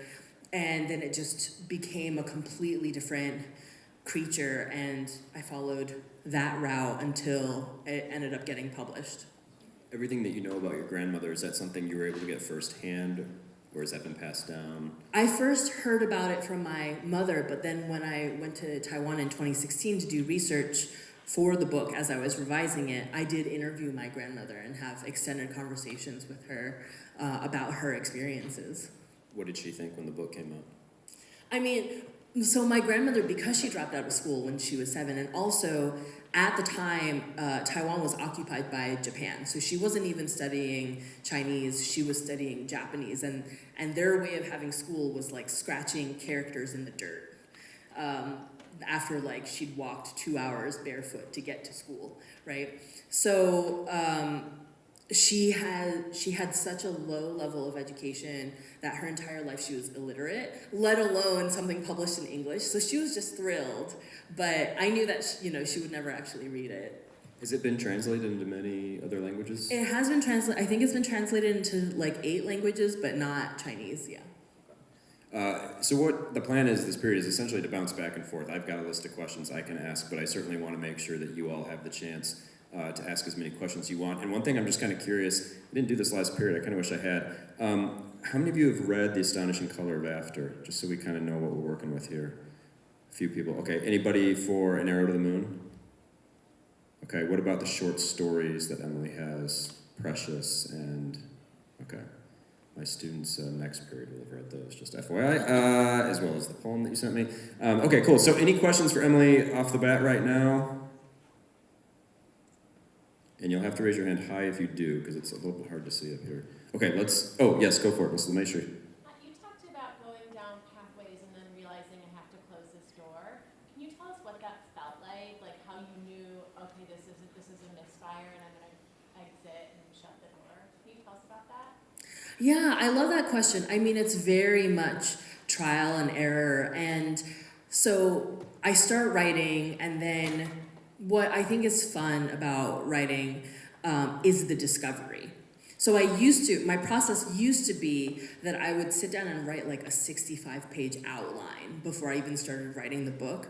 And I realized that the problem that created for me was that by the time I went to write the book, I was supremely bored because I had answered all the questions for me. So now I kind of forbid myself from outlining too much.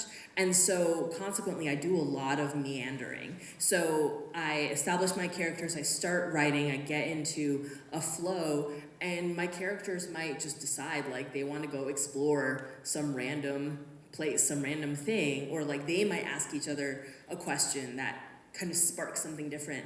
And I'll be like, okay, like, yeah, let's see what happens if I follow them and I go down this path. Sometimes I'll do that, and then many, many pages in, I'll be like, this is going in a complete different direction than my vision for this story. This is like not at all what I'm intending to do, and that's the point at which I backtrack. Sometimes I do that and I'm like, oh, this is a really interesting direction and actually is much more intriguing to me than what I had thought I was gonna do, and then I kind of have to like close other doors, other things that I had planned. I'm like, okay, that's not the route that I'm gonna take. But it's a lot of, I write until I reach a point where it feels incorrect. And then I'm like, okay, when did I start to kind of go in the wrong direction? It's kind of like a GPS that's broken. I'm just like following it, kind of mindlessly sometimes. Like when I really enter a flow state, then I'm just letting the writing take over. And other times I have to be a lot more intentional. But I try to really let the drafting process be about discovery. And then I think about writing as the process of like, the first stage, drafting, is digging up clay. If I don't dig up clay, I've got nothing to work with. So I'm drafting, I'm letting it be messy, I'm letting it go in incorrect directions. And then, once I've got all the material, once I think I've figured out the arc of the story, then I sit down and I sculpt. That's the revision process. So my revision process is very intensive, and I remember being a young writer and feeling like, I don't understand. I know in theory I need to revise. I know in theory I need to edit. But as a young writer, I couldn't figure out what that meant other than making sentences sound nicer, or like grammar and spell check. I couldn't really wrap my head around what does it mean to edit a story. So that took a long time for me to kind of learn. And I think the the process of letting myself go through incorrect doors and hallways is a way of exploration that I think is really important. And I think that it is also trusting in the idea that revision will help me pull back to where I need to be. Mrs. LeMaestri students, are you guys creative writing students or sophomores? Sophomores. Okay, so the sophomore curriculum here at LHS students kind of take a deep dive into narrative writing. And I thought what you said last period about when you mean revision, and then you brought up this idea of the braids. Can you explain that?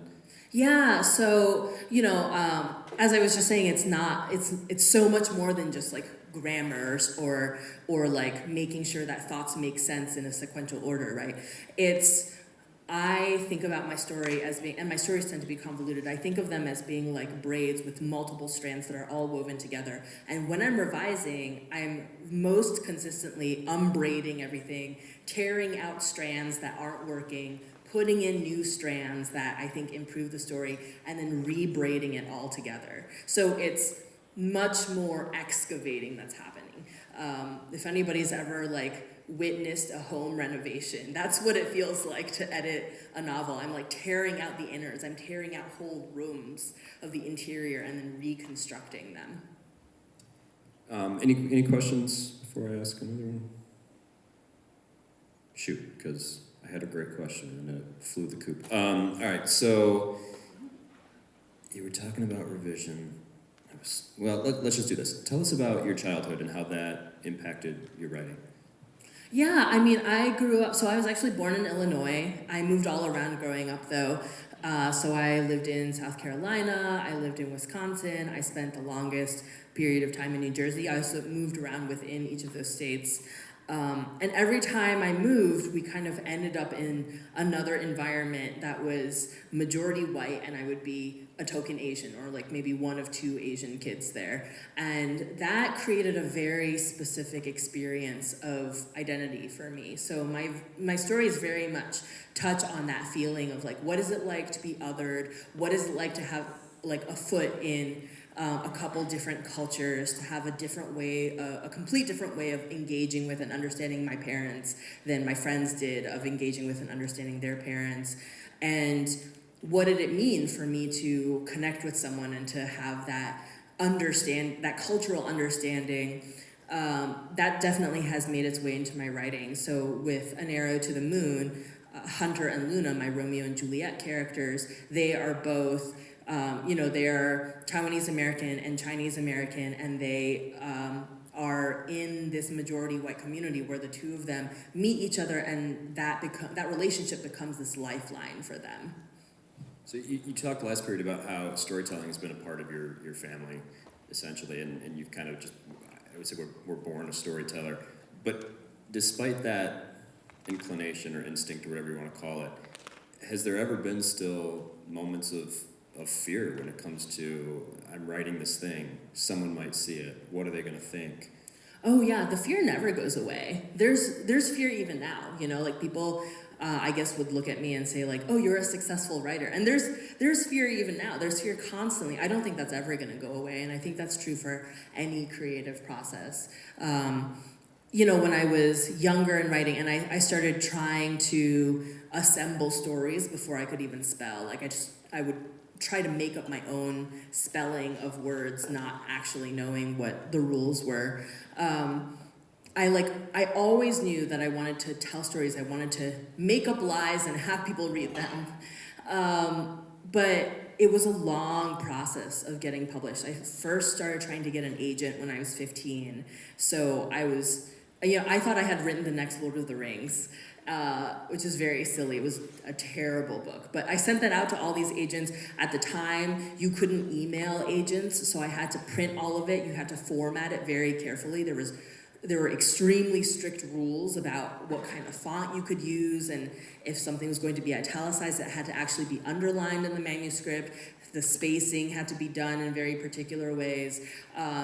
And then you had to write a whole letter to introduce yourself and introduce your writing. So I couldn't even drive at the time. My dad was driving me with my envelopes that contained my manuscript to go drop off at the post office. And then months would roll by and I would get like a form rejection, which would be devastating. And there was always fear at every level. There was like, what if I don't succeed? What if this book doesn't work? What if I have to write a complete new book? What if everyone hates this book? What if I can't make it? I think that's the biggest fear. What if I can't make this be what I want it to be? That's probably the worst fear out of all of them. Because at the end of the day, what I've learned is that I can't depend on external validation for happiness. I have to be personally happy. I have to enjoy my vision for the book, and I have to enjoy where the book arrives. And I constantly, in every project, wonder, am I capable of creating the thing that I want? So in terms of enjoyment, you brought up Lord of the Rings. It made me think of this.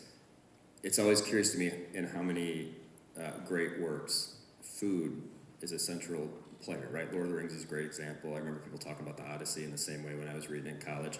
But your works, I mean, food is constantly there. So I'm wondering, are you a foodie? Is that something you're thinking about actively when you're writing? Does it just kind of pop in? Like, I'm not so much a foodie as I see food as being this important context. You know, the type of food that, like, we all have our ideas of what comfort food is, right? Like, you're stressed, you're studying for an exam, what are you gonna snack on? Or you're sick, what's gonna make you feel better? It's different from person to person, it's different from culture to culture. And so a lot of the time, the food in my story is about how do people connect? How do people relate to each other? The type of food that my mom is gonna put on the dinner table is gonna be really different than the food your mom's gonna put on the dinner table. And what does that kind of say about, like, our family and our upbringing?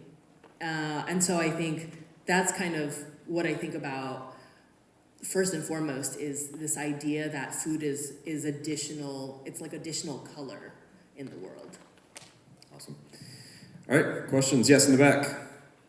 Hi, I've read The Astonishing Color of After twice, and I'm a school counselor here, and I was interested about your comment of how you processed grief and depressive symptoms throughout the book. Do you have any ideas how young people can start to try to use writing to process feelings? I think that, I think it doesn't have to be prescriptive, honestly. I think that as long as you're just writing, trying to write authentically, I think that can be really healing. I think a lot of the time, we use writing as a way of understanding what we even think or what we even feel.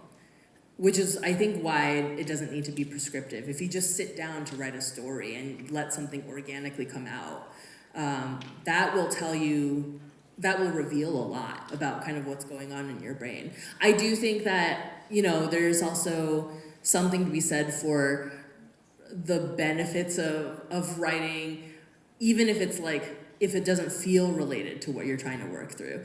And I actually, for The Astonishing Color of After, I was scared to write about grief and depression and suicide. I didn't want to do it. And for many drafts, I kind of shied away from it. Even after I had started writing it as a way of processing my own grief, there were many drafts when I was trying to figure out, okay, well, how do I kind of have like a fade to black situation? Maybe I don't really need to address the depression. And then I realized that it was something I was scared of confronting. And writing that became this challenge of both kind of digging into how I felt about it, but also digging into, I think, conversations that we just don't have enough. So often when I've gone to do an event to talk about The Astonishing Color of After, I talk about how I lost my aunt to suicide, and afterwards people will come up and they'll be kind of, bashful isn't the right word, but they lower their voices, right? They'll be like, oh, there's some of that in my family. Or like, oh yeah, like I dealt with that too. And I hate that there's this stigma, because mental health is just like any other health. Needing to take Zoloft for anxiety or depression is like needing to take insulin for diabetes. The way that we talk about it is really important. The way that we are open about it is really important. It's not something to just kind of sweep under the rug or to minimize or to be fearful of. And I think I was addressing some of that in my own writing, where I was fearful of having those conversations, and I was fearful of how to have the conversation respectfully and sensitively. And so I think, you know, there's value in challenging yourself to write something that you're afraid of. There's also value in just writing as a way of letting whatever is in your brain that needs to come out. It's a great question, and it brings about kind of just the practicality of writing. I'm thinking, you know, so many students, they might be looking at years still of writing, not necessarily creative writing, but just the writing that's assigned for their classes. So is there anything that now in all your years of writing that you wish you had known back when you were in high school that applies to really like all writing students have to do? I think it's interesting. What did I wish I had known in high school? I think something that was really important to me actually in high school, I vividly remember having this conversation with a friend of mine who was kind of bemoaning the process of writing essays for college applications. And I remember saying to my friend, well, can't you make it fun? Can't you find a way to make it fun? And I think I was actually a lot wiser at the time than I realized, because sometimes now, writing professionally, I struggle to make it fun. And I am constantly trying to remind myself, oh, you had this instinct, even as a teenager, that like, you need to enjoy your writing if you want your reader to enjoy your writing.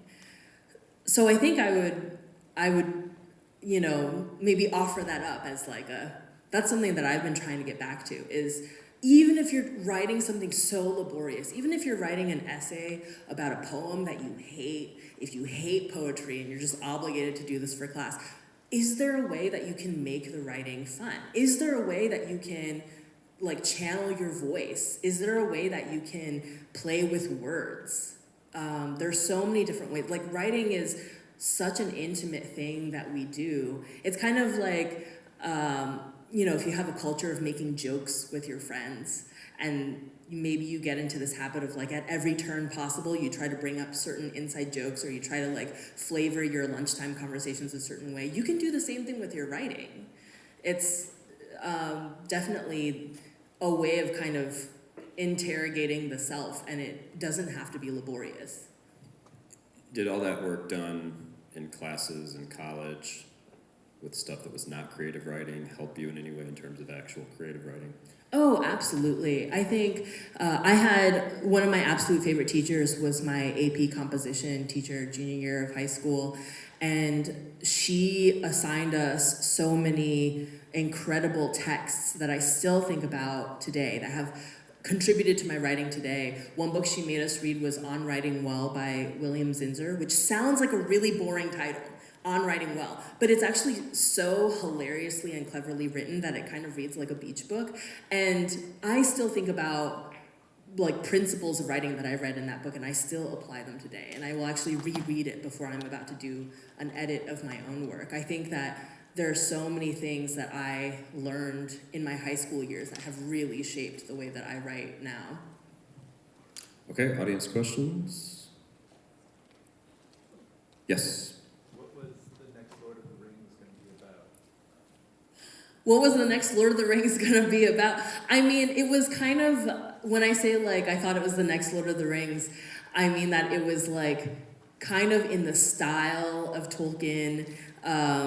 It was this sprawling secondary world. I thought it was very original at the time, but I think now in hindsight, I don't think it's that original. But it was about this character who he had magical powers. He was a mage. He thought, and he existed in this state where every single time a decision was made, another world was created. So if you decided to have orange juice, you had the choice of orange juice or milk one morning, then you choose orange juice, but in another world, you know, there's immediately a spliced off version of you that chose milk. So in this fantasy world, he's making all these different decisions, and it comes to light that there is an evil version of himself that exists in another world that made all the wrong decisions, and that evil self has broken into this world, and he has to figure out how to defeat that version of himself without killing him, because then he would kill himself effectively. So it was a little bit, it drew a little bit from like Le Guin and from Tolkien in terms of style, but it was also a little bit more sci-fi, and it was really terrible. At some point, there was like a sorceress whose body was trapped in a violin. There was it was very chaotic. But it was, you know, it was an exercise in finishing a project. Like, I actually wrote that story from beginning to end. And I think when you're a young writer and you know that you want to publish novels, the hardest thing to start with is getting to the end, is actually telling a story all the way through. I always talk about shiny new object syndrome. Like, I'll be working on a story and then it's very tempting for me to be like, wait, what if I write that other story instead?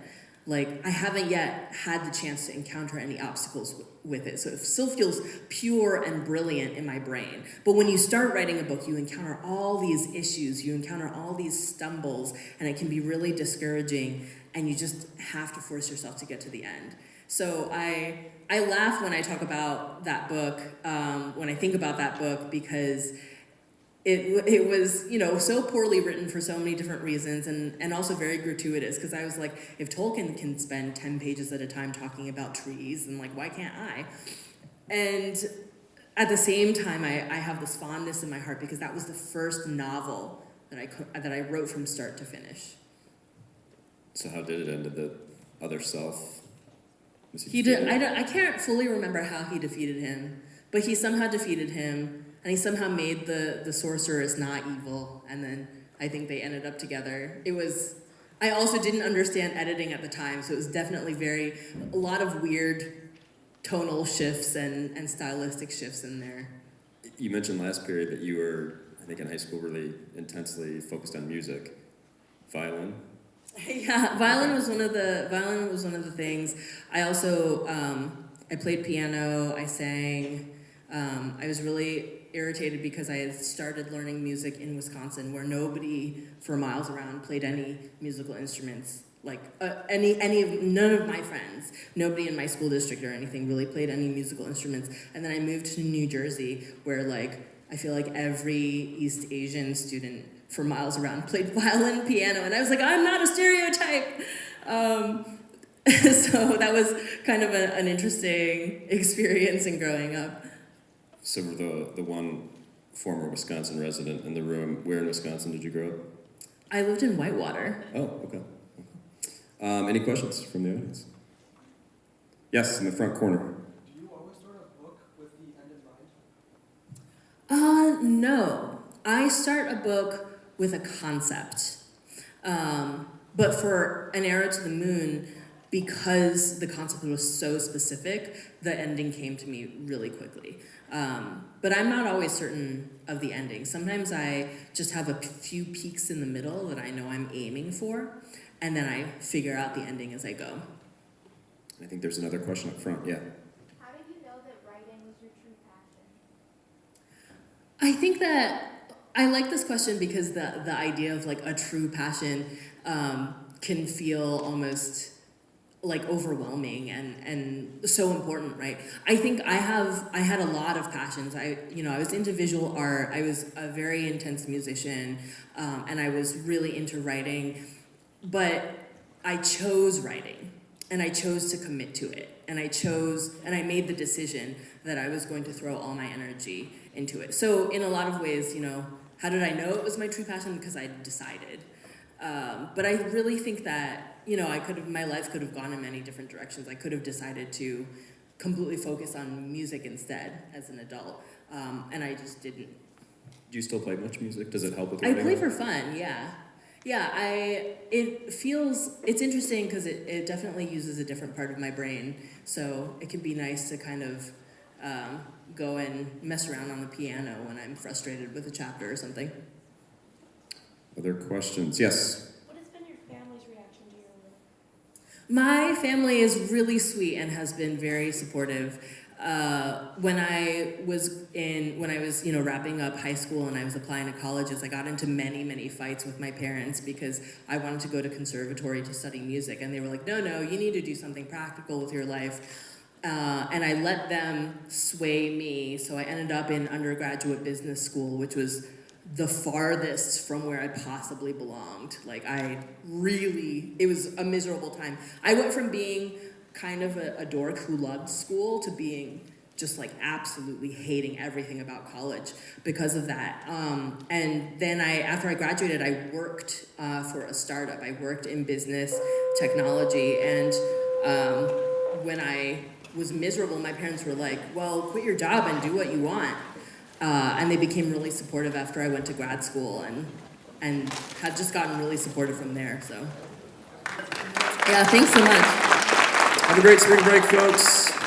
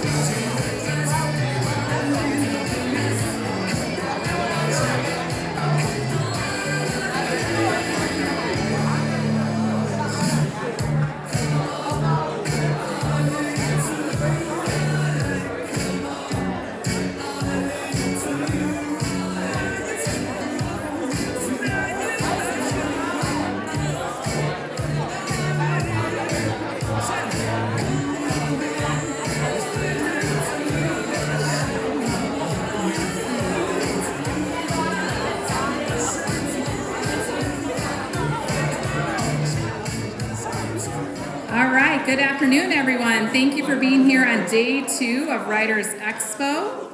I won't go over all the guidelines from yesterday. I know Mr. Tooley did that. But a few things to mention, and then we'll have our student writer come on up on stage and share their work. There will be a Google form sent to y'all from either Dr. Reif or Mr. Tooley asking about your experience at Writers Expo. So if you could be sure to fill that out, that's really helpful as we plan in the future for this program. And another thing, if you have been inspired and as you're watching all the performers on stage yesterday and today and you're thinking, I would love to share some of my own work, you could fill out on that form that you would love to present next year at Writers Expo. Or if you're thinking, I'd like to share some of my own work, but I'm not sure that I'm ready to get on stage and use that microphone and be that public about it, you can submit to Slant of Light, our school's literary magazine. Mr. Tooley is the advisor for that. So please contact him if you're interested. They take poetry, short stories, artwork of all kinds. So it's a really great way to get your work out there. And as I was a former staff member of my school's literary magazine, I had a lot of fun reading through what my classmates wrote. So definitely look into that. All right, so we have a student this period. Elisa is coming up to read her poem.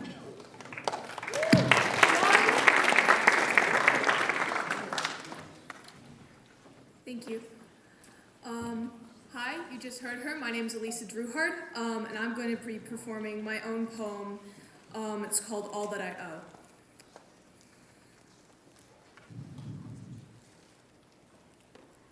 To say that we owe nothing is cruel. I owe so much. I owe so many.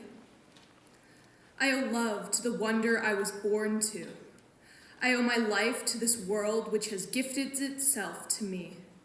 I owe my lungs to the air that fills them. I owe my heart to the blood it pumps. I owe my stomach to the to the food that fills it. I owe my eyes to the world they see. I owe it all myself. I owe love to my mother who has loved me. Since she held me, she has loved me. Since I was dependent, she has loved me. Since I have grown, she has loved me. I owe her all my love. I owe love for there is joy. I owe tenderness for there is good. I owe warmth for there is kindness. I owe admiration for there is beauty. I owe love to my father who has loved me. Since he first saw me, he has loved me. Since I first walked, he has loved me. Since I now drive, he has loved me. I owe him all my love. I owe love for there is hate. I owe soft words for there are harsh ones. I know sweetness for there are those who are bitter. I owe clarity for there are liars.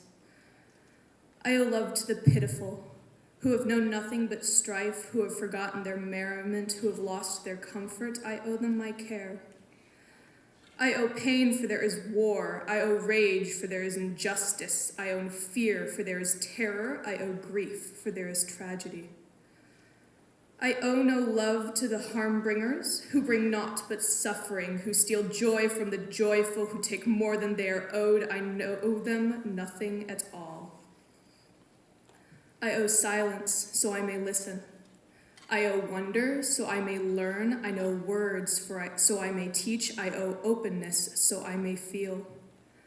I owe myself love, I who have been here since the beginning, who breathes the air, who gives the love and grief and rage, who owes so much. I owe myself so much. I owe. Thank you.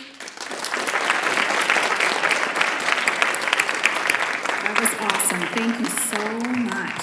Just a quick reminder, all cell phones should be put away at this time. You don't need them for the presentation today. You also don't need your Chromebook. Thank you.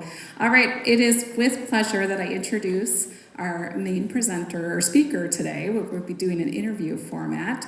We have Emily X.R. with us today. She is the New York Times bestselling author of The Astonishing Color of After, which was longlisted for the Carnegie Medal and was named by Time magazine as one of the 100 best YA books of all time.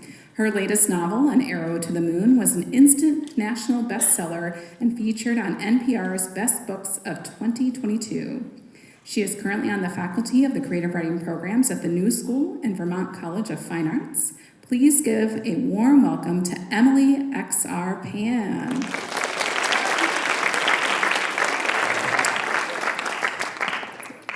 All right, and for our interview today, if you could also welcome two of my students from my freshman lit class, Isaac and Ronnie.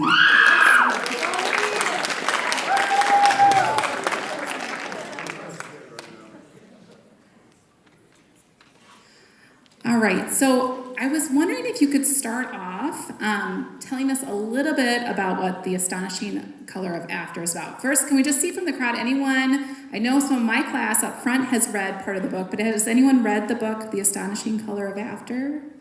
All right, so we've got a few people out there, it looks like, yeah. So if you could tell us a little bit what the book is about, that would be awesome. Yeah, so, oh, this is not on. I thought I turned it on and then, oh, you turned it off. I turned it off. Is it on? Oh, there we go, okay. So The Astonishing Color of After is about Lee, who believes that when her mother died by suicide, she turned into a bird. So Lee is grieving for her mother. This bird comes to her and basically tells her, you need to go to Taiwan. And Lee ends up going to Taiwan and meeting her grandparents for the first time and digging up all of these family secrets, all of this history that she didn't know. The entire book ends up being this way of processing her grief and trying to understand things that her mother never shared with her. Awesome, thanks. Kira from our class is wondering, what was your inspiration for the book? I started writing The Astonishing Color of After in 2010, and back then it was a very different story. I originally began writing it as an ode to my grandmother. So my grandmother was sold as a baby to another family. Her family had too many mouths to feed, and daughters just weren't valued at the time. Thank you, patriarchy. It was considered impractical to have a daughter that you would clothe and feed and raise, and then once she came of age, you would have to pay a dowry to marry her off. The family that purchased my grandmother sold their own daughter in order to have the money to buy my grandmother. And their thinking was that they had a son who, he would grow up and they would want him to be married. And if they purchased a daughter, they could groom her into being the perfect wife for their son. So her adoptive brother was also her betrothed. And she actually, her entire life continued to be friends with Ah Quen, the woman who was sold in order for that family to be able to purchase my grandmother, which is kind of funny. They all lived in this mountain district up in Taiwan called Alipong. So I started, sorry, I have ADHD brain, so sometimes I forget to finish a story. So my grandmother, when she was about 7 years old, her adoptive father passed away very suddenly from illness, and she dropped out of school and became the family's sole source of income. So every day she would wake up at the crack of dawn, she'd climb up the mountain, pick all the tea leaves she could, they would be weighed, she would be paid by the weight, and she'd bring that income back to her family, and that was how they survived. When she finally came of age, her adoptive mother was like, you've been an amazing daughter. You've been an amazing member of this family. Like, what would we have done without you? I know that my son is awful. You don't have to marry him. So she was off the hook for that. And not long after that, a guy came up the mountain knocking on every single door saying, all these years ago, my family sold my baby sister and I'm trying to find her. And that was my grandmother's brother. So he brought her back down to Taipei, where at that point my family had done a 180 with their financials. They had claimed a plot of land, built a hotel, the hotel business was thriving, and my grandmother went to work in that hotel. And the stories just get wilder and wilder from there. So I had started out wanting to tell this story of my grandmother in novel form. So it was historical fiction. It started in 1927 in Taiwan, and I very quickly got super overwhelmed trying to do the historical research, especially as the mountain district I mentioned, Alipong, there was like no information about it. It was such an insignificant little area that there's no photo documentation, there's no records of it. People only know what it's called if you live there. Like, you can't even go on the internet right now and look it up. It just, you can't find anything. And maybe you could say that that's like license for me to make stuff up, but that was just one tiny slice of the pie of like everything I would have to research for the history. So because I got overwhelmed, I reworked the book. I set it so that it was in modern times and it was a teenager today who was getting her grandmother's story for the first time. So that was how I worked on the book for a number of years, on and off. I was just writing it that way. And then in 2014, I lost my aunt to suicide. And it was obviously like an earth-shattering event for my family. It was extremely difficult. And we had all these conversations about how our grief needed to happen. My family is Buddhist, and they were saying, you know, you can't weep audibly for your aunt, because if her spirit can hear you weeping, her spirit will be distracted, will be tethered to the material world, and we need her to, you know, go and journey off and take the best route possible. So they were trying to kind of micromanage how everybody in the family was grieving, was processing all of this, and I got really angry about that. So I withdrew into myself and I started rewriting The Astonishing Color of After from scratch again, because I'd already rewritten it many different ways. I started rewriting it from scratch again, and this time it became about a girl who was processing the death of her mother by suicide. And that was also the point at which it became really magical, and I brought in this red bird. So yeah, that was kind of the origin of the book, and then the more that I delved into it, the more it became me wrestling with, like, you know, my own grief and my own experiences of growing up in a household with a lot of depression, and how to have those conversations and how insidious the stigma can be. So the section we read in class is when Lee first is staying with her grandparents, and her dad leaves her all alone, and so she feels a bit, you know, out of place. But something that Mira wants to know from our class is Lee stays hopeful, and so she wants to know, how did you decide that Lee was to be as hopeful as she is at that point? I don't know that I made that conscious of a decision. I don't know that when I was writing it, I sat down and thought, Lee needs to be hopeful. I think I just wrote from the perspective of, if I were in Lee's shoes, I would want answers. And the only way to get answers is to continue in pursuit of them, in like, just like be relentless. And so I think that what you're perceiving as hopefulness is maybe just my way of being like, you just can't give up, you just have to persevere, you just have to press forward. For my class, Sarah wants to know about your descriptions. She said your descriptions of things are really beautiful, so I'm curious what you think about when writing them. Is there a certain image in mind, or is it just thought while writing? A lot of the time when I'm writing, it's very image-based.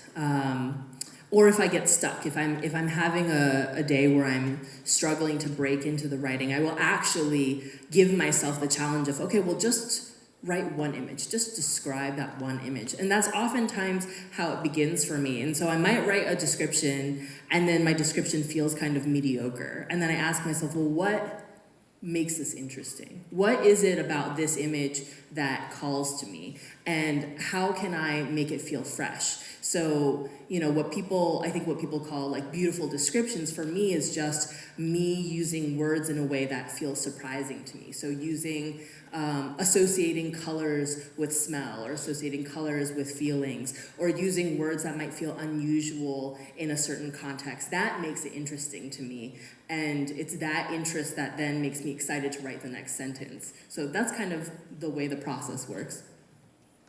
Yeah. Well, in Taiwan with her grandparents, Lee describes some of the food she has. Have you tried the food you included in your book, and why did you decide to include the meals in the story? I tried everything. Everything that's in the book, I have eaten or I ate on my research trip to Taiwan. So I sold the book in 2016, early 2016 was when I signed with my agent at the end of 2015. We sold the book early 2016 to my publisher. The book came out in 2018, to give you an idea of publishing timelines. I booked a trip to Taiwan in 2016 to do research in order to be able to write the book, to like flesh out all the parts of Taiwan. And I ate a lot of food while I was there. So I was like taking meticulous notes, a lot of what I ate, my characters ended up eating, but also a lot of the food in there, I think of food as being really important context. Food is like how we relate to each other. I think about how like my mother, her idea of like an easy default dinner that she's gonna put on the table is gonna be very different than like, what your family would put on the table. And it speaks a lot to how we relate to each other and how we are kind of like brought up in our families. Like, what does food mean to us? What does a snack mean to us? What would we eat when we're sick? What do we identify as comfort food? All of these things kind of become ways of adding color to our characters. So I definitely think food is really important to me in my writing because it serves as this shorthand of like, this is how this family exists. This is how they relate to each other. This is their context. So Nara also has a question about your writing style. Why did you choose to add in all the pinyin of the Chinese words? Oh, the pinyin. Yeah, no worries. Pinyin, which is the romanization of Chinese. I wanted to capture the feeling, and I wanted to show Lee's grasp of the language and her learning the language, and I also wanted to just like really ground it in the experience of the characters.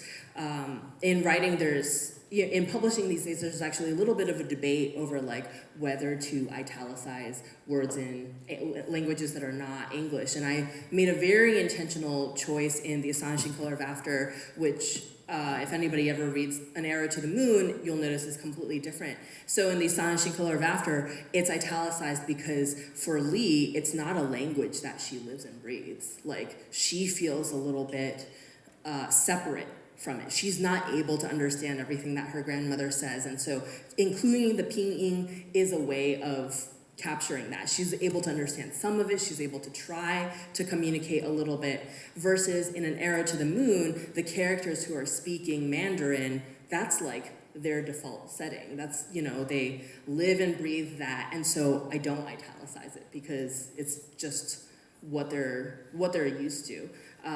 So it's definitely like whenever I put pinyin into my novels, there's a very intentional choice there, like what context, what commentary am I making in terms of the language and how these people interact with each other.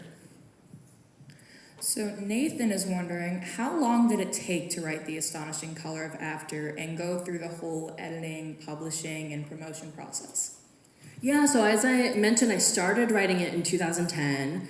I would say I kind of drafted it, drafted nonstop from 2010 through 2011. I took a little bit of a break and worked on something else. I came back to it. I think I worked on it a little bit more in 2012. I was really going back and forth. Like I was working on The Astonishing Color of After. I would do a couple drafts. I would get fed up. Then I would turn to a different novel and do multiple drafts of that and come back to it. So it's hard to pin down the exact time.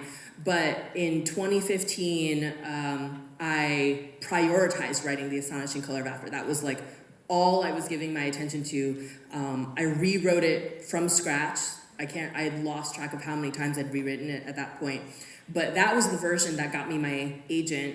In 2016, after I sold the book, I spent all of 2016 and 2017 revising it, getting it ready for publication, and then it came out in 2018. So usually a book is done, sometimes publishers will scrunch the schedules, but most frequently a book is going to be done and delivered about a year before it actually comes out.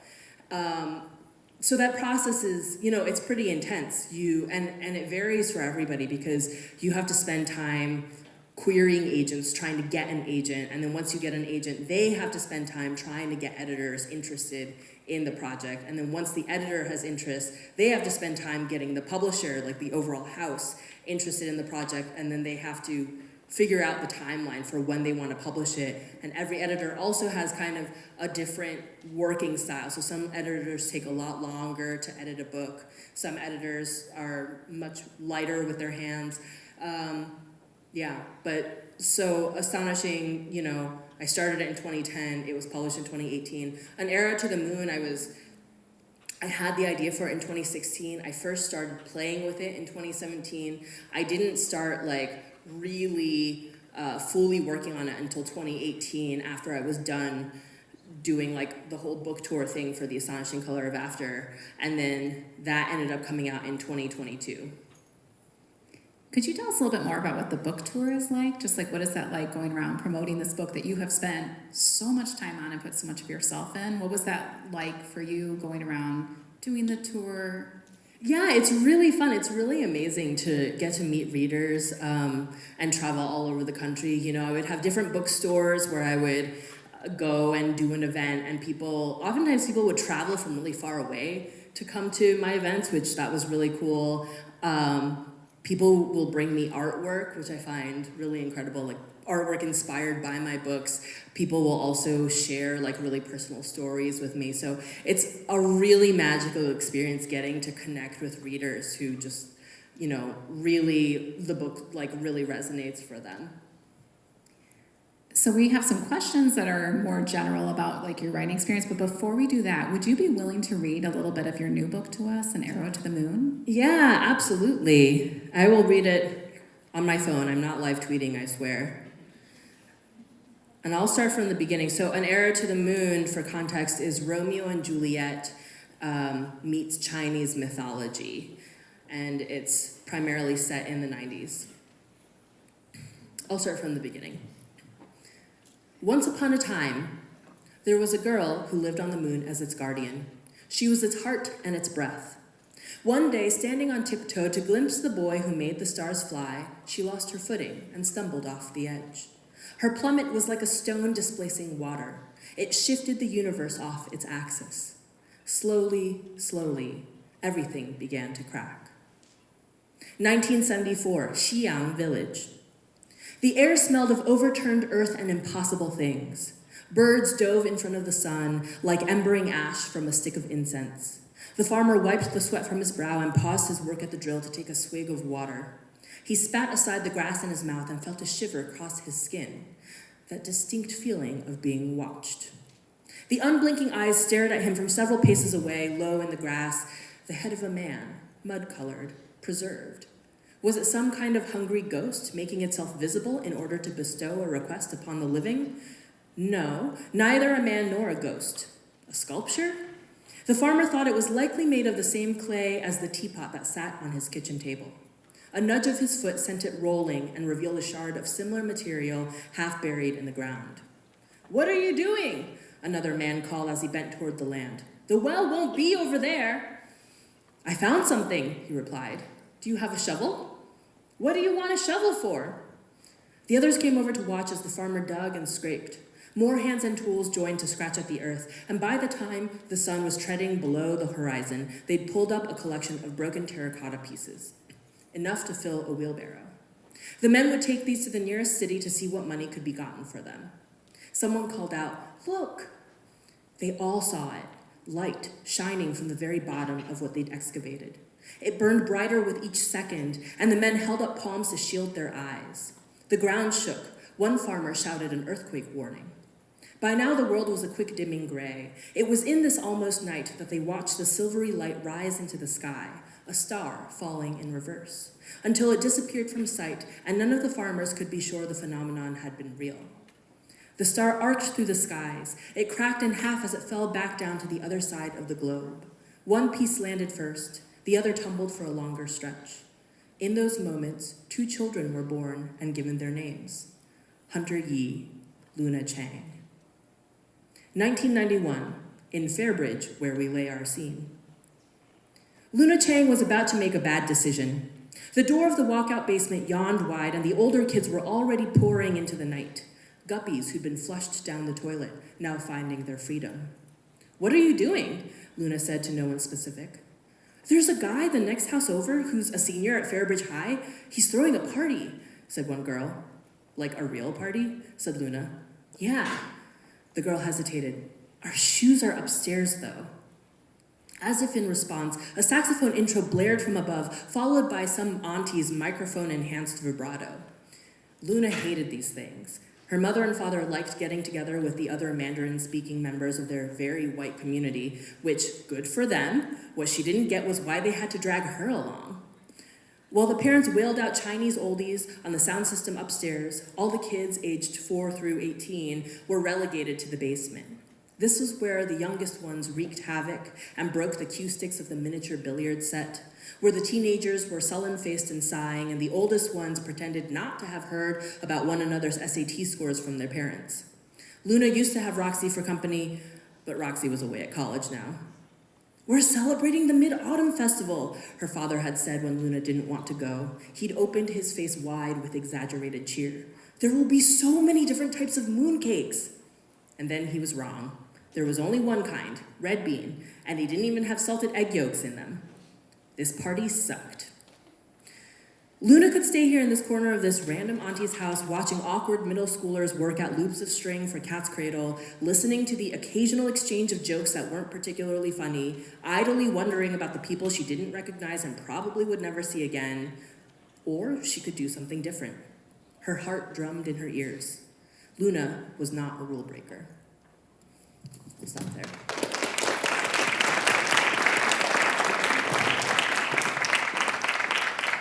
So Andrew from our class was wondering, what age did you really start to get into writing? I started trying to, so I was raised on stories basically from the time I could speak. My mom wrote creative nonfiction in Chinese, and my mom's pretty widely published in Chinese.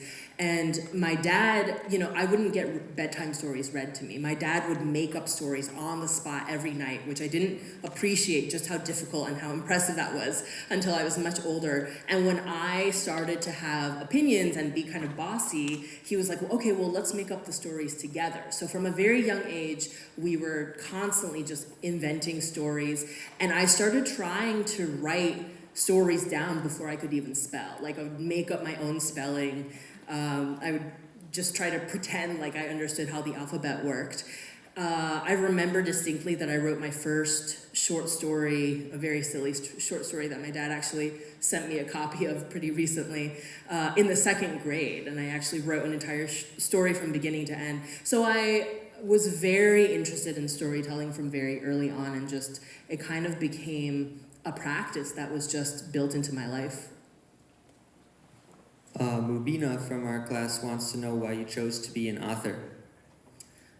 I guess it was just, it was the thing that I couldn't not do, I've had so many interests in my life. I was a really intense musician in high school. I also do a lot of visual art, but writing was just, it's kind of like what I constantly want to be doing. I constantly want to be making up stories and pinning them down.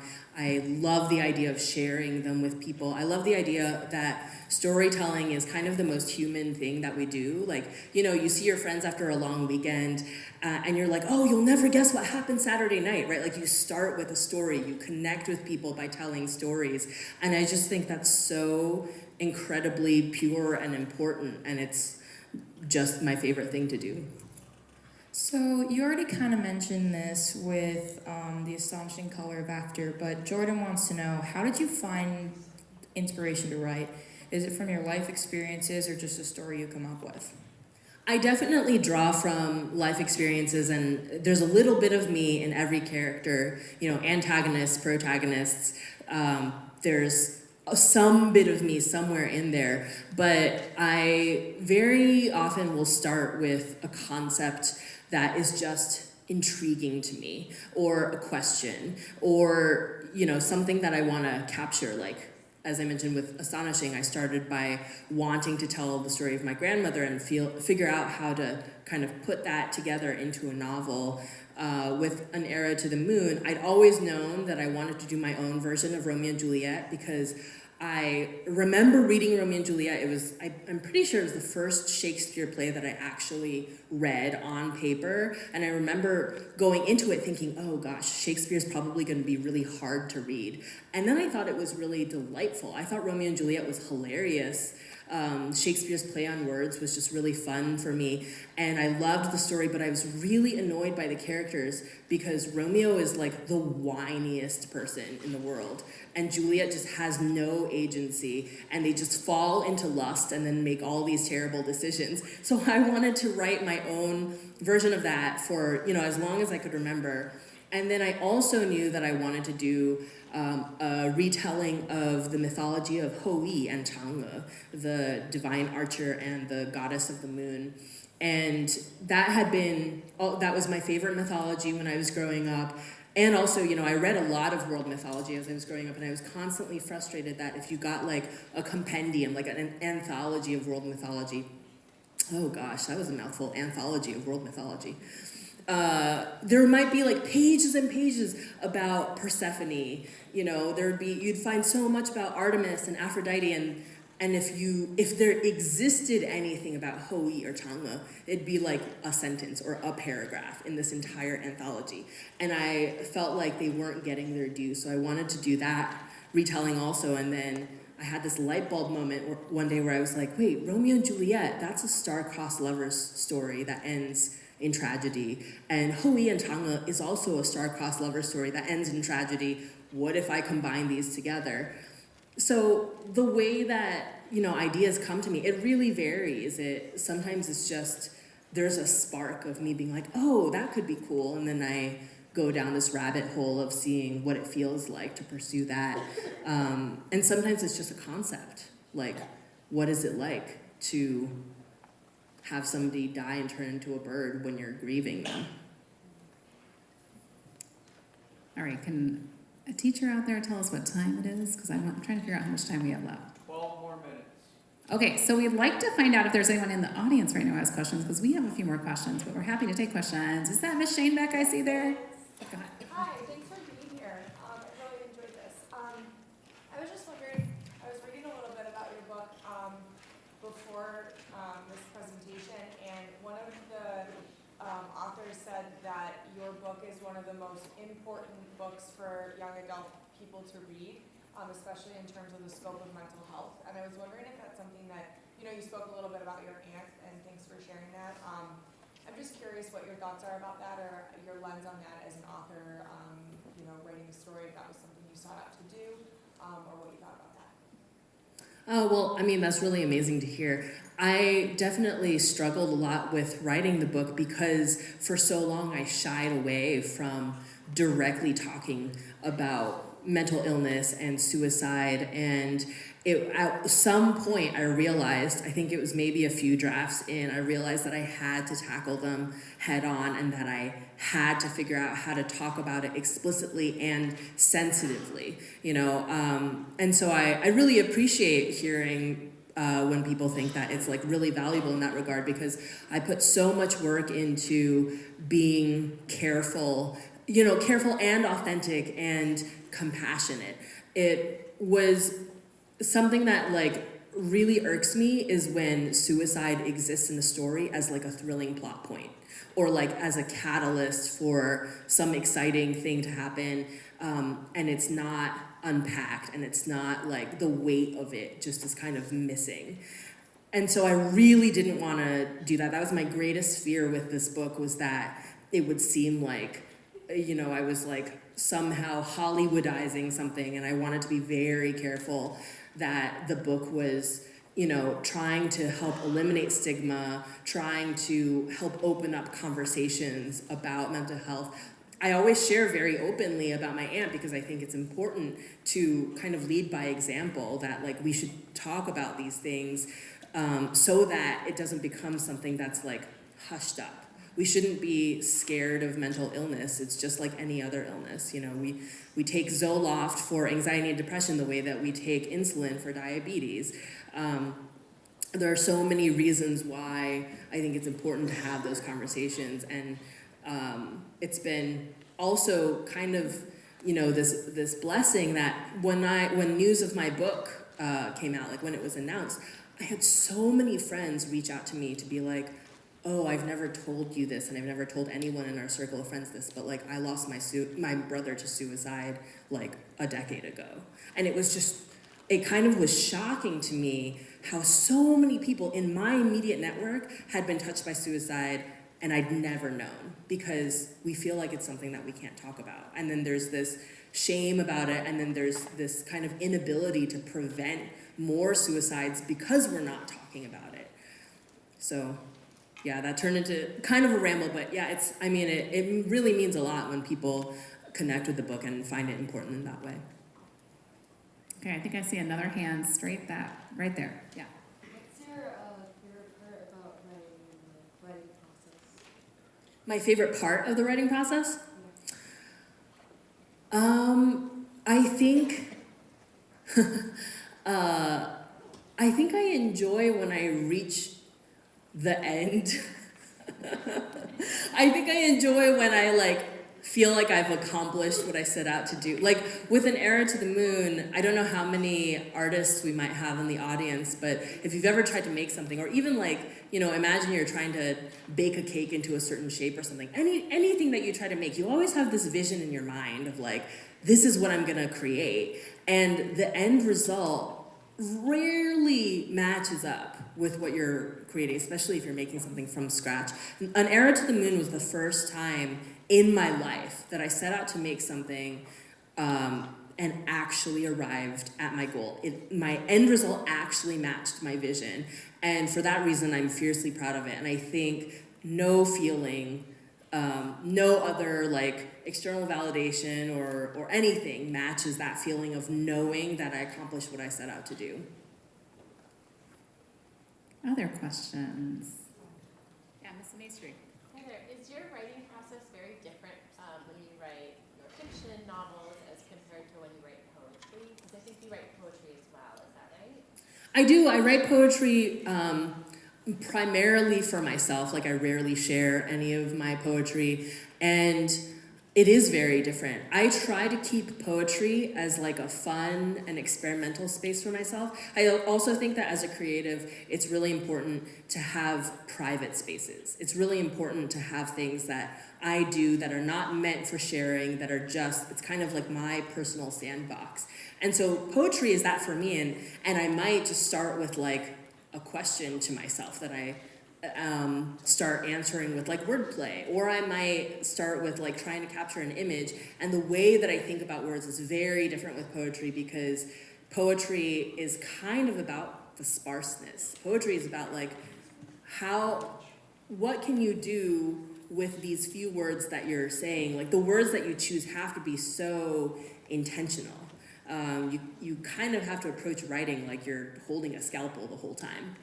Whereas with a novel, I actually let myself be as verbose as I need to be, and I cut it back in revision. I think I cut 100 pages from The Astonishing Color of After in my last draft before sending the final manuscript off. I cut about 100 pages from it. And I still, now, like in hindsight, I think it's too long still.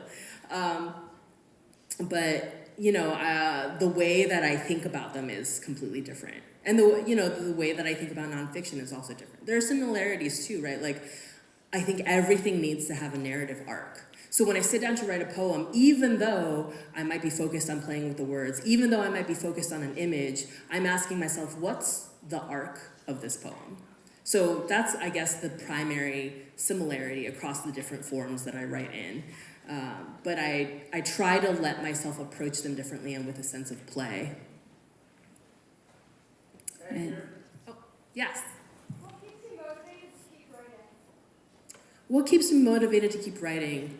I think I have to be interested in the concept and the characters, and then I just have to commit to finishing it, to seeing it through to the end.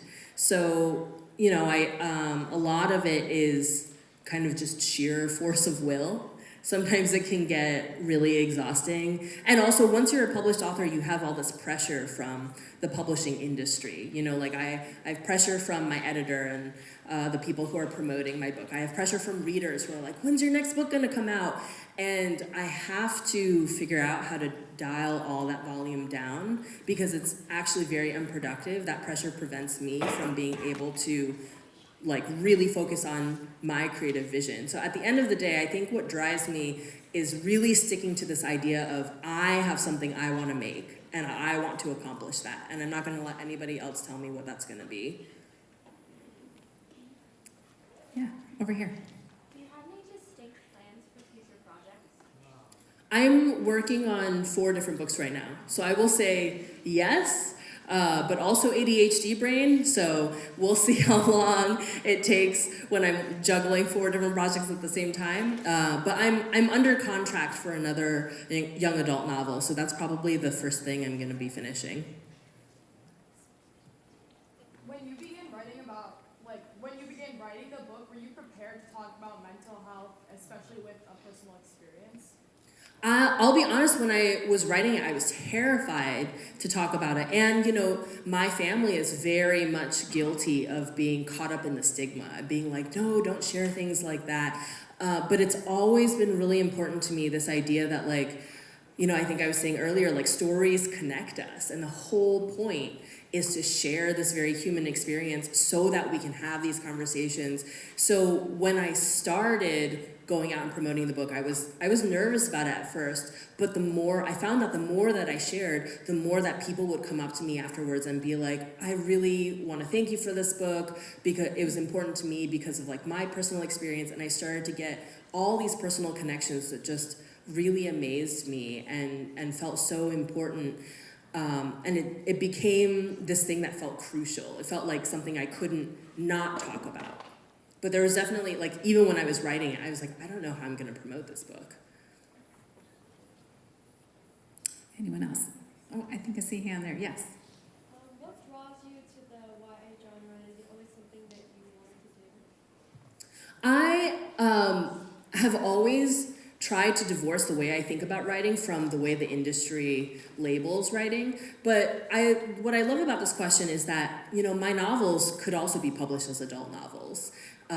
I chose very intentionally to pursue the YA market because I think young adult readers are some of the most open-minded readers out there. And what I mean by that is if you go on social media and let's say you look at Instagram or TikTok and somebody's showing a compilation of everything they read in a month, the people who are YA readers, they read so widely. They'll have a romance novel, a hard sci-fi novel, horror, thriller, and maybe something realistic, all thrown in there. They're reading this varied diet versus we all probably know people who they go to the bookstore and they make a beeline for the romance section or they make a beeline for the sci-fi section and they never leave those aisles, right? So I loved the idea of an audience that was so receptive and so open-minded because my books are weird. When I was trying to publish The Astonishing Color of After, I was like, I don't know how bookstores are going to categorize this book. I don't know how readers are going to respond to it.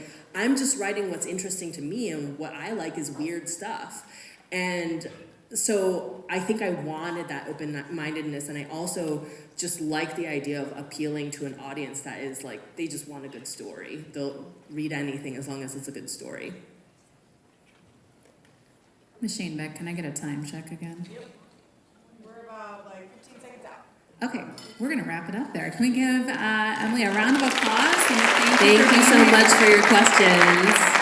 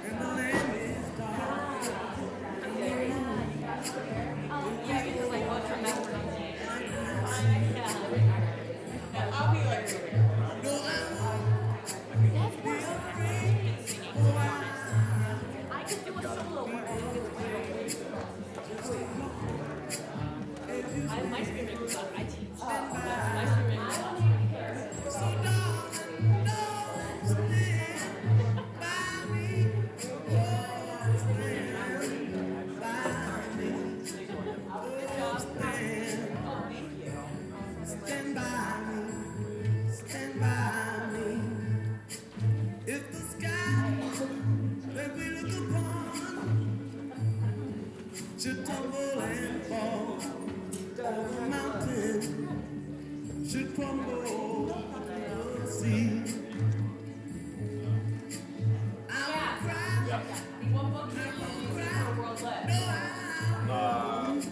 I don't, but I think it's color about As you stand, stand by me. And darling, stand by me. Oh, stand by me. Oh, stand now. Stand by me. Stand by me.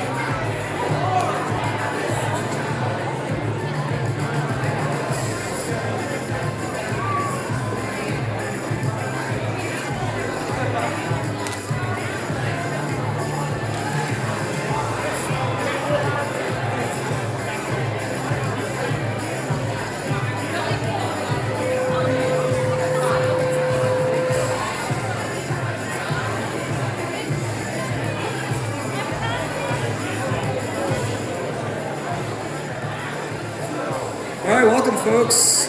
Keep filing in. I know we still got people in the foyer and stuff. You can find your teacher. This is going to be great. It looks like it's going to be a packed house for our last period. I'm loving it. Yeah, find your teacher, find a seat, and we'll get going in just a second.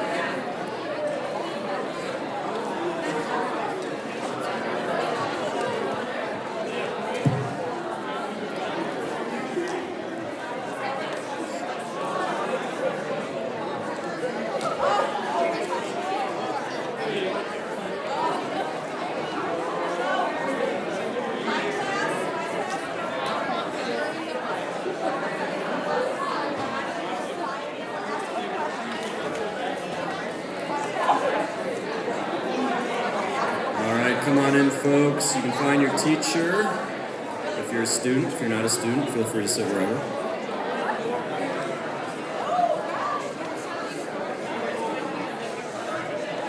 See some students looking around. We got Mr. Ebling front center, Mr. Schmidt front left, Mrs. LeMaistry front left.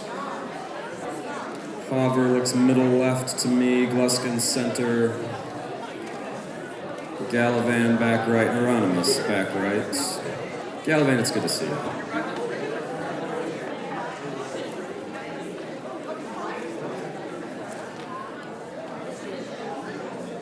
All right, folks, T-minus 45 to spring break. Can I get like a woot woot or something? We've almost made it to our wonderful snowy spring break. Is anyone getting out of Dodge, getting away from the snow? Oh, I hate you. Not really. That's a strong word. I'm envious is what it is. Congratulations. All right, well, let's do this. Welcome back. Thank you yesterday for being an awesome audience. I was actually not here, but I heard you were an awesome audience, so thank you for that. Just a couple quick things, and then we'll get going because it's a wonderful period. First, don't forget, no food. Make sure your drinks have a cap on them, and make sure your feet are not scuffing the seats. We would appreciate it. If you have any garbage on you, but when you leave, if you could take it with you, that would be great. And phones off, please. I see a few glowing screens. If we could put those away, that would be magnificent. Also, if you could please not talk to your neighbor during this, what is going to turn out to be an interview. That would be great. It would help everybody hear, and we'll make sure everybody on stage feels confident, respected, etc. 2 new announcements. Maybe before I get to those, I should just say, everybody that we thanked yesterday, we are still thankful for. I'm not going to list them again, but we appreciate all the efforts, and if you see any of them on your way out of the building today, yeah, you can give them a personal thanks. The round of applause is great. The 2 new quick announcements are these. Number 1, sometime between the end of school today and when you get back to school, which we don't really want to think about now, but we're going to anyway, you will have yet another Google form in your inbox to fill out from probably Dr. Reef or myself, and this is your chance to give us some feedback about Writers Expo moving forward. We're doing our best to do this again next year, and hopefully it continues for the remainder of your LHS career, so to speak. And I want you to think about Writers Expo as a 4-year cycle, so that not every year are you seeing a wide array of individuals, but over the course of 4 years, you're seeing a wide array of writers. But if you have an idea as to what would help you with this event in the future, feel free to let us know. And if you yourself would like to present your writing next year, also let us know, because those who do on that Google form basically get first dibs, essentially, next year when we start going through the process, okay? But announcement number 2, if you're not quite ready yet to get behind a mic and share your creative endeavors, then there is another outlet, Slant of Light, our literary arts magazine, which, by the way, if you have not yet seen, upon exiting the auditorium today, you will notice a few newspaper racks that actually have the Literary Arts magazine on it. We have a bunch of copies still available, probably enough for almost every single one of you in the auditorium right now. Feel free to grab a copy, it is free. But if you would like to submit your work for this year's publication, poetry, creative nonfiction, fiction, whatever it is, you still have time. April 1st is the deadline. And if you're also not quite ready to put your name on your work, we do accept anonymous submissions. Okay, so just kind of keep that in mind. But let's get going. We do have a fantastic student writer today. Please put your hands together for Katie Griffin.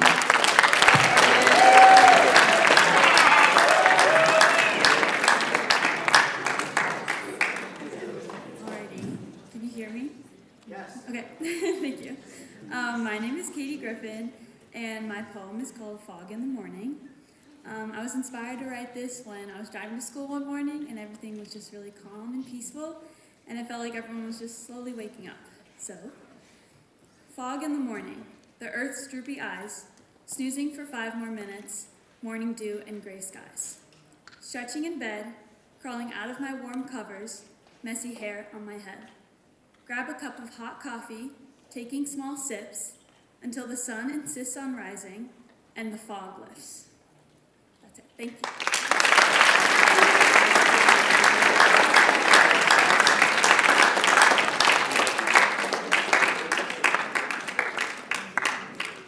It's not easy getting up here and sharing your work, that's for sure. Katie, was it worth it?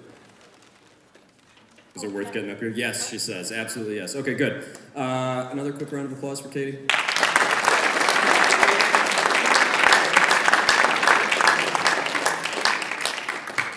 All right, we have a very special treat today. This might be the most special treat in Writers Expo history. I know we'd have to go back into the annals of time and see, but it would certainly be in the running. Our guest today is the New York Times best-selling author of The Astonishing Color of After, which was not only longlisted for the Carnegie Medal, but was named by Time magazine as one of the 100 best YA books of all time. Her latest novel, An Arrow to the Moon, was an instant national bestseller and featured on NPR's Best Books of 2022. She is currently on the faculty of the creative writing programs at the New School and Vermont College of Fine Arts. Please give a warm LHS welcome to Emily X.R.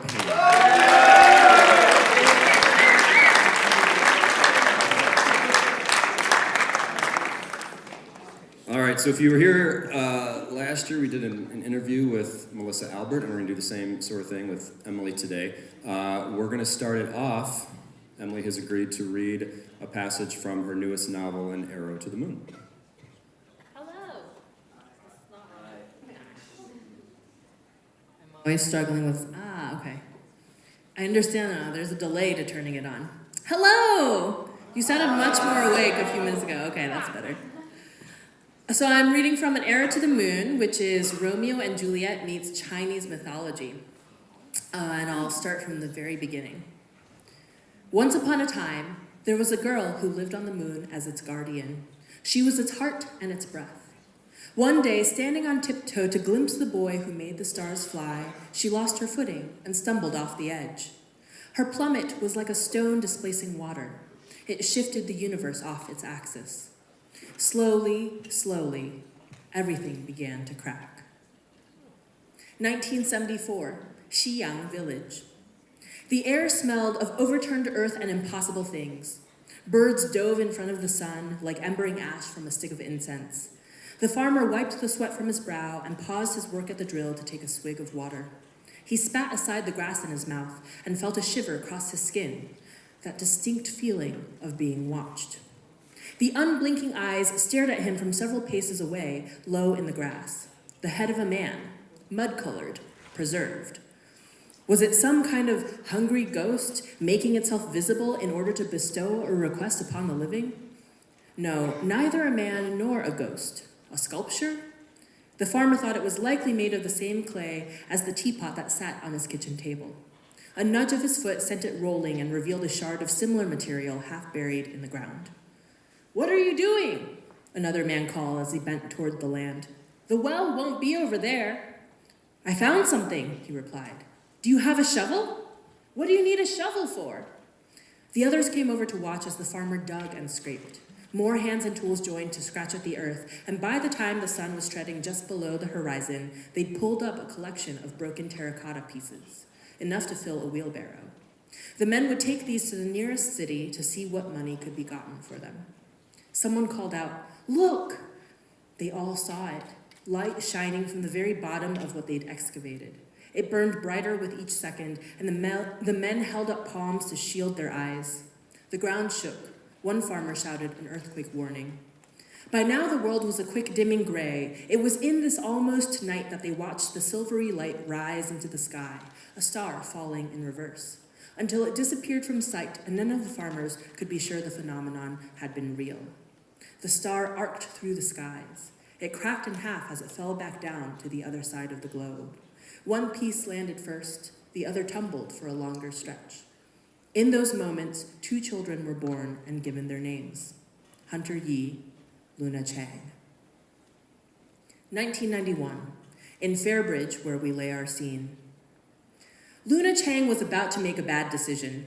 The door of the walkout basement yawned wide, and the older kids were already pouring into the night, guppies who'd been flushed down the toilet, now finding their freedom. "What are you doing?" Luna said to no one specific. "There's a guy the next house over who's a senior at Fairbridge High. He's throwing a party," said one girl. "Like a real party?" said Luna. "Yeah." The girl hesitated. "Our shoes are upstairs, though." As if in response, a saxophone intro blared from above, followed by some auntie's microphone-enhanced vibrato. Luna hated these things. Her mother and father liked getting together with the other Mandarin-speaking members of their very white community, which, good for them, what she didn't get was why they had to drag her along. While the parents wailed out Chinese oldies on the sound system upstairs, all the kids, aged 4 through 18, were relegated to the basement. This was where the youngest ones wreaked havoc and broke the cue sticks of the miniature billiard set, where the teenagers were sullen-faced and sighing, and the oldest ones pretended not to have heard about one another's SAT scores from their parents. Luna used to have Roxy for company, but Roxy was away at college now. "We're celebrating the Mid-Autumn Festival," her father had said when Luna didn't want to go. He'd opened his face wide with exaggerated cheer. "There will be so many different types of mooncakes." And then he was wrong. There was only one kind, red bean, and they didn't even have salted egg yolks in them. This party sucked. Luna could stay here in this corner of this random auntie's house, watching awkward middle schoolers work at loops of string for Cat's Cradle, listening to the occasional exchange of jokes that weren't particularly funny, idly wondering about the people she didn't recognize and probably would never see again, or she could do something different. Her heart drummed in her ears. She was not a rule breaker.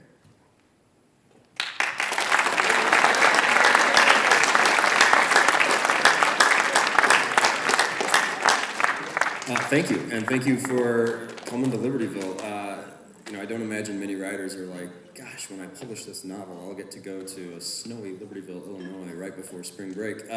So maybe, I'm curious about this question. Where else has your writing brought you that you would never have been able to go if it wasn't for your writing? Oh gosh, I mean, I've been able to go all over the States, but most excitingly, I've gone to Singapore twice for writing festivals, so that's been pretty cool. I definitely love getting to travel and getting to meet readers. Okay, so if you haven't guessed, right, we're doing the interview style thing here. We are going to get to audience questions as soon as we can, I promise.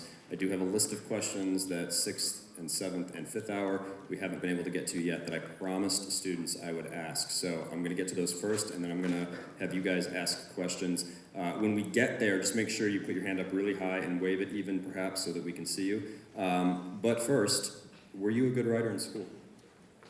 Well, I like to think that I was a good writer in school. I think writing was something that I was always especially interested in.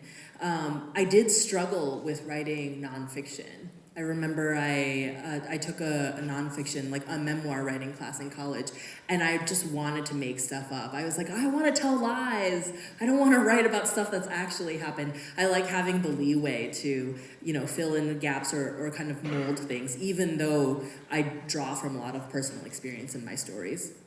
So a number of students at LHS have read The Astonishing Color of After. In my class, we read Precious and The Tricks We Know. The Only Tricks We Know. The Only Tricks We Know, right. And then we read, the poem that you sent as well. And one of the debates we were having is whether or not you would consider yourself to be a writer of magical realism, or if it would be considered more fantasy. So it's kind of a complicated question because magical realism is actually a genre born specifically out of the oppression and colonialism of Latine people. There's a fine tradition of it looking at like Luis Borges and Gabriel Garcia Marquez. And I think it's really important to acknowledge that if a book is not kind of written with that same spirit, like as a direct response to colonialism, then it feels to me almost like I shouldn't call it magical realism. And so, I end up my books tend to be weird. Like everything I write has a little bit of magic or something, unusual baked into the world as we know it.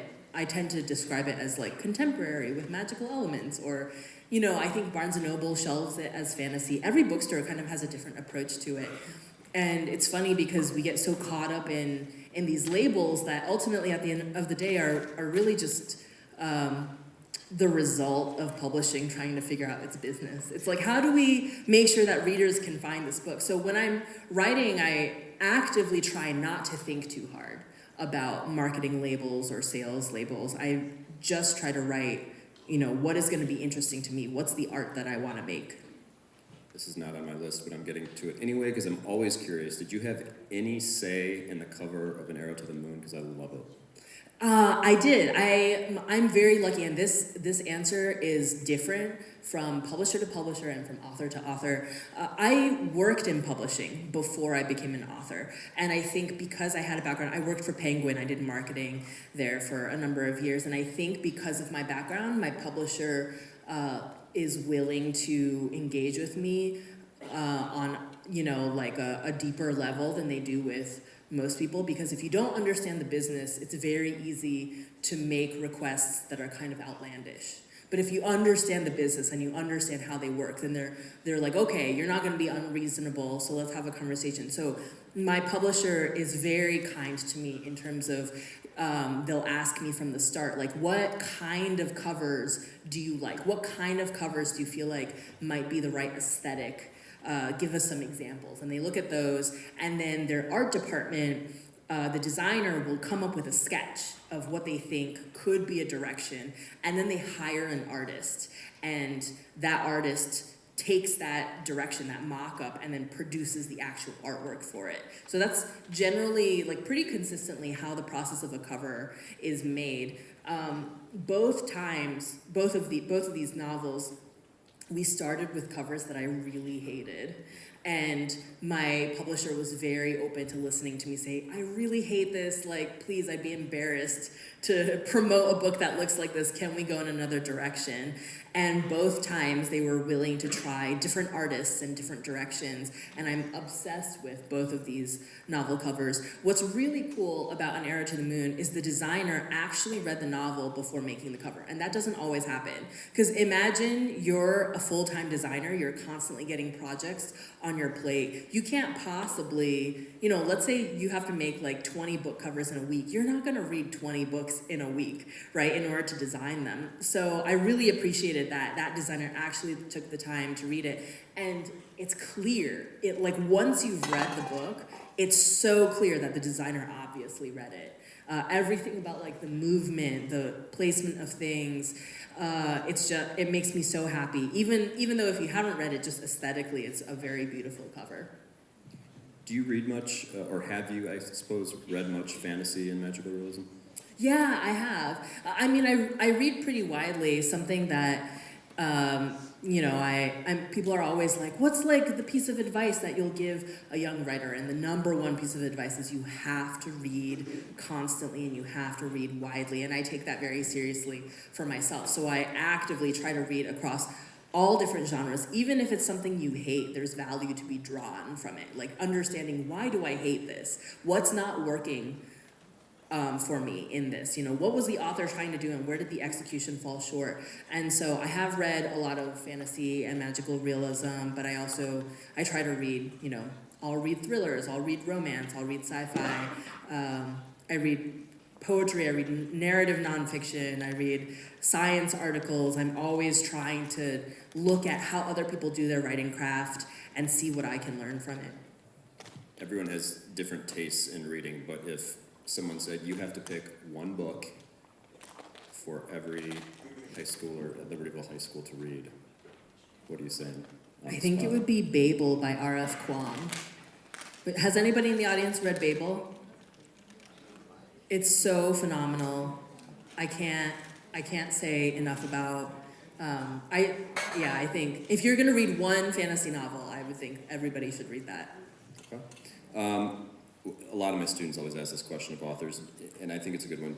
Do you ever get writer's block? I'm assuming at some point you do. More so, how do you overcome it? I think writer's block is a function of anxiety. And so I'm constantly trying to interrogate, why do I feel anxious about writing right now? And it's usually this fear of like, oh, it's not gonna be good enough. Oh, I'm not gonna go in the right direction. Oh, I'm not gonna, do the right thing. Or like, oh, what if I end up not writing anything at all today? And then that becomes kind of debilitating and you get yourself stuck in this cycle. It's rare that I have writer's block because that's like not related to anxiety. If I can like let that go, then I can just sink into it. And so oftentimes I'll give myself a prompt. I might say, okay, what's just one image that I'm gonna describe? That's all I'm gonna do right now. I believe so strongly in breaking the creative process down into bite-sized pieces. If you think, for example, about like the Great Wall of China and how giant it is, it's so sprawling, it's overwhelming to think about laying all of those bricks, all of those stones, cutting them, assembling them. All I can think about is what's immediately in front of me. So I'm not laying an entire path today, I'm just laying the next few bricks. And that's how I have to think about writing. And so I try to give myself prompts that really make it manageable. I'm just going to write this one scene, this one conflict, this one conversation. If I am still having trouble getting into flow state, I actually have a practice of writing longhand. So I have a notebook that is dedicated to each novel that I'm working on. And I purposely allow myself to be disorganized with this notebook. So it might have like me journaling questions about that I'm trying to work through. It might have free writing in it. It might have actual chapters in it. It might have doodles that are related to the novel. It might have like kind of miniature outlines of certain scenes in it. But it's just a notebook that's meant to be messy, that's devoted to helping my brain ease into the creative process. And so oftentimes, if I'm feeling stuck, I will ask myself the question, why am I feeling stuck? And I literally journal like I'm having a conversation with myself, and I do it longhand because you access a different part of your brain when you're writing longhand versus when you're typing. And that often allows me to free myself up. And the fact that I'm allowed to be as messy and disorganized as I want in this notebook takes all pressure off, right? Like when you have the blank page, you're like, oh, I need to fill this page with genius. How am I gonna do that? But when you have a notebook it's all just like scratch paper, then it takes away the pressure. So I'll fill that notebook and I'll journal until I have inspiration that strikes, and maybe I'll start writing a line of dialogue, a line of description, and then when I feel that starting to flow, then I switch to the computer. Or like I'll type up what I've just written and use that as a kind of like launch point, and I'll revise what I've written longhand or whatever. But I have this practice of going back and forth to kind of shake things free. I'm realizing now this next one might be kind of the opposite of that. One of my sophomores, Aryaman, wanted to know, so at what point or how do you know when you've gotten to the point when you're like, okay, this story is complete?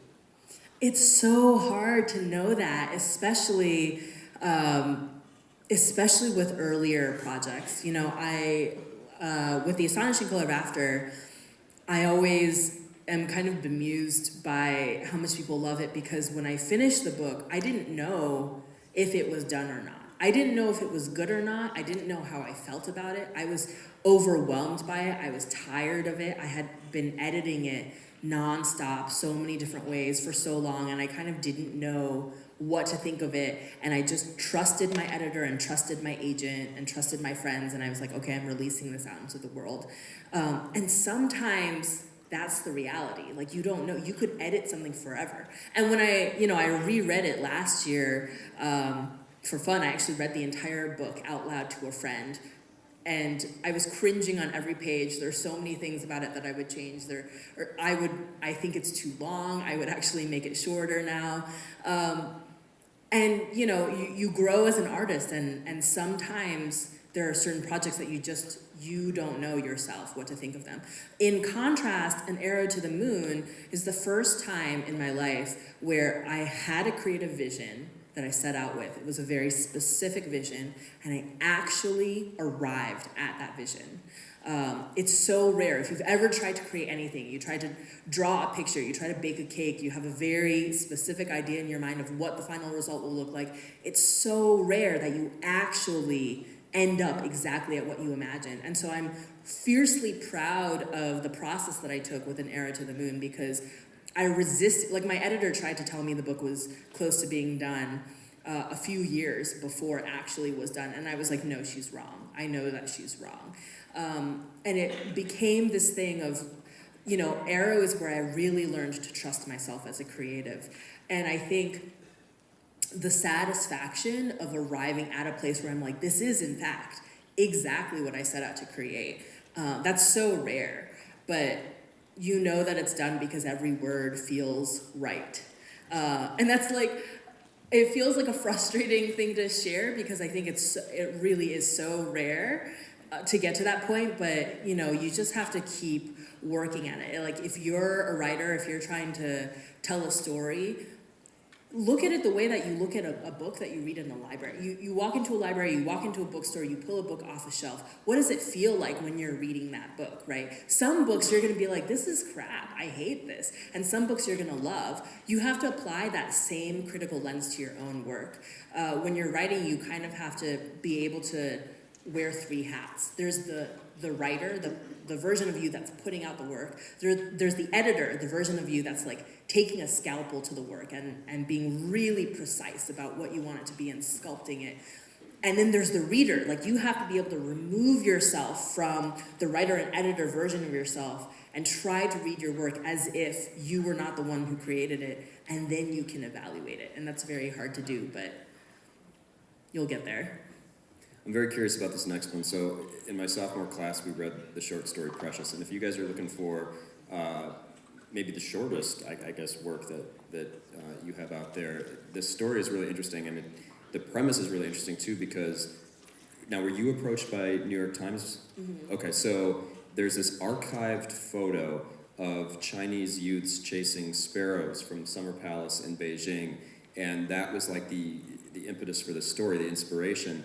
And my student Riley wanted to know, and I echo this question, how did you go from that photo to the situation that the protagonist finds herself in? And maybe we need to set up what the situation is, but yeah, how did that happen? I think, what happened was the New York Times came to me and asked, we're in the process of digitizing all of these film photos from all of these decades, and we're doing a project where we ask writers to create a short story based off of one of these photographs. So they gave me a few photographs to pick from, and that was the one that was the most interesting to me because it was the weirdest. I wanted to write something weird. And you know, going back to this idea of when I start writing, I often start with an image. I thought to myself, what is happening in this photo? So the picture is like, you know, these young people have like, they have like brooms and things up. They've got like, you know, a piece of clothing raised up almost like a scarecrow. They're like trying to scatter these birds that I guess are being a nuisance. And it just looks very odd. It almost looks like some kind of ritual that they're doing, or, you know, and they have these like bright smiles on their faces. It's almost, if you think about it as them, I don't know, making like an occult sacrifice of some sort or whatever, then it becomes really disturbing to be like, why are they smiling like that? And so that was the thought in my mind. And then I started by thinking, okay, well, what are these birds that they're scaring off? And what is this reaction? And then, I don't know, it occurred to me that maybe the birds could be something kind of supernatural. And so it was kind of working backwards from there. Like the image kind of ends up being the end point in the book. And yeah, I love writing based off of prompts like that because they'll surprise even me. And that's what I think is most interesting about writing. But I didn't have like a concrete idea in mind. I kind of just started with one image after another, and then it became this story about like a relationship. My personal recommendation is to go find the story online. Again, it's called Precious. And then when you get to the end of the story, think about what Emily's about to say. Do you consider it to be a happy ending, that story, or I don't even know how to categorize it?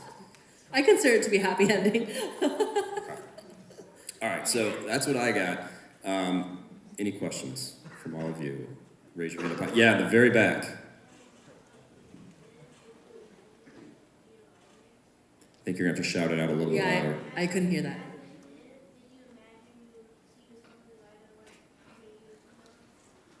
Like, did I? Did you imagine yourself to be a writer like how you are now? I definitely dreamed of being a writer. I never imagined that I would be as successful as I have been. I feel really fortunate.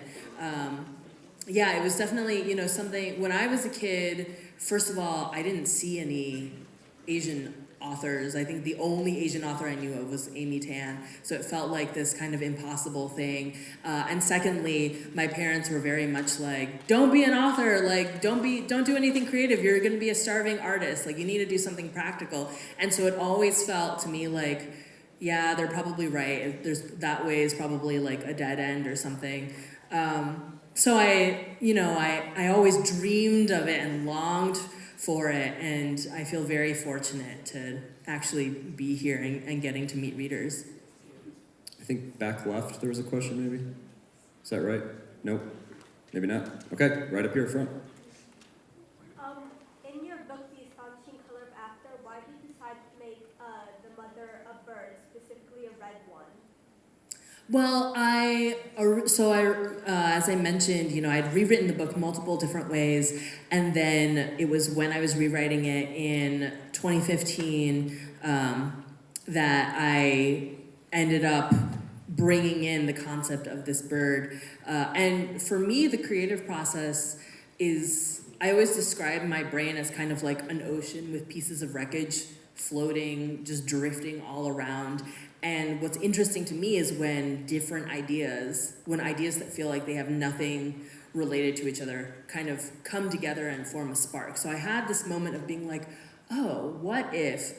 I'd always wanted to write a story about somebody who turns into a bird, and I didn't know how that was going to manifest. I didn't know what age category it was going to be, if that would be like a picture book or something, or if it would be something silly. I had the thought of, what if somebody turns into a bird? That idea gets merged together with this person who's grieving over the death of her mother. So that was how it first came about. And then the more I wrote, the more it made sense to me. My family is Buddhist, so the Buddhist ideas in the book come directly from my family. And, there's this thought of, after somebody passes away, there's up to 49 days of limbo before they journey on to the next thing. And the next thing might be, reincarnation, or it might be the Buddhist equivalent of heaven or the Buddhist equivalent of hell. My family is Mahayana Buddhists.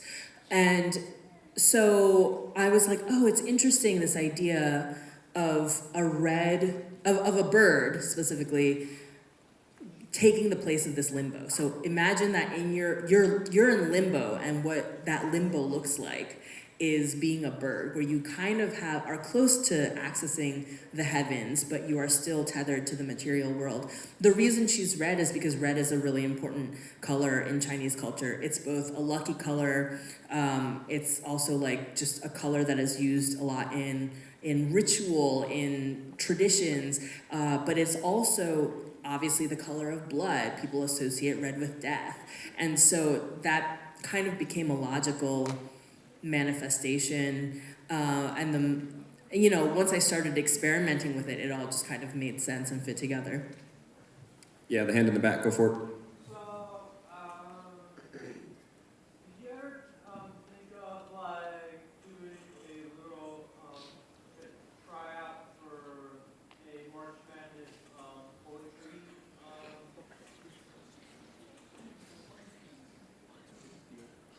A tryout for what? You do write poetry, right? Yeah. So have you ever do like this thing called March Madness poetry? I think I'm not familiar with what you're talking about, but it sounds really cool. But most of the time when I write poetry, it's purely for myself. For a while, I was actually challenging myself to try to write like a poem a day, and it's a different way for me to play with words and for me to think about like, you know, how do I communicate when I have so few words? How do I capture an image or capture an idea? Okay, I want to make sure I'm looking everywhere here. Hands. Okay, I don't see anything. I was going to ask you earlier, what's like just the best piece of advice you have for high schoolers? The best piece of advice for high schoolers, huh? I think honestly it would be, and I kind of touched on this earlier, but in the context of writing, I think it's really important to have fun with whatever you're doing. I think there's a lot of pressure constantly to try to find the right path, right? Like you've got to find the right college, you've got to figure out the right major, you've got to figure out the right hobbies, the right sports, you got to take the right classes, and I think that all of that pressure to like do the correct thing is really overrated. I think that you really need to prioritize enjoying things and understanding why you enjoy them and understanding what calls to you, what sparks you, what makes you excited to get up and do something. Did I miss a hand? Yes. What is the hardest part about being a writer? I think the hardest part is the writing. It's something that like, if I don't make myself do it, nobody's gonna sit down and make me do it. You know, when I was working a corporate job, I would have meetings and deadlines. I'd have people calling me up to be like, help me figure out this thing, it's urgent. But when it's writing, like I set my own schedule, I have my own deadlines. Like my editor could give me a deadline, but that is always movable. And it's ultimately up to me. Like I have to commit to storytelling. I have to commit to this thing that I love doing so much. And sometimes the fear of like, am I gonna be able to make this into what I want it to be, that can take over. And that's very hard to combat also. Ms. Schoenbeck? Yeah, you spoke a little bit about how difficult it was to write about, kind of weave mental health into your story in another period. How did you go about writing about like such a sensitive topic of suicide and mental health and like the process of the character going through the grief process and coping with that? I did a lot of research, and what I include in research is primary research. So I actually interviewed psychologists, and I interviewed child psychologists. I talked to people who had also lost family members to suicide, and I tried really hard to be careful about my language and the concepts and the ideas that were presented. I wanted anything that might be like a problematic thought on the page to be unpacked for the reader. I wanted to address the stigma head on. So like, my characters they're also guilty of being affected by the stigma, and I address that directly. Like I present that as an example in the book of how people will realistically respond to things, but then try to unpack it so that people can start to understand, oh, this is why we need to talk about this and have these conversations. It was, a process that was really terrifying. I was so worried about treading wrong, about, not being compassionate enough, not being sensitive enough. There were so many scenes where I went back again and again and examined the language. I would look at things to be like, is this too triggering? Does this like lack sensitivity? Is this too much in one way or another, but also what actually reflects the truth of the experience? Like how can I balance both? When you have to do that kind of research for your books, I know you said you were under contract for another one with your current publishing company. Are you having to do that traveling on your own dime, or are they covering it? Or oh no, they don't pay for that. I pay for my own research and my travels. When my publisher gives me a contract and I get paid like my first chunk, I always reserve some money in order to do that. I consider it part of like the operating expenses. there was a hand in the middle here. Yes. What are some good writing tips? Some good writing tips. So in addition to reading as widely as possible, I think you just have to actually sit down and make yourself write. There's this really great quote by Ira Glass that I love where he talks about the creative process and how you start out making something because you have impeccable taste. You know what's good, you know what you want to make, and the only way to start making work that reflects what you want to make is to do it again and again. For the longest time, there's gonna be this huge gap between what you want to make and what you actually produce. And only by repetition, only by forcing yourself to sit down, write something from start to finish, figure out how to edit it, again, start to finish, will you start to incrementally bridge that gap and reach the point where your writing feels good and you feel like you're producing what you want it to be.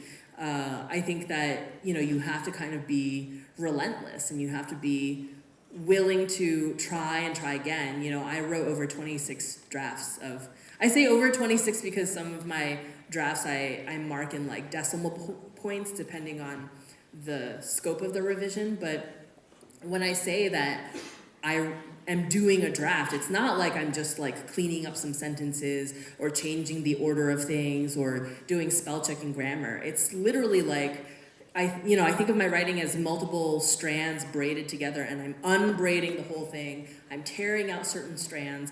I'm writing new strands, putting in new material, rebraiding the whole thing back together. It's like a very laborious process and you can't be afraid of it. You have to embrace that process. Do you save your old drafts on a computer? Oh yeah, I have all of the drafts I've ever written. Yes, on the side here. I'm not 100% sure how to ask this, but like, how did you gain confidence and like yourself as a writer to quit your corporate job and pursue writing like only as your only income? I did something that I don't recommend, which was I actually told my boss I was quitting my job before I even had an agent.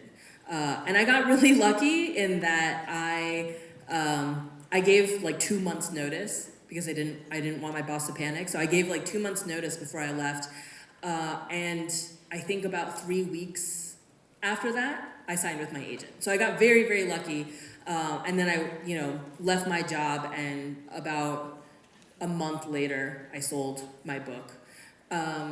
That's very lucky and I don't recommend it, but the reason why I did it was because I had saved up a lot of money and I was depleting myself. I was, at the time, I was working a full-time job. I was running my own magazine that I had founded. I was writing full-time. I was also teaching yoga. And all of these things combined, I realized that my corporate job was my lowest priority and I was slowly destroying my health. So I made the decision to quit because I had additional side income. And I knew that it would be a risk, but it felt worth it to me. And I had a plan for it. Like I continued to do some like freelance marketing once I left that job. So I had a plan for if this doesn't work out and I have to go back, like I can go back to the corporate world, but I did that because I needed to free up some brain space. Time for one more question. Yeah, ready? What's your favorite book? What's my favorite book? Well, earlier I mentioned Babel by R.F. Kuang. I would also say Circe by Madeline Miller is one of my favorite novels. Okay, one more. Yeah, right here. Who's your favorite author?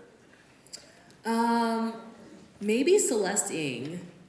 I think she's really great. She wrote Little Fires Everywhere and Everything I Never Told You and Our Missing Hearts. They're all excellent. Another one. Yeah. What's your? Yep. Over there. Yep. Have you ever used like AI or ChatGPT to help